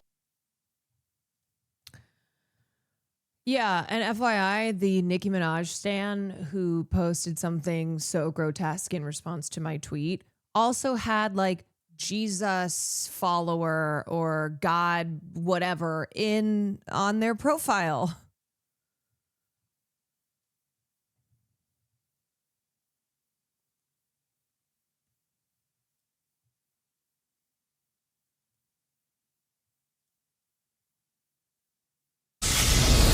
Sam and Lauren weren't learning new information about this alleged suspect. She may have been a deranged fan. Right now, it's sort of a chaotic scene because it's a one-way street where Rihanna lives. Right now, police have asked us to move, and they have shut down the road so they can do additional analysis. Now, this woman got an AR-15 and shot multiple times at Rihanna's home. An AR-15. It's a Facebook page matching the suspect's description with bizarre posts about not just Rihanna, but also singer Cardi B. Take a look above. Sky 5 is overhead where the Grammy winner's mansion is. It's been quiet all morning until about the last hour, where we've seen members of her team coming and going from her home, even loading up a van full of suitcases and a bassinet, perhaps the family officially leaving for now. This all happened around 1:15 yesterday. Police responding quickly to this upscale neighborhood where the singer and businesswoman lives with her partner, A$AP Rocky, and their 3 children. On one side of the gate inside, you can see those bullet holes, but on the outside, they did cover it up with a piece of sheet. If you look here, this is the alleged... But first, this is the alleged suspect, according to TMZ, identified as 35-year-old Ivana Lisette Ortiz, who fired those shots toward the star's home and then took off. And again, multiple Facebook posts saying derogatory things, not just about Rihanna, but also Kim Kardashian. Ortiz allegedly fired multiple shots into the fence in front of the home, and you can see those bullet holes right there covered with the sheet. Then again, multiple people coming and going from the home this afternoon. According to the LA Times, a bullet may have hit the mansion and that Rihanna was home at the time, although it's not clear if anyone else was. Here is the 911 call that came in around 1:15 yesterday. This vehicle is a white Tesla, seen northbound on Coldwater. Suspect vehicle is a 2023 to 2024 Tesla 4-door with paper license plate. According to Like, how is this different from a lot of other stan shit that you see? Hashtag Champagne Poppy when Drake found out Rihanna has AIDS. You know, it's like this stuff is not funny. It's not... it's not a joke, because I feel like parasocial stan culture has really exacerbated, exploited mental illness.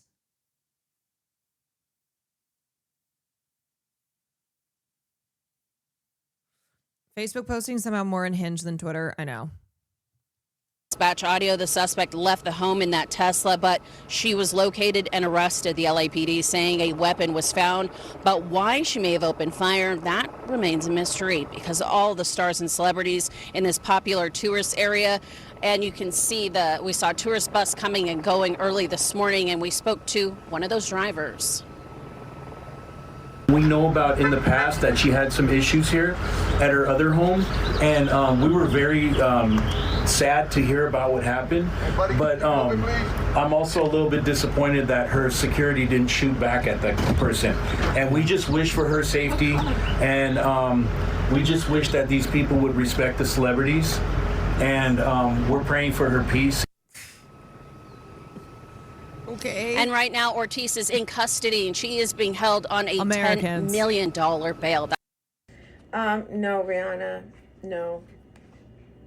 You're not the eagle. They will soar high on wings like eagles. Rihanna wants to say that we are flying.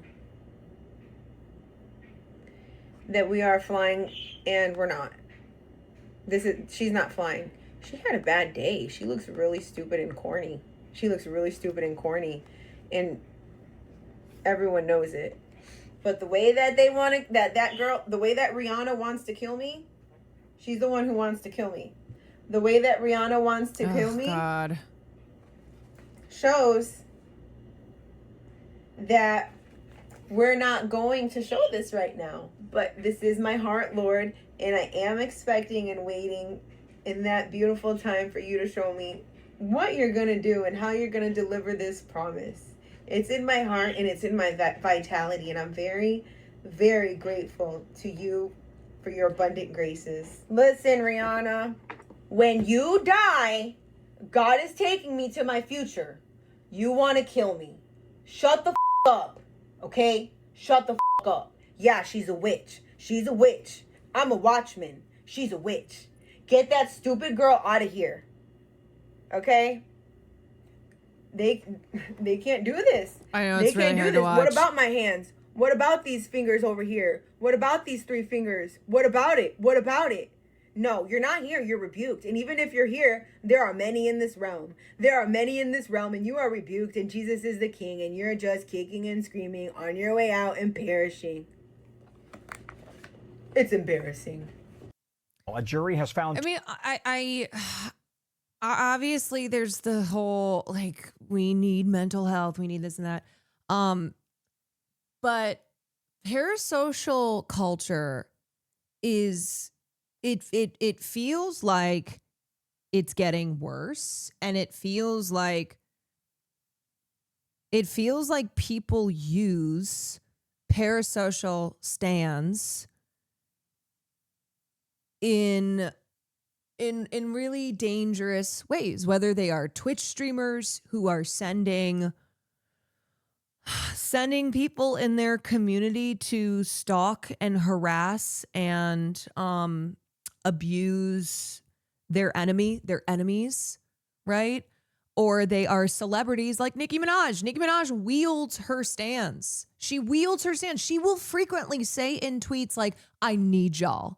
I need y'all to protect me and go forth and basically take care of all these haters out there. It's very dangerous. It's the weaponization of it. It's the not taking parasocialism seriously. And there is a lot of mental health that is being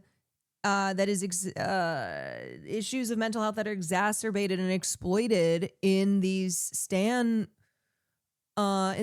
communities. Like, obviously this woman seems to be experiencing some type of psychosis. I don't know exactly what it is, but like, y'all, what I'm trying to point out is a lot of like the stuff she's saying, making fun of Rihanna's forehead, saying like Jesus is king, Jesus is going to come get you.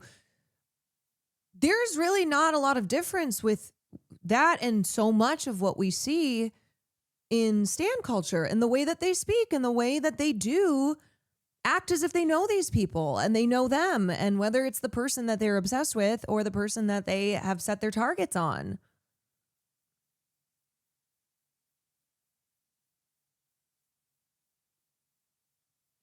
Nikki weaponized them, and so many artists don't say anything about the stands fighting for them like crazy, which is also bad. Yeah.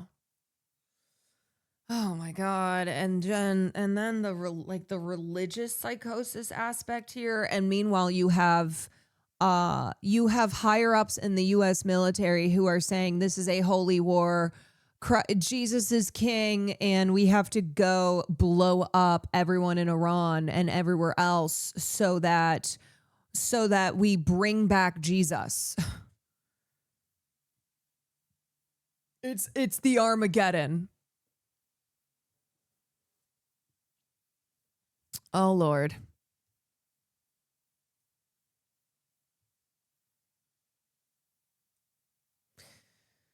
Oh, God. I don't know what to do. I don't know what to do about it, but holy shit. This is really terrifying. It's really terrifying. A lot of insane things are happening. Yeah. I mean, I had somebody like, I recently went into my DMs just to make sure. Sometimes I do that to make sure that there's not like any serious threats, something that I need to be aware of. And there was there were a couple people who sounded exactly like this, who were talking about Jesus is king and how like they're on to the shit that Hassan Piker and I are saying, and that they're going after, it just all sounds the same because it is kind of one and the same.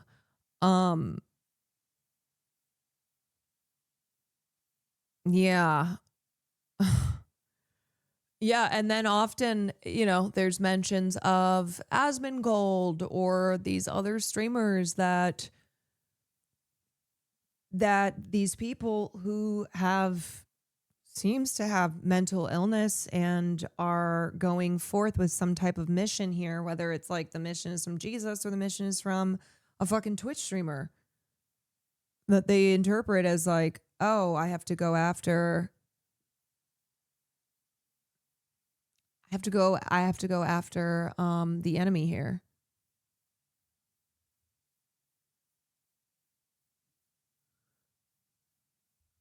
Like sometimes too, even if they don't mention a specific name, I will see in the comments that they're in the threats that they're making that I'm like, I know exactly where this is coming from.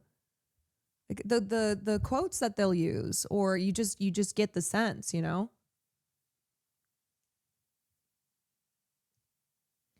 reminds me of the Stan account that was like, sorry, I haven't been posting. I started taking boot stabilizer and now I'm not obsessed with BTS anymore. Like, hey, I treated my mental health. I treated my mental illness. What the heck? Willie? What the heckaroni? Jesus. You're the best, dude. I appreciate ya. W's for Willie. W's for Willie. You pressed the button. You did. You're my number one. My number one sub-gifter. The summer ends. Thank you for the 16 months. Currently have that top spot. I saw a vid on TikTok about researchers discovering people who think they hear God's voice are just hearing their own voice in their head and they didn't recognize speaking in thoughts. I don't know. Sometimes I don't have the answers. I don't. And we can say all the things about expanding mental health resources and accessibility, acknowledging these things for what they are, recognizing what's happening, but sometimes things are sad. Yeah.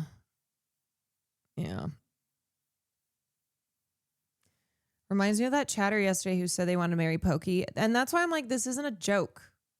Okay, someone like that who then goes, haha, I'm just kidding. I'm like, okay, well, you're still parasocial. And maybe you don't have the level of mental illness where you'll like do something further than that, where you will actually like go forth and you know, that you go past that, but it does happen. It's not a joke.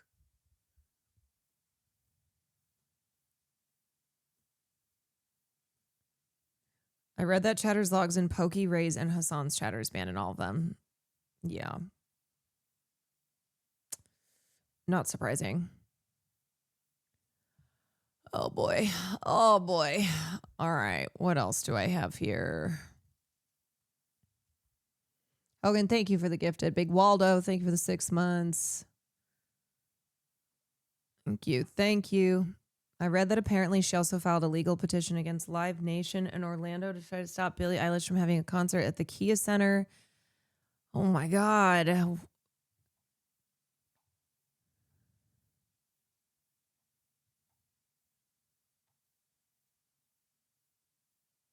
$75,000 grievance filed against Billie Eilish concert.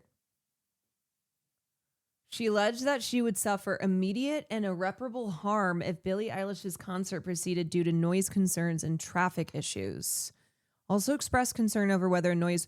Yeah, and that's why, like, okay.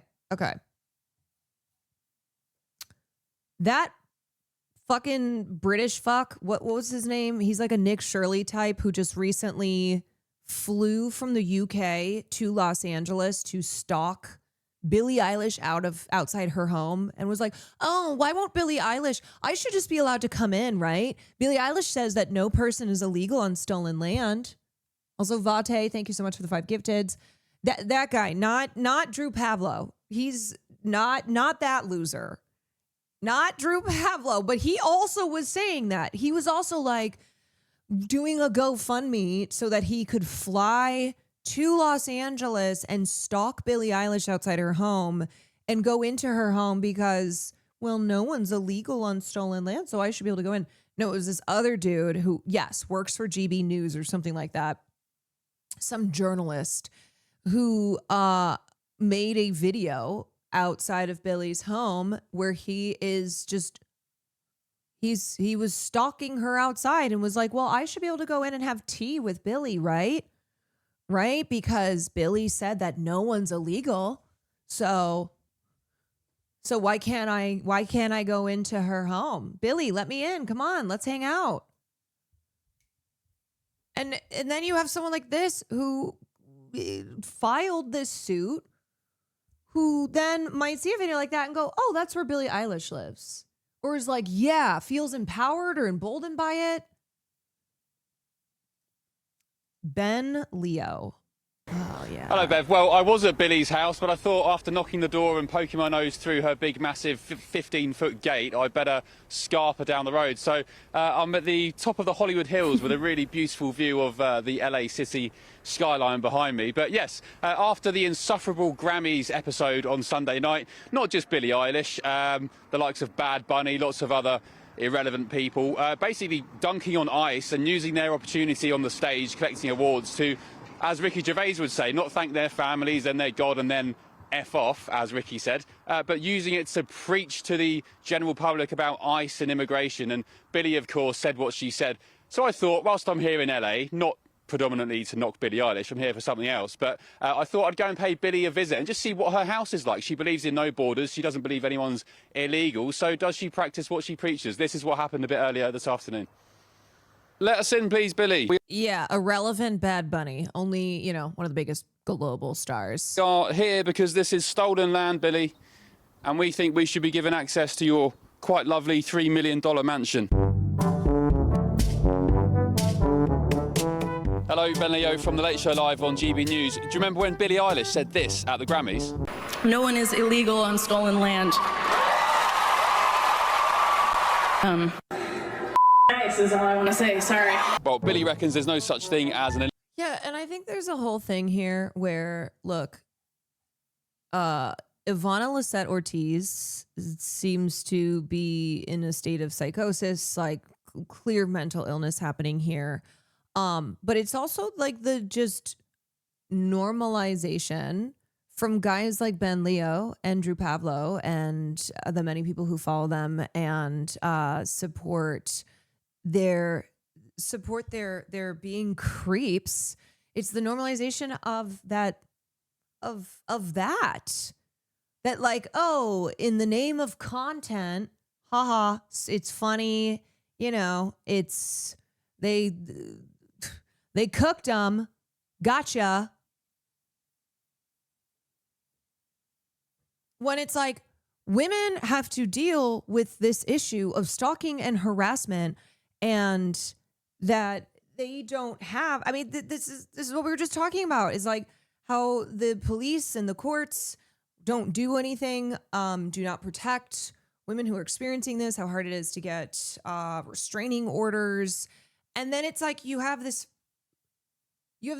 journalist who makes content out of flying to Los Angeles and stalking Billie Eilish outside of her home, being like, let me in, let me in, let me in. Illegal human, because we're all on stolen land, so we're here I think the content in Billie's chasing quite culture posh enhances neighbourhood this in a Los bit, Angeles. yes. Let's go and see if she practiced what she preaches. Hopefully, if she sticks by her merits, she'll have no problem with me waltzing in, maybe making a cup of coffee or a tea. $3 million home. She's got some paddocks out the back with stables and horses. Maybe we can go for a horse ride. I'm sure she'd have no problem with it, because she stood up on the stage at the Grammys, tens of thousands of people watching. And like a lot of people who would look at this, look at Ivana Lisette Ortiz and go, wow, that woman's crazy. Wow, that's bad. But then look at this and go, haha, yeah, get wrecked, Billie Eilish. Ah, that's awesome. In the audience, millions around the world. The clip's gone viral. Here we go. Oh, nice little place. Bins are out. It's bin collection day. First of all, isn't that ironic? Massive gates keeping people out. I thought Billie didn't believe in borders. Well, And as I to pointed out, thank God she has those gates, because of your fucking British ass showing up trying to doing creepy shit. Get a job. Stay away from her. Yeah. And he's like, oh, this is my job. This is my job. the driveway, Billie does believe in borders. She believes in massive gates keeping people out. Classic Put the cameras colonizer up there as behavior. well. The lights Yeah. are on, so somebody must be home. Let us in, please, Billie. Classic. We are here because this is stolen land, Billie, and we think we should be given access to your quite lovely $3 million mansion. And such is Billie's concern for security and privacy. It's surrounded by pretty decent security fencing. Very nice indeed. Massive security hedges as well. She's taken a lot of concern and time to make sure she's got some privacy, as you'd expect. Oh, there we go. At the $3 million... Motherfuckers like him do this shit all the time, and then when they get called out, the response is, I'm just calling out contradictions or accountability. Yeah, I mean, this is Nick Shirley's entire thing. And this dumb fuck who is racist, who stalks and harasses people, who then is at the White House hanging out at the State of the Union. Scooter, thank you for the 19 months. Local British man shows audiences why security fences and gates exist.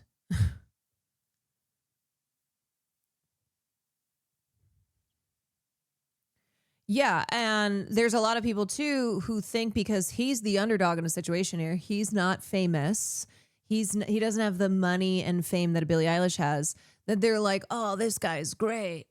Hell yeah, stick it to these obnoxious celebrities. Can we finally get rid of this type of content and just start arresting these stalkers? Like, I'm so sick and tired of this being incentivized kind of content. And there's so many of these guys. I can't even tell them apart. And they just keep popping up.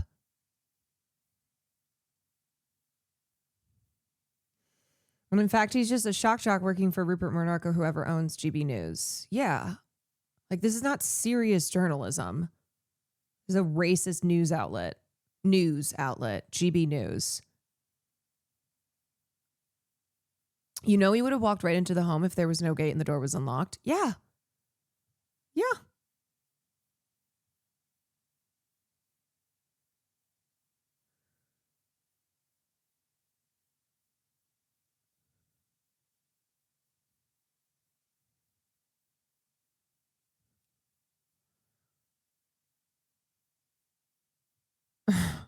Somebody, wait, who was it that said the one good thing about Texas is if this guy showed up, someone could blow him away. Stand your ground laws that are so racist, by the way. But in this instance, I was like, I was standing my ground so I could legally blow him away. The other one time it would be valid.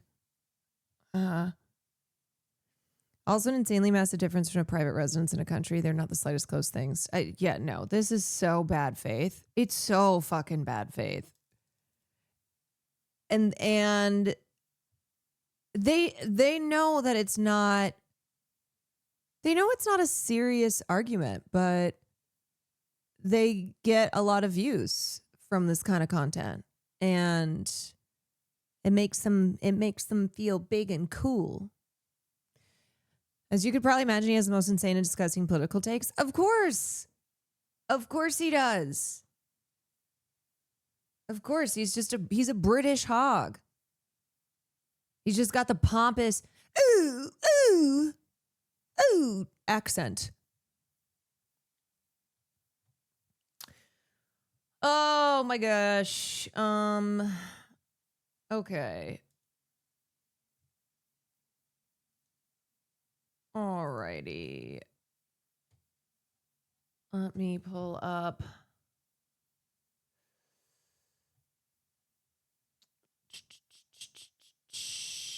Let's see what else we got here. Okay, watch this. I don't know why things are not unbookmarking.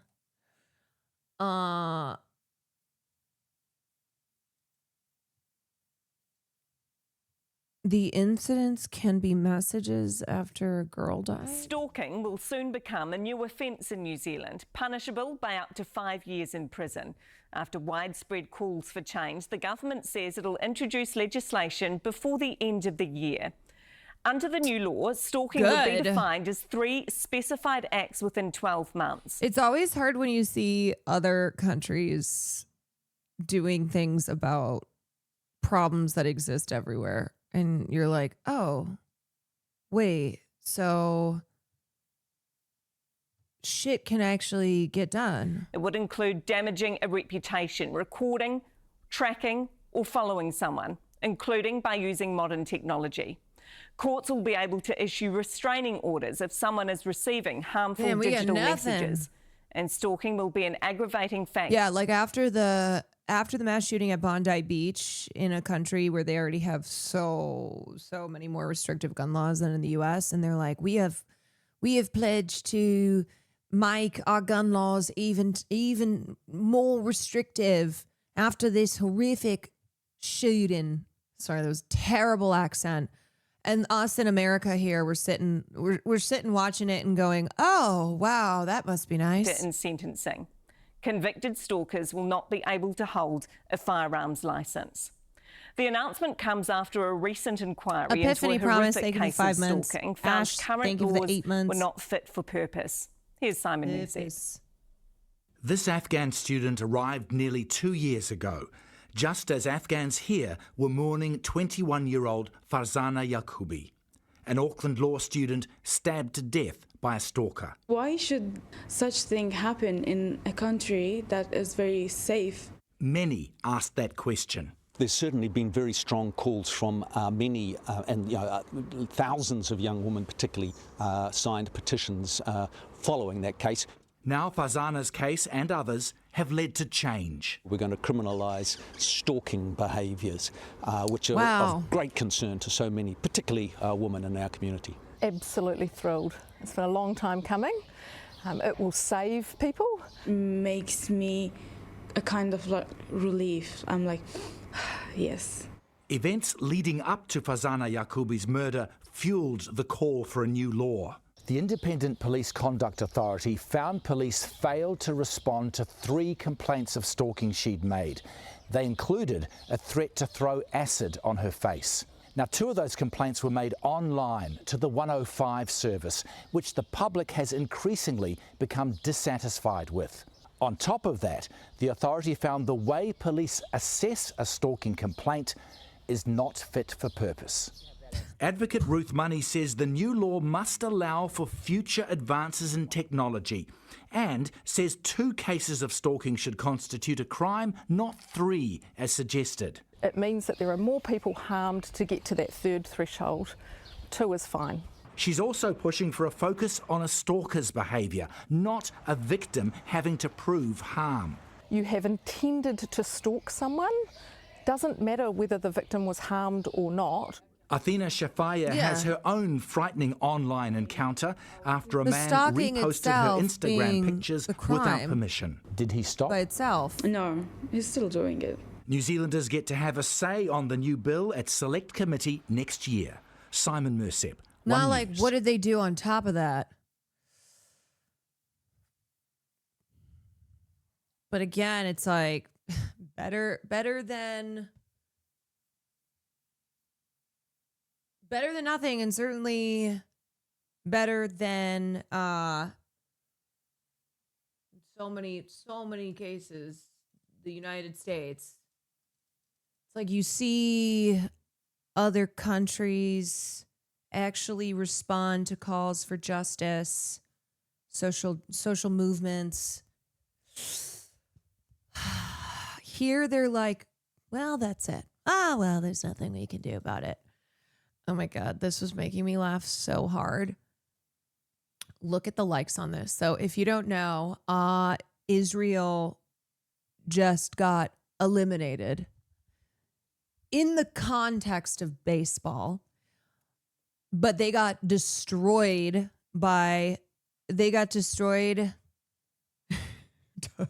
in what was it, the World Baseball Classic, the WBC.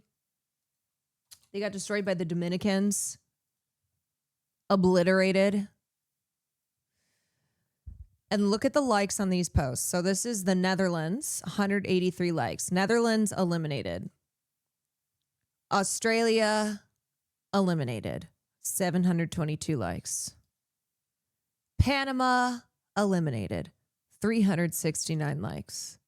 You ready for this? Israel eliminated 141,000 likes. And wins are so few and far between. I'm taking that as a win. Not just them being destroyed in the WBC, but also, how many people fucking hate Israel? Everyone hates Israel.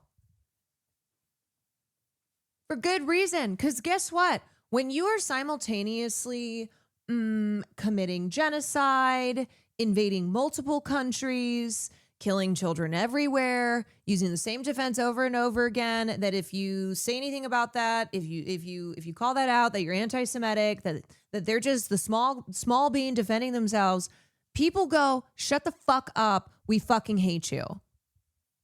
Calling everything spiritual Israeli now. I mean, their reputation has been so thoroughly damaged because they just love committing war crimes. That a post saying Israel eliminated, generating almost 150,000 likes. And I'm sure many, many memes. The world is a cruel and unjust place. There's no harmony in the universe. The only constant is suffering. Minutes later, OMG, Israel lost. Israel eliminated. They're doing raves in bomb shelters? Of course they are. Turns out people don't like it when you kill children over and over again, no matter how many times you beg them to stop. Yeah. Yeah. So I try and take solace, at least in that so many people despise Israel now. People who went from either thinking Israel was this wonderful, great nation, or just not really having an opinion, probably whatever propaganda they had been exposed to, pro-Israel propaganda, to like outright loathing, having a fuck you opinion of Israel. And less afraid of saying it. Yes. Less afraid of saying it, making fun of them constantly, making fun of all the classic lines. Oh, this is anti-Semitism. Oh, we're acting in self-defense. Oh, Israel is the only, IDF is the most moral army in the world. Oh, Israel is the only democracy here. Also, Caroline Slay with those pics above it. You better work. Yeah, I mean, I saw so many people making fun of this shit because it is so deranged and it is so, of course, Israel, the startup nation, has apps, dating apps in bomb shelters that, mind you, are racist, okay? The racist hierarchy that exists in Israel where Arabs, Palestinians do not have ample bomb shelters and other safety things in their communities because of racism, who are kept out of bomb shelters. Yeah, when they don't let not letting in non-Israelis, not letting in non-white Israelis. They always just do the wrong thing. Shows who's single because even under fire, love goes on. People look at this and they're like, this is not normal. You guys are freaks. Even during missile fire, Israelis find creative ways to adapt. Like all the comments, man, there's something deeply fundamentally sick about you lot. This is really sick fucking dystopian shit. Iran customer service, is there a problem with the war that you ordered? Shower risk predictor, so you're not caught with shampoo in your hair. Bomb shelter tracker, because why not track the sleep you lost? And I remember, like, I first saw this post and it was somebody who had posted this. And as much as this is so, like, yeah, of course, this is an Israeli app. I looked it up and was like, let me just verify that this is a real thing because this is so crazy. This is so ridiculous. Between the raves that they're throwing, you know, where I saw a picture of one guy who was in Native American headdress, of course. This fucking colonizer in a bomb shelter appropriating a Native American headdress, raving because, man, Israelis are just built different. You know, when bombs are dropping on them, they still choose to have fun. They don't understand how they're despised. I mean, a lot of them do. You will hear them talk about how much it sucks that the rest of the world doesn't understand why they have to fight these wars, what it is that they stand for, and that they're the good guys here. They're the good guys here. And they're having to fight off the whole Middle East. And it's sad that people don't understand.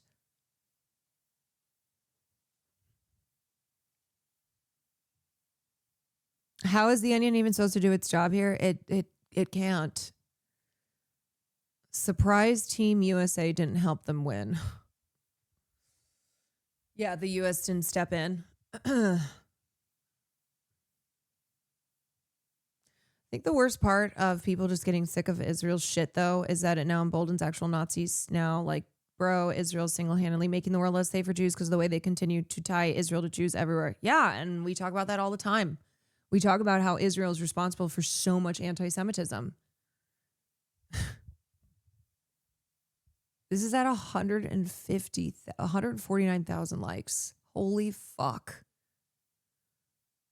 Huckabee even joked about fucking in the shelters in a memo. U.S. Ambassador to Israel Mike Huckabee joked to embassy staff about procreating. I do not want Mike Huckabee's name in the same sentence as procreation. about procreating while sheltering in place on Tuesday in a memo one U.S. official described as awkward and odd.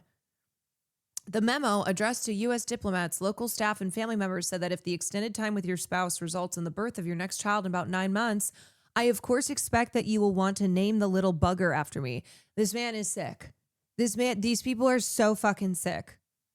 Zionism cooks your brain. Okay, fascism destroys any ability to not be a fucking freak. Racism, bigotry, it rots you. It rots you on the inside and it rots you on the outside.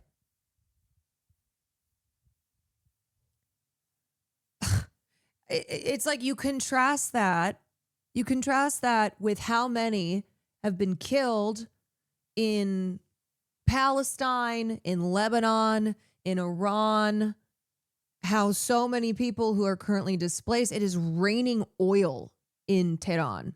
It is raining oil. It is poisoning millions of people. A city of 10 million people who are trapped in a poisonous cage.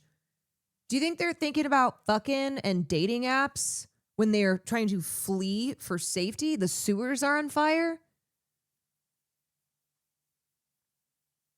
Oh my God. Do you think that they're having raves and then bragging about how they're built different? That even in scary times, when they are in the bomb shelters, that they still find their joy? Oh, by the way, that piece that propagandist Hen Mazzig wrote for Rolling Stone that shit was AI generated, which is also just so it's of course, it's so on the nose. Like, of course, Hen Mazzig, who is a vile propagandist, used AI to write this piece in Rolling Stone that was all about how Israelis are incredible for raving in the bomb shelters.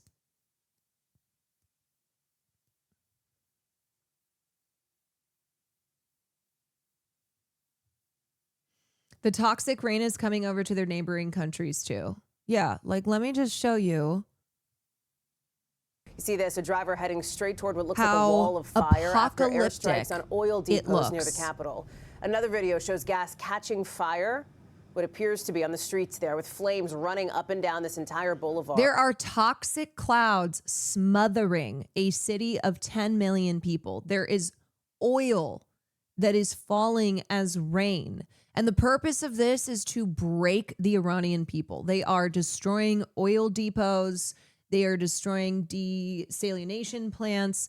They are attacking this very key infrastructure. They are releasing so many poisons into the atmosphere. Poisons that will affect babies who haven't even been born yet years from now.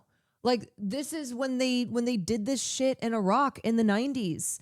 And it led to the deaths of so many infants, what they did in Vietnam. It's hell on earth. A reported drone attack setting this. So you think that people look at this, they see hell on earth, they see scenes of the apocalypse, they hear and see the fact that oil is falling from the skies, that there are these poisonous clouds enveloping a city of 10 million people. And then you think they look over at Israel, like, talking about how singles are finding love in their bomb shelters and raving wearing Native American headdresses, and you think that anybody has sympathy for the Israeli? You think they're like, oh yeah, no, that's the good guys there. Babies in Afghanistan are still having birth defects and other issues as a result of U.S. dropping a bunker buster near them. I was reading a report like 3 months ago. Yes, to be an environmentalist. Also, I've said this before. You must be an anti-imperialist. You must acknowledge the environmental destruction and then also the direct threats to millions of people's lives that militarism causes through just its environmental damage. You cannot drop bombs of this magnitude that release very dangerous chemicals that poison the soil, and then they're dropping them on oil depots.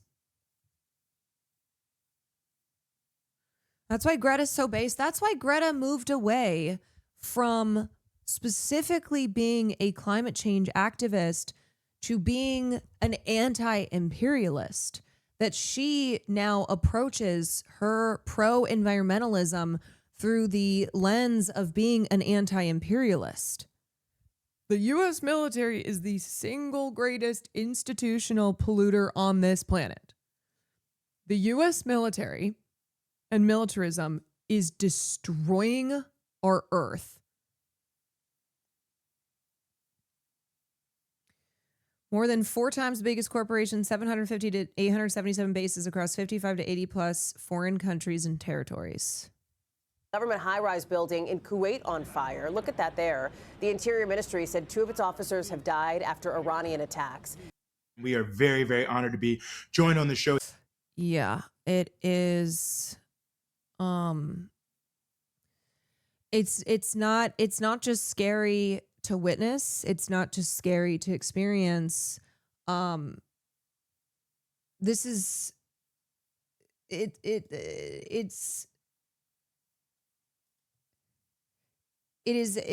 is a danger that will be a danger for a long time. That even if the U.S. were to stop, the U.S. and Israel were to stop dropping bombs tomorrow, the reality that this type of environmental poisoning and destruction will continue to kill people. There's also another report about how badly the U.S. troops poisoned the soil in Afghanistan and how they would dump their waste on their soil. And when people complained, the contractors said that they are giving fertilizers to them.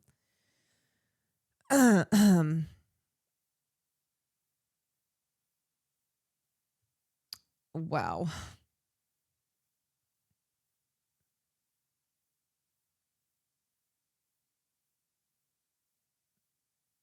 Yeah, but Lindsey Graham said we'll make a lot of money.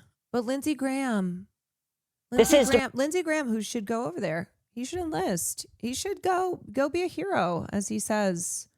American soldiers are who are going over to Iran, who are dying for Israel.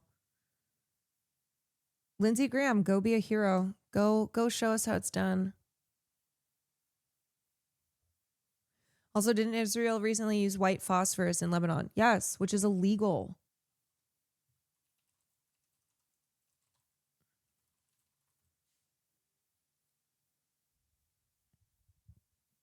It can burn human flesh down to the bone. It can set buildings, complete buildings on fire and burn someone's flesh down to the bone. That's why it's illegal under international law, but that doesn't stop Israel.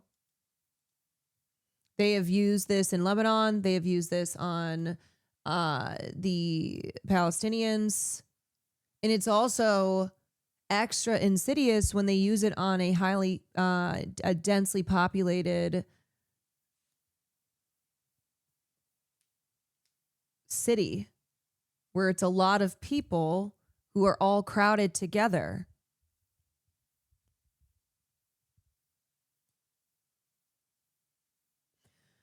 Saw a clip today and Lindsey Graham's first use the fucking president saying he's willing to make a deal. Oh my God. They are all just salivating at the current violence, at the prospect of even more violence. Like they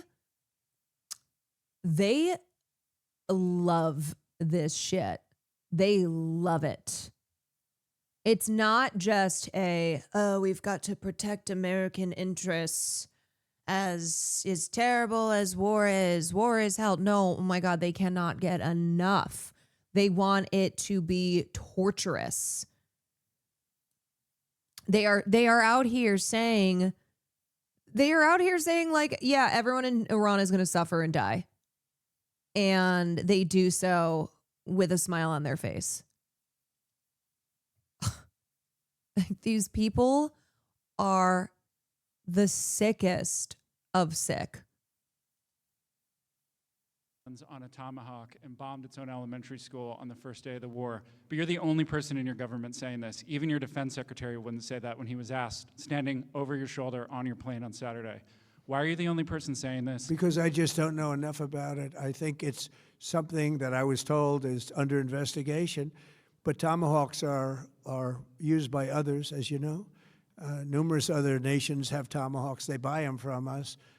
But I will certainly, whatever the report shows, I'm willing to live with that report. President, you just suggested that Iran somehow got its hands. Okay, wait. So he's saying that the U.S. sold. Wait. So there's a reality here where the U.S. sold Iran U.S.-made Tomahawk missiles. Iran being the most dangerous adversary, having to ensure that Iran's nuclear program doesn't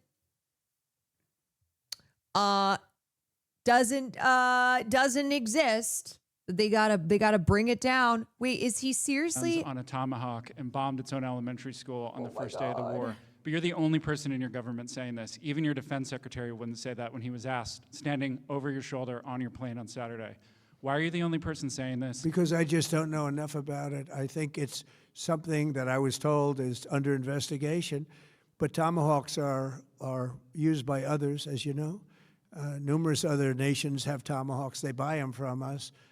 But I will certainly... only close allies.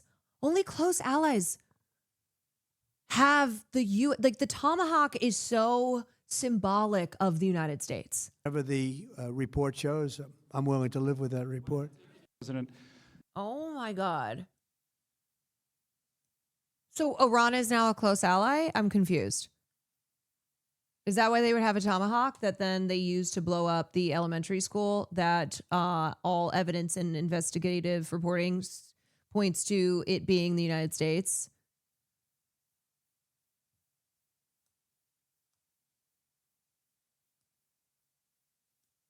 They were blaming Iran initially. Now there's a new video footage that shows it was a Tomahawk. So now they're having to try to justify how it could be Iran since they shouldn't have a Tomahawk. Yeah. They're like, look, it's a missile that is stamped United States of America. It is a very U.S. missile. When you think of the Tomahawk, you think of the United States, but somehow Iran got their hands on one. See, that's how crafty they are and why we have to kill every single person who lives there.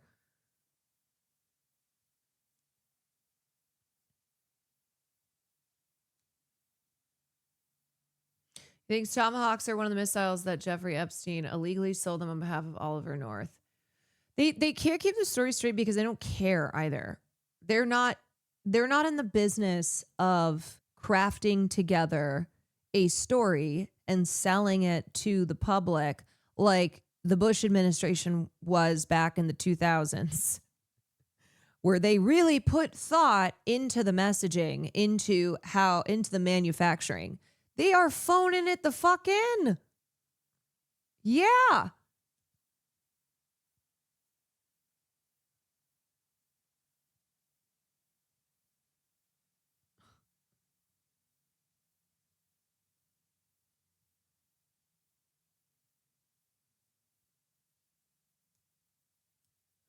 If you look at the map of the site, there are like 3 to 4 military buildings and then also a school. It was on Pete Hegseth's map. They don't deny hitting the military targets. They just deny hitting the school that was hit at the same time in the same area right next door. Yeah, on day one, when they first unleashed the assault. It's like what happened was the U.S. and Israel hit Iran in a surprise attack. And then, employed the double tap, the double strike. But somehow Iran, at the same time that they were surprise hitting Iran, strategized of utilizing a Tomahawk to blow up an elementary school. When you say Bush admin put thought into it, do you mean steal plot points from the movie The Rock? How Michael Bay's The Rock was used to justify war in Iraq. The newly published Iraq War Report claims British intelligence may have ripped off the plot of the action thriller to help justify military intervention. Yeah, look, I'm not trying to give them too much credit in the original department. I just mean there was more cohesiveness, people having their stories line up, really, really, really going after this being a global war on terror, the axis of evil. The report, published on Wednesday after 7 years of work, asserted that the elements of the 1996 action thriller became part of the valuable intelligence the British Secret Service, MI6, presented, arguing for military intervention to topple Iraq leader Saddam Hussein. In the film, Ed Harris plays a rogue Marine who steals a stockpile of rockets armed with deadly nerve gas, takes control of Alcatraz, and threatens to launch his new arsenal against San Francisco. It's a really great film. How to stop him are the unlikely duo of Nicolas Cage, a chemical weapons specialist with the FBI, and Sean Connery, a former inmate and the only man to ever escape from the prison island. The element of the story that made it into the Chilcot inquiry concerned Harris's nerve gas, which was famously stored in spherical glass containers. In an MI6 report from September 2002, a news source with phenomenal access to Iraq's biological and chemical weapons capabilities claimed that nerve agents VX, sarin, and soman had been produced at a facility in El Yarmouk and stored in containers, including linked hollow glass spheres. Eyebrows were soon raised after inside MI6 after the report was circulated, with one recipient pointing out the similarities to the film. They're like, hold on a second, I've seen this before. Wait, I know that movie. According to the inquiry, it was suggested that glass containers were not typically used in chemical munitions and that a popular movie had inaccurately depicted nerve agents being carried in glass beads or spheres. I am losing my ability to read. But despite these doubts, the same source was again cited in a report claiming that Iraq was accelerating its chemical and biological weapons programs and had built more facilities. They're like, look, people bought it in the film, so they'll buy it in real life. Jen, thank you for the 8 months. The Bush admin were selling the line like Trump's who's just fumbling and don't care. Yeah, they're in the business of trying to do things... Trying to do things that other presidents haven't been able to accomplish before. Being so openly genocidal. Like you have Hegseth and Graham and Trump who are using explicitly genocidal language. They're not talking... I mean, of course, there's the whole, like, we're liberating them over there. But they're straight up saying everyone in Iran is going to die. Like, they're all going to suffer.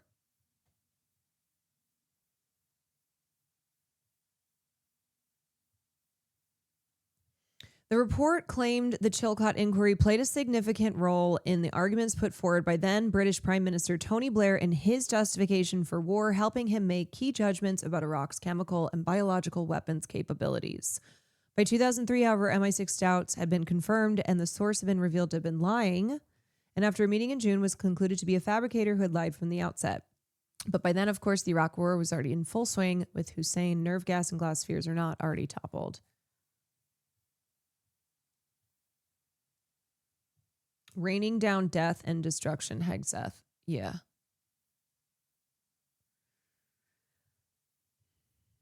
I don't even know what's worse, an insultingly bad lie or not even bothering to come up with one. Well, I think what today shows, I think the not giving a fuck about having a cohesive lie and sticking to it shows that the United States has been doing this for so long, has been getting away with it for so long.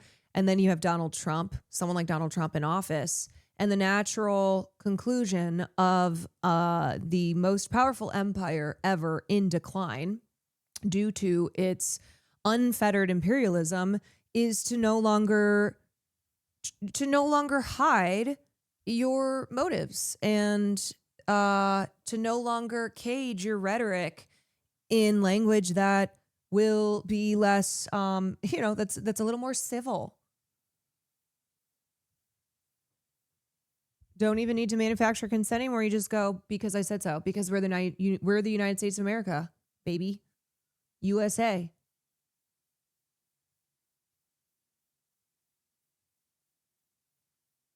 But more and more people who have seen in the past how America lies its way into wars and now being confronted with this being so brazenly done.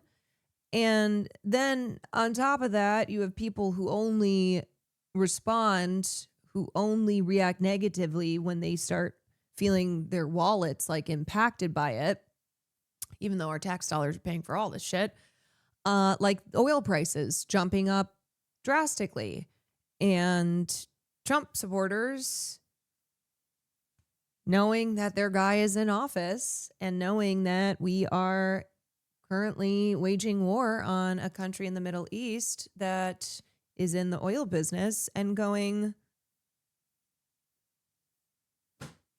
well, this shit is affecting my life. I'm now feeling the financial strain of this. Nobody wants this war, only the MAGAs and the bloodthirsty politicians. Yeah. I've seen Trump supporters complaining about the oil prices and Fox News telling them that they shouldn't be complaining. Yeah. All right, this is a quick video on the holy war religious extremism that is being forced on people in the military. That is the calling cry for why young men and women need to enlist and go over to Iran and kill a bunch of people in the name of Armageddon, in the name of Jesus. Democracy Now!, democracynow.org, the one. And then I think this will probably be the last thing that I cover news-wise. Peace Report. I'm Amy Grab Goodman. some water. As the U.S.-Israeli war on Iran rages on, U.S. military commanders have reportedly been invoking extremist Christian rhetoric about biblical end times, selling the conflict to American troops as a holy war. The watchdog Military Religious Freedom Foundation says it's been inundated with more than 200 complaints from members across all branches of the U.S. military regarding these comments. One combat unit commander reportedly said the war is part of God's divine plan and that, quote, President Trump has been anointed by Jesus to light the signal fire in Iran to cause Armageddon and mark his return to earth, unquote. For more, we go to Albuquerque, New Mexico, where we're joined by Mikey Weinstein, founder and president of the Military Religious Freedom Foundation. In this last 5 minutes... Yeah, the same people who will talk about religious extremism in Iran and use that as reasoning for why we have to do this war. We have, Mikey, if you can talk about the complaints you've received and who are these commanders who are saying this is a holy war? Yes, Amy. Our foundation, our main purpose is to protect the wall separating church and state in the technologically most lethal organization ever created by our species, which is the U.S. military. As soon as the war began last Saturday, a week ago, this past Saturday, we started getting inundated by calls from members of the military indicating that supervisors and commanders across the branches, both in the CONUS, which is the continental United States, and internationally, were invoking the fact that this was great news. They were gleeful. They were joyful. They were euphoric because this was a signal that pursuant to the Christian eschatological aspects of the end times in the book of Revelation, that all of this was serving as, if you will, an accelerant or lubricant to bring their version of weaponized Jesus back, which I will also make it clear includes a metric of a 200-mile long river, 4.5 feet deep, Amy, filled with nothing but the human blood of those that their version of Jesus is slaughtered at the Battle of Armageddon. So we were getting 15, 20, 25 calls a day the first several days that we were out there. We finally broke this story with journalist Jonathan Larson, and then it went viral. And so what we are reporting now is that we have over 200 complaints, and that we have from 50 different installations. But it's terrible. And just a reminder, a lot of Christians and a lot of churches reject the book of Revelation. Like they do not include it in the canonical text. They do not teach it. They steer clear. They steer clear, or they outright say like, hey, do not use this to apply how you should live your life as a Christian. Terrifying when you try to put a theological perspective from Christian extremism with what's happening right now, particularly having listened to your whole show today. I'm reminded of the second inaugural speech by Abraham Lincoln when he chastised both sides in the Civil War for trying to say that God was on their side, which exacerbated the violence, the bloodshed, the injuries, and the death. Last month, Defense Secretary Pete Hegseth invited the controversial Christian nationalist pastor Doug Wilson to lead the Pentagon's prayer service. Wilson's opposed Muslims holding public office and does not believe women should be allowed to vote. Can you talk about Hegseth's tenure as head of the defense, what Trump calls the War Department, and what Thank you for the stream. It's really great in coverage. Aw, thank you. Concerns you most about his conflation of church and state? I was warned by your producers not to cuss. So I will refer to Hegseth as a piece of feces as opposed to the regular word. He's viewed by senior leadership as a bully and a poser. What? That he's a fucking piece of shit? That he is a deranged, psychopathic, genocidal Nazi dickweed? He's like, I'm gonna call him feces. He is caca. He is nothing but a Christian nationalist lackey. You forgot to mention, or I'll mention it, Doug Wilson also believes that the Civil War was justified biblically. Deeply evil, sadistic, rapist, murdering psychopath. And of course, that a lot of slave owners, he reminds everybody, had a really nice relationship, with their slaves, the same way they did with their living room furniture. He believes that he is the type of guy who, if he lived in the South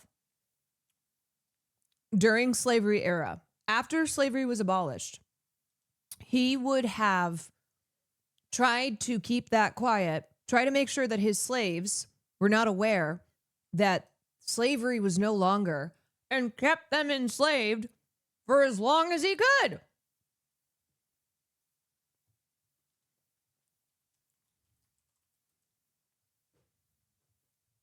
He would have been like, shh, we'll just make sure that they don't find out. We're going to keep going. We're going to keep going as long as we can. That the Jews He's killed. the type of guy that first of all, women should not be anywhere close to him. And if you happen to be around him, cover your drink. Jesus, Muslims have no right to participate in government. And if you're LGBTQIA+, you probably don't have a right to live. The bottom line is, Hegseth has created a template that the only approved member of the U.S. military is to be straight, white, Christian nationalist, and male. So why is anybody surprised that with that template going down in a hierarchical organization, tribal, adversarial, communal, and ritualistic like the U.S. military, that you have subordinate commanders, all of whom are trying to get promoted, that are following the exact same thing. We saw this happen before when the Israeli Defense Forces moved into Gaza and started attacking the Palestinians. We had, in a much smaller way, we had commanders saying, well, this is also sparking the Battle of Armageddon. But whenever you attach an extremist aspect of any religious faith to that machinery, Amy, of the faith responsible for war, we do not end up with little creeks, streams, ponds, or lakes, Amy. We end up with one thing: oceans and oceans of blood. Yes, this is like Netanyahu and other and other Israeli officials who were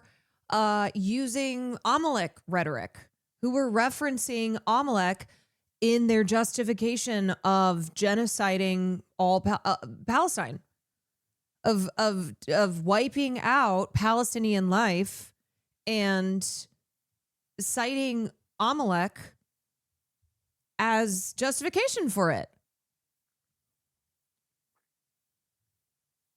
Same shit. Like the color of my shirt. We have 20 seconds. What risks do service members face for reporting religious comments made by U.S. commanders? If they do that officially, they become essentially what we call a tarantula on a wedding cake. Amy, you and I have been to lots of weddings. Tarantulas on wedding cakes, that doesn't bode well for the tarantula or the wedding cake. Mikey Weinstein, founder and president of Military Religious Freedom Foundation, speaking to us from Albuquerque, New Mexico. And that does it for our show. Produced with Mike Burke, Dina Guzder, Messiah Rhodes. I mean,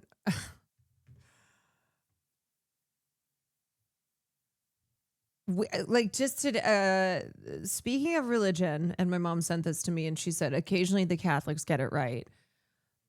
The Archbishop of Chicago, statement of Cardinal Blaise J. Kupich, Archbishop of Chicago, a call to conscience. A call to conscience, Archbishop, Chicago. As more than what, like, this is how you are a religious institution and don't or use religion to advocate for peace, not as part of your genocidal justification for genocidal rhetoric and actions. As more than 1,000 Iranian men, women, and children lay dead after days of bombardment from U.S. and Israeli missiles, the official White House X account on Thursday evening posted a video of scenes from popular action movies spliced with actual strike footage from their war on Iran. The clip was captioned, "Justice the American Way." A real war with real death and real suffering being treated like it's a video game. It's sickening. Hundreds of people are dead, mothers and fathers, daughters and sons, including scores of children who made the fatal mistake of going to school that day. 6 U.S. soldiers have been killed. They are also dishonored by that social media post. Hundreds of thousands displaced and many millions more are terrified across the Middle East. This horrifying portrayal demonstrates that we now live in an era when the distance between the battlefield and the living room has been drastically reduced. Yeah, that's Asmongold's whole thing. He looks at things like video games. He and the people in his community who are like, yeah, you take out the healers. You take out the healers first, obviously. Duh. These people who will never leave their basements, you know, who are these greasy gamers talking about real people, children dying in Iran, being bombed to death like it's some exciting video game. The moral crisis we are facing is not just a matter of the war itself, but also how we, the observers, view violence. For war now has become a spectator sport or strategy game. Indeed, the prediction market Kalshi recently paid a $2.2 million settlement related to users who were unhappy with how the company paid out the $55 million wagered on Iran's supreme leader Ali Khamenei's ouster after he was killed. Ali Khamenei. Journalists now use the term gamifying the war to describe this dynamic. What a profound moral failure, for gamifying strips away the humanity of real people. Let's not forget, a hit isn't putting points on the board. It's a grieving family whose suffering we ignore when we prioritize entertainment and profit over empathy. Our government is treating the suffering of the Iranian people as a backdrop for our own entertainment, as if it's just another piece of content to be swiped through while we're waiting in line at the grocery store. But in the end, we lose our humanity when we are thrilled by the destructive power of our military. We become addicted to the spectacle of explosions. And the price of this habit is almost unnoticeable as we become desensitized to the true costs of war. But the longer we remain blind to the terrible consequences of war, the more we are risking the most precious gift that God gave us, our humanity. I know that the American people are better than this. We have the good sense to know that what is happening is not entertainment, but war, and that Iran is a nation of people, not a video game others play to entertain us. You know that if any of these motherfuckers ever found themselves in a situation that they are currently treating as entertainment, as like a real life video game, they would shit themselves. They would piss their pants. They would certainly not be acting the way that they are now. And they would die so quick. Truly. It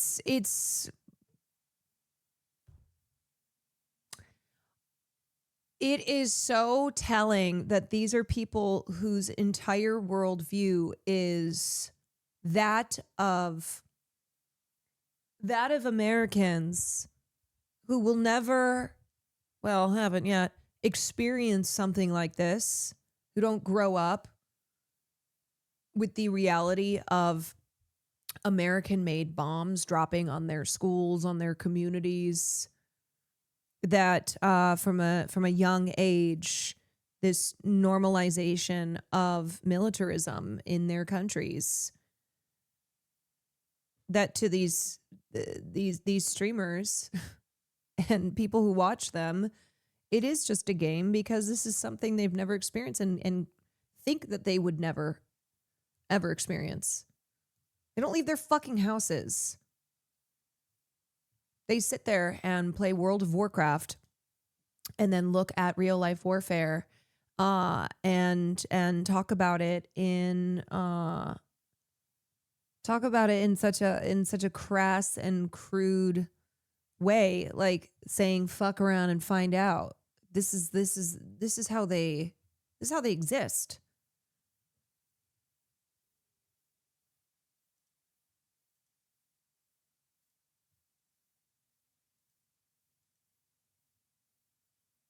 And they'd be the lucky ones that the rest of the group were injured and left without healers, aka the sick people. Yeah. If the roles were reversed, to be in a situation where you would hope that the healers weren't being targeted. You would hope that there were healers around.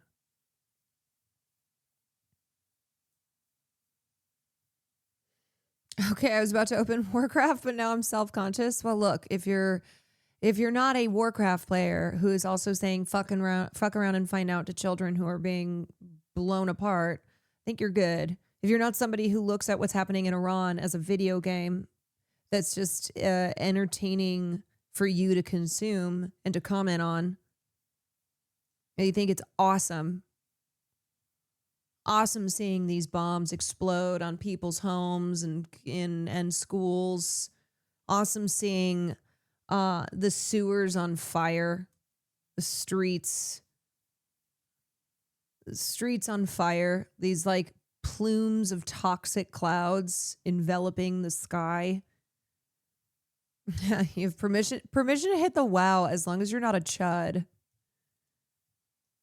As long as you're not a chud who's thinking these White House videos where they are mixing in Call of Duty clips with actual footage of bombs being deployed in the Middle East, and think that if you're not a person who thinks that's so awesome, permission to hit the wow.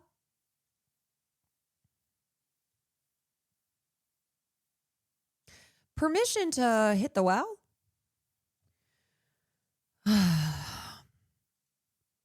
don't think there's many chuds in here. I mean, we're not a community with that is comprised of lots of chuds. We're so violence obsessed. I know. Or joke about wanting to be able to do drone strikes for a promo. Yeah. I remember when evangelical religious extremists thought video games would make kids violent, and now they put video games in the military ads. Yeah. Donald Trump himself, like 10 years ago, saying video games cause violence.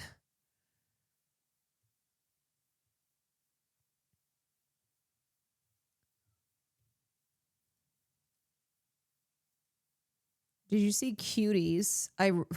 For a second I thought Cutie Cinderella. Response to Rosanna Arquette.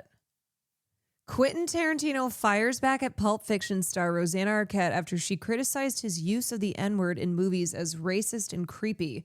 Also, this is well documented, okay? It is well known that Quentin Tarantino loves the N-word. He puts himself in films so he can say the N-word. He loves when white actors in his films have to say the N-word a bunch of times. He said, "Dear Rosanna, I hope the publicity you're getting from 132 different media outlets writing your name and printing your picture was worth disrespecting me and a film that I remember quite clearly you were thrilled to be a part of. Do you feel this way now? Very possibly. But after I gave you a job and you took the money to trash it for what I suspect is very cynical reasons, shows a decided lack of class, no less honor." Yeah, you know that the person who's lacking honor who's the person who's the fucking freak here is the one who thinks it is racist and creepy how much Quentin Tarantino loves to say the N-word. There's supposed to be an esprit de corps between artistic colleagues, but it would appear the objective was accomplished. Congratulations, Q. Ew. Ew. I hate that. What is about loving the N-word and loving Israel that makes them pair so well? Racism. There is your simple answer. Like the guy, like the white Israeli dude wearing a Native American headdress in a bomb shelter, raving. The very same bomb shelters that Palestinians and non-white Israelis are often prevented from accessing. It always do be racism. That is the entire apartheid structure. Oh my God, he sucks. He sucks. Where is Jamie Foxx in this conversation here? He certainly had a lot to say about the BAFTA's N-word incident. Does he have anything to say about, since yet again, Tarantino's love of the N-word is being brought up? I always think about Fiona Apple saying one night hanging out with Tarantino and PTA made her quit coke. Yeah, where she's like, if you're a coke addict, spend one night doing coke with Quentin Tarantino and Paul Thomas Anderson, and I promise you will stop being addicted to cocaine. That will cut your addiction faster than anything else.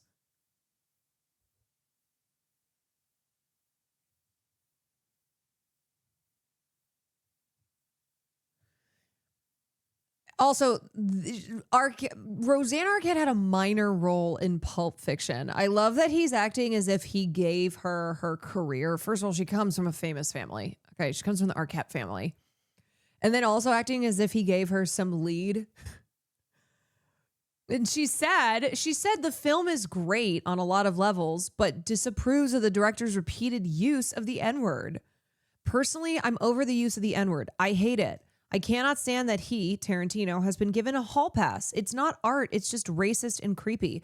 She's also in 2026 looking back on things and applying a more critical lens in this day and age than she did in the past. Like that's how things go. You look back and go, yeah, I think that's really strange, actually.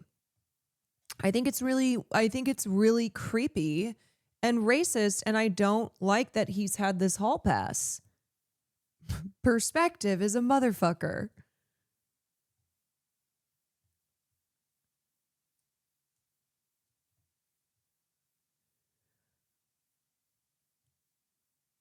Do you feel this way now, but after I gave you a job? Oh, he sucks.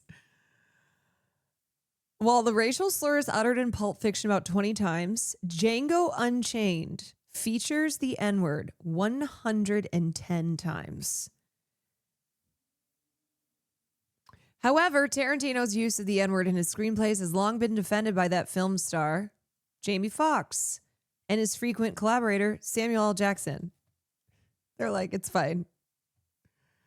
Jamie Foxx, who goes on and on about a man with Tourette's, with coprolalia, who uttered the N-word and attempts to smear him and say he meant that shit, but then also has defended Quentin Tarantino's use and obvious love of the N-word. Jamie Foxx also convinced RDJ to do blackface. Like, what are we doing here?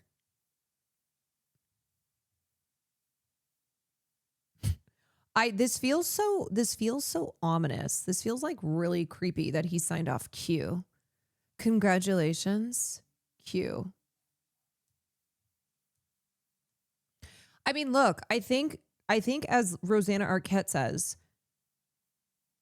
Quentin Tarantino films are ones that you can recognize are great on a lot of levels, but then also say, yeah, it's fucking weird how much this man loves the N-word.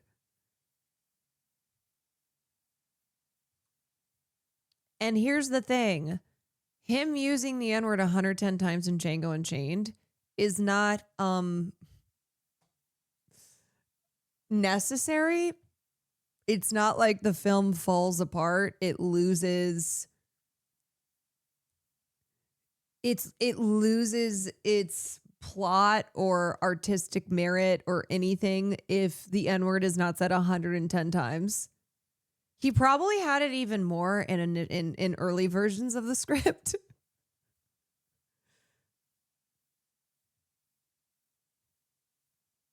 Casting himself and saying it in Pulp Fiction is also a massive red flag. Yeah.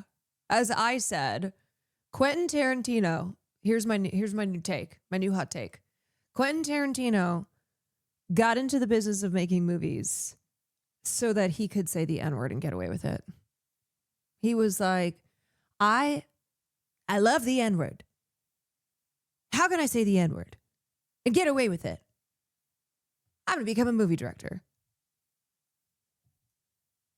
Am I wrong? No, but it was really necessary for him to self-insert himself to say half of those in Django with an Australian accent. Uh-huh.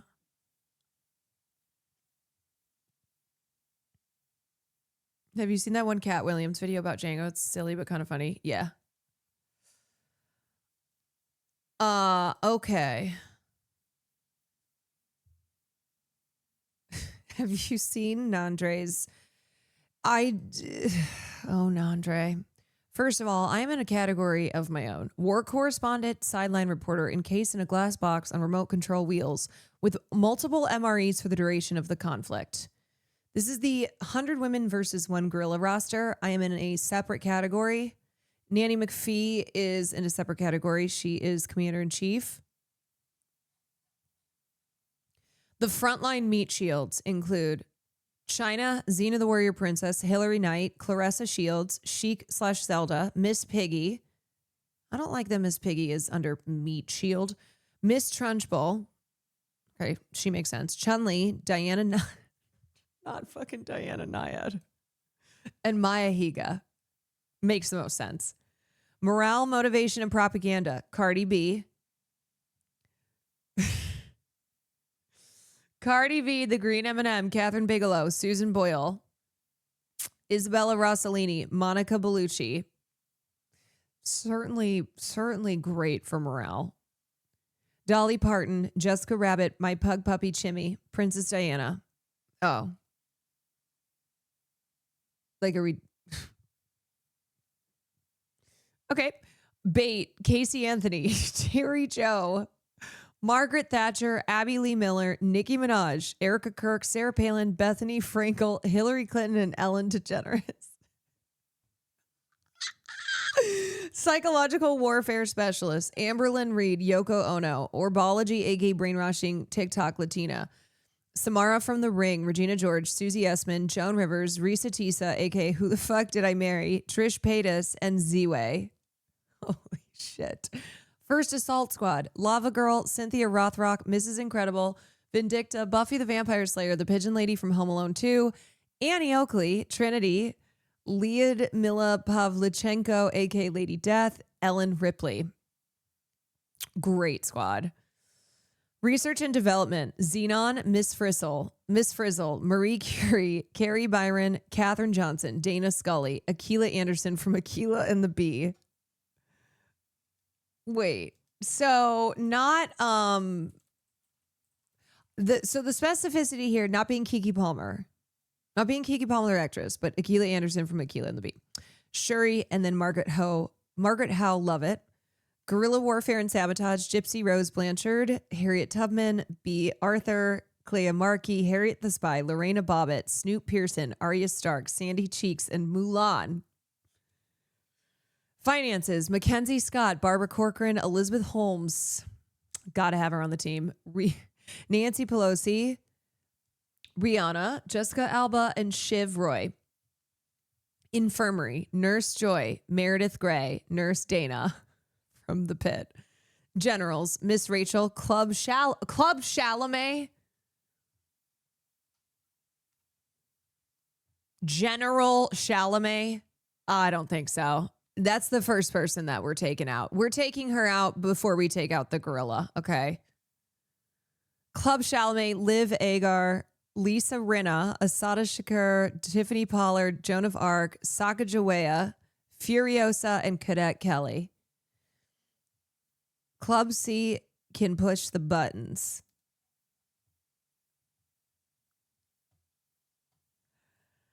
Mess Hall, Strega Nona, Lisa Vanderpump, Elizabeth Eats, New York City, Julia Child, Claire Saffitz, Teeny. Commander-in-Chief, Nanny McPhee. Legal, Elle Woods, Judge Judy Weedlin, Kim Wexler. And then last but not least, war correspondent, sideline reporter, encased in a glass box on remote control wheels with multiple MREs for the duration of the conflict, Caroline Kwan. The most important role of them all.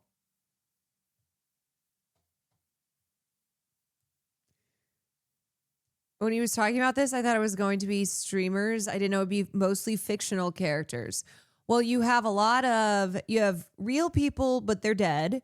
You have fictional characters. You have fictional characters who are played by real people who are still alive.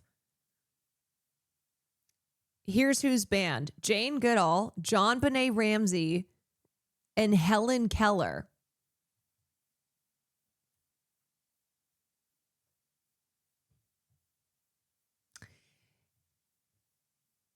You got fucking Elizabeth Holmes up in there, but you are saying no to Helen Keller? To Jane Goodall? I guess that makes sense. Also, he can name 100 women, which is low-key impressive. Don't give him too much credit. You're putting Gatorade or water in my hamster water bottle.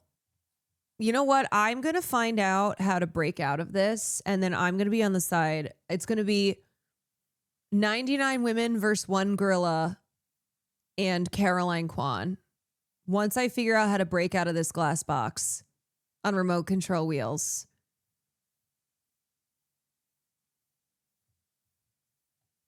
Helen Keller is OP. She will make the gorilla not be able to see or hear. Wait, so why is she banned? Oh, like she's too good?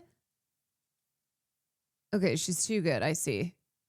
Is it because Club Chalamet's in this? Yes. So therefore, I have to be on the other side. Also, Margaret Thatcher.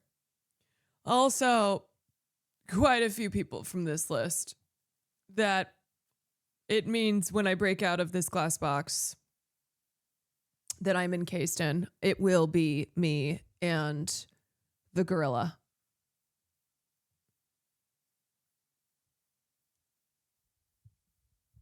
Caroline is joining the war on the side of the gorilla. I do not support all women. I do not support all women. Some of you bitches are war criminals.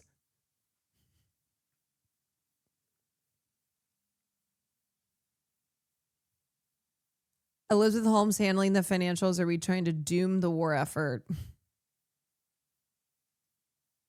Yeah, it's over before we even get started.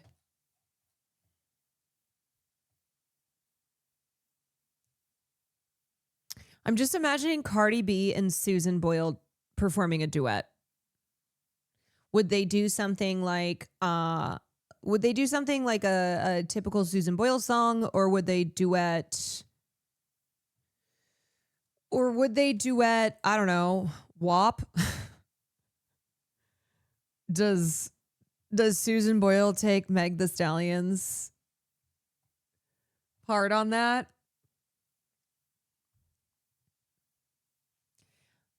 I want to see Cardi B and Dolly Parton. A great matchup.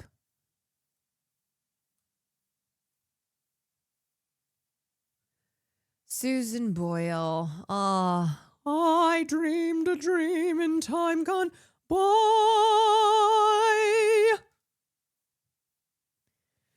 Okay, y'all.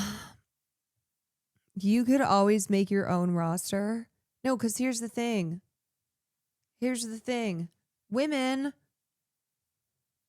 we're not out here acting like men who think that they can or should take on a gorilla. You know what it would be?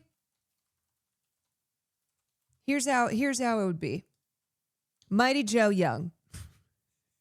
Charlize Theron. This is how it would be.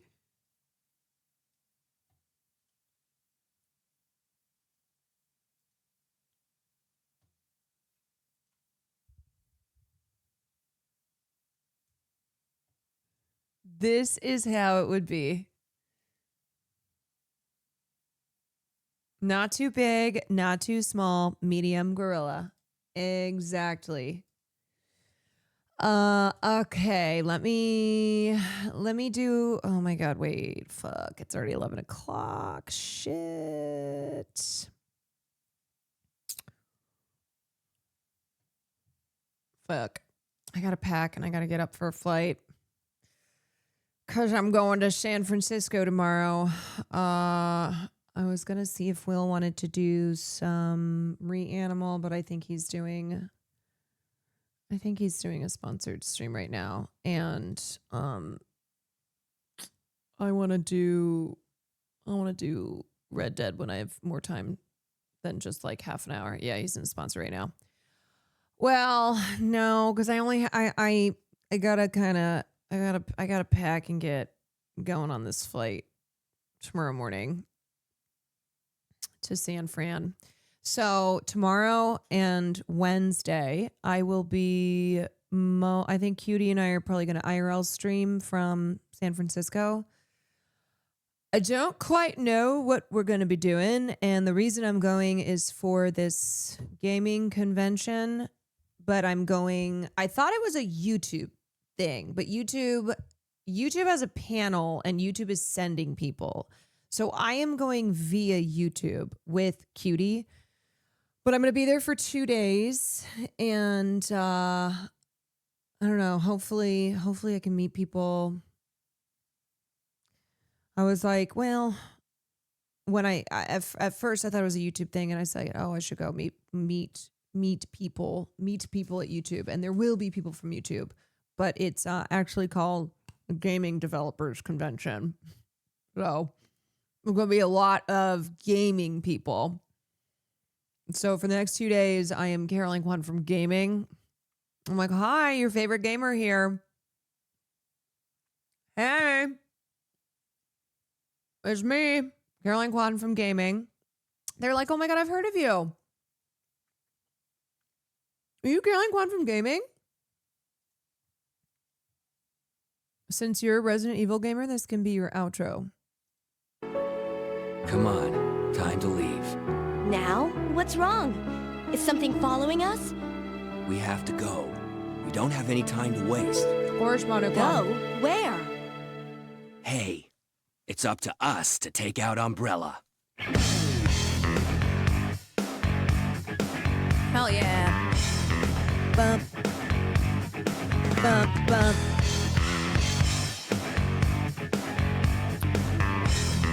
Are you the quickest to shoot an NPC that, Caroline?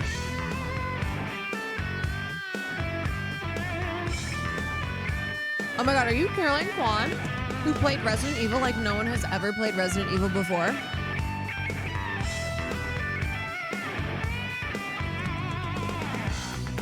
That's me. Don Snow, thank you for the 36 months. So, anywho,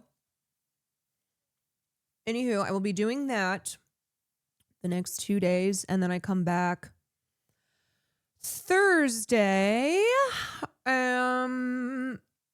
Oh wait, before I forget, hold on, because I know I'm going to forget. Okay. I'm going to play this video real quickly. Sorry, this is kind of, this is going to be a little whiplash moment because we're back in politics. But if you live in Illinois, you have your primaries coming up on March 17th. And one of the races is for Illinois comptroller, and Karina Villa, who is a state senator, who is a good friend of my sister's, is someone who went viral last year because she confronted ICE in her neighborhood, and this clip went viral. She is running for Illinois comptroller. I think she just got the Bernie Sanders endorsement today, actually, which is a really big deal. But I just want you just to be aware of this person if you live in Illinois. A report And to also be aware that you have your primary elections coming up next Tuesday. There was going to be hundreds of ICE agents in DuPage County, Illinois. I really needed to get the information out to constituents so they would be aware of what was happening. ICE agents were parked right on the corner where I was at. So the first thing I decided to do was just to start running. So I started running and yelling at folks, stay in your houses, ICE is here, ICE is here. I run up to the scene and I just went right up to that window and I started telling these agents to take off their masks, and I started telling them that this was my city and that they needed to get out. So I just turned and started speaking to the camera, and you hear my voice. It goes from this like anger to this concern for the community. And so I can't even finish watching it because it just gets me so choked up still. And at that point, someone rolls up the street, rolls down the window, and they say, "Are you okay? Do you need anything?" Please, I don't recommend anyone ever do this, okay? Don't ever do this. I get in the seat, I sit down, I put on my seatbelt, and I say, "Go after those ICE agents. Follow those cars." Literally, we start driving away. And I'm like, I had this like adrenaline That's rush, awesome. and I'm like, follow them. They're right there. Stay on them. And then I'm like, I should look to see whose car I'm in. And I like turned to look, and it happened to be a teacher. Oh a teacher my that I used to God. work with, who's one of my good friends. She's still a teacher in West Chicago. I just wanted to go out and protect all the kids and their families. It was not something that I thought about. It was my gut reaction. Like, these are my kids, this is my community, and I need to get there, and I need to tell these folks I want to see them face to face. That's and tell them that they need amazing. to get out. This is Democracy Now! She realized that it was a teacher whose car she was in, who's she's like, just go after them, and that's pure instinct. That is protecting your people, that is protecting your community. You know, the flight or fight, and your adrenaline kicking in, and it being fight, going after them. So anyway, that is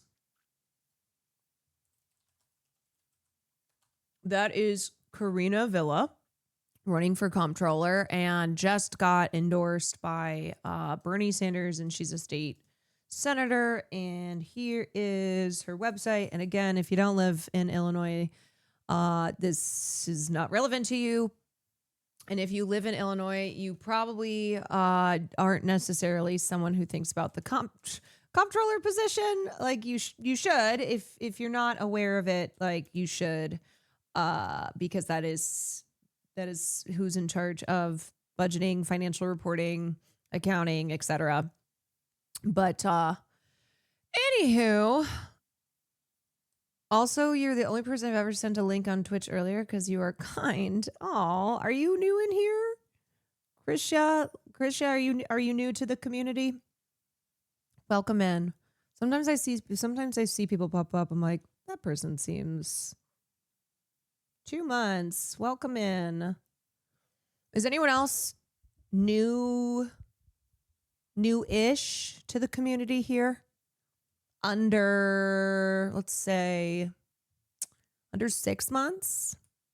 Okay, some of y'all saying me, and you've been here since day one. Okay, never mind. I'll forget that I asked. New to chatting, but been a big watcher. See, I believe you. Some of these other liars in here. I'll be 7 months this month. I know you're someone who's come into this community in the last year and been a faithful member.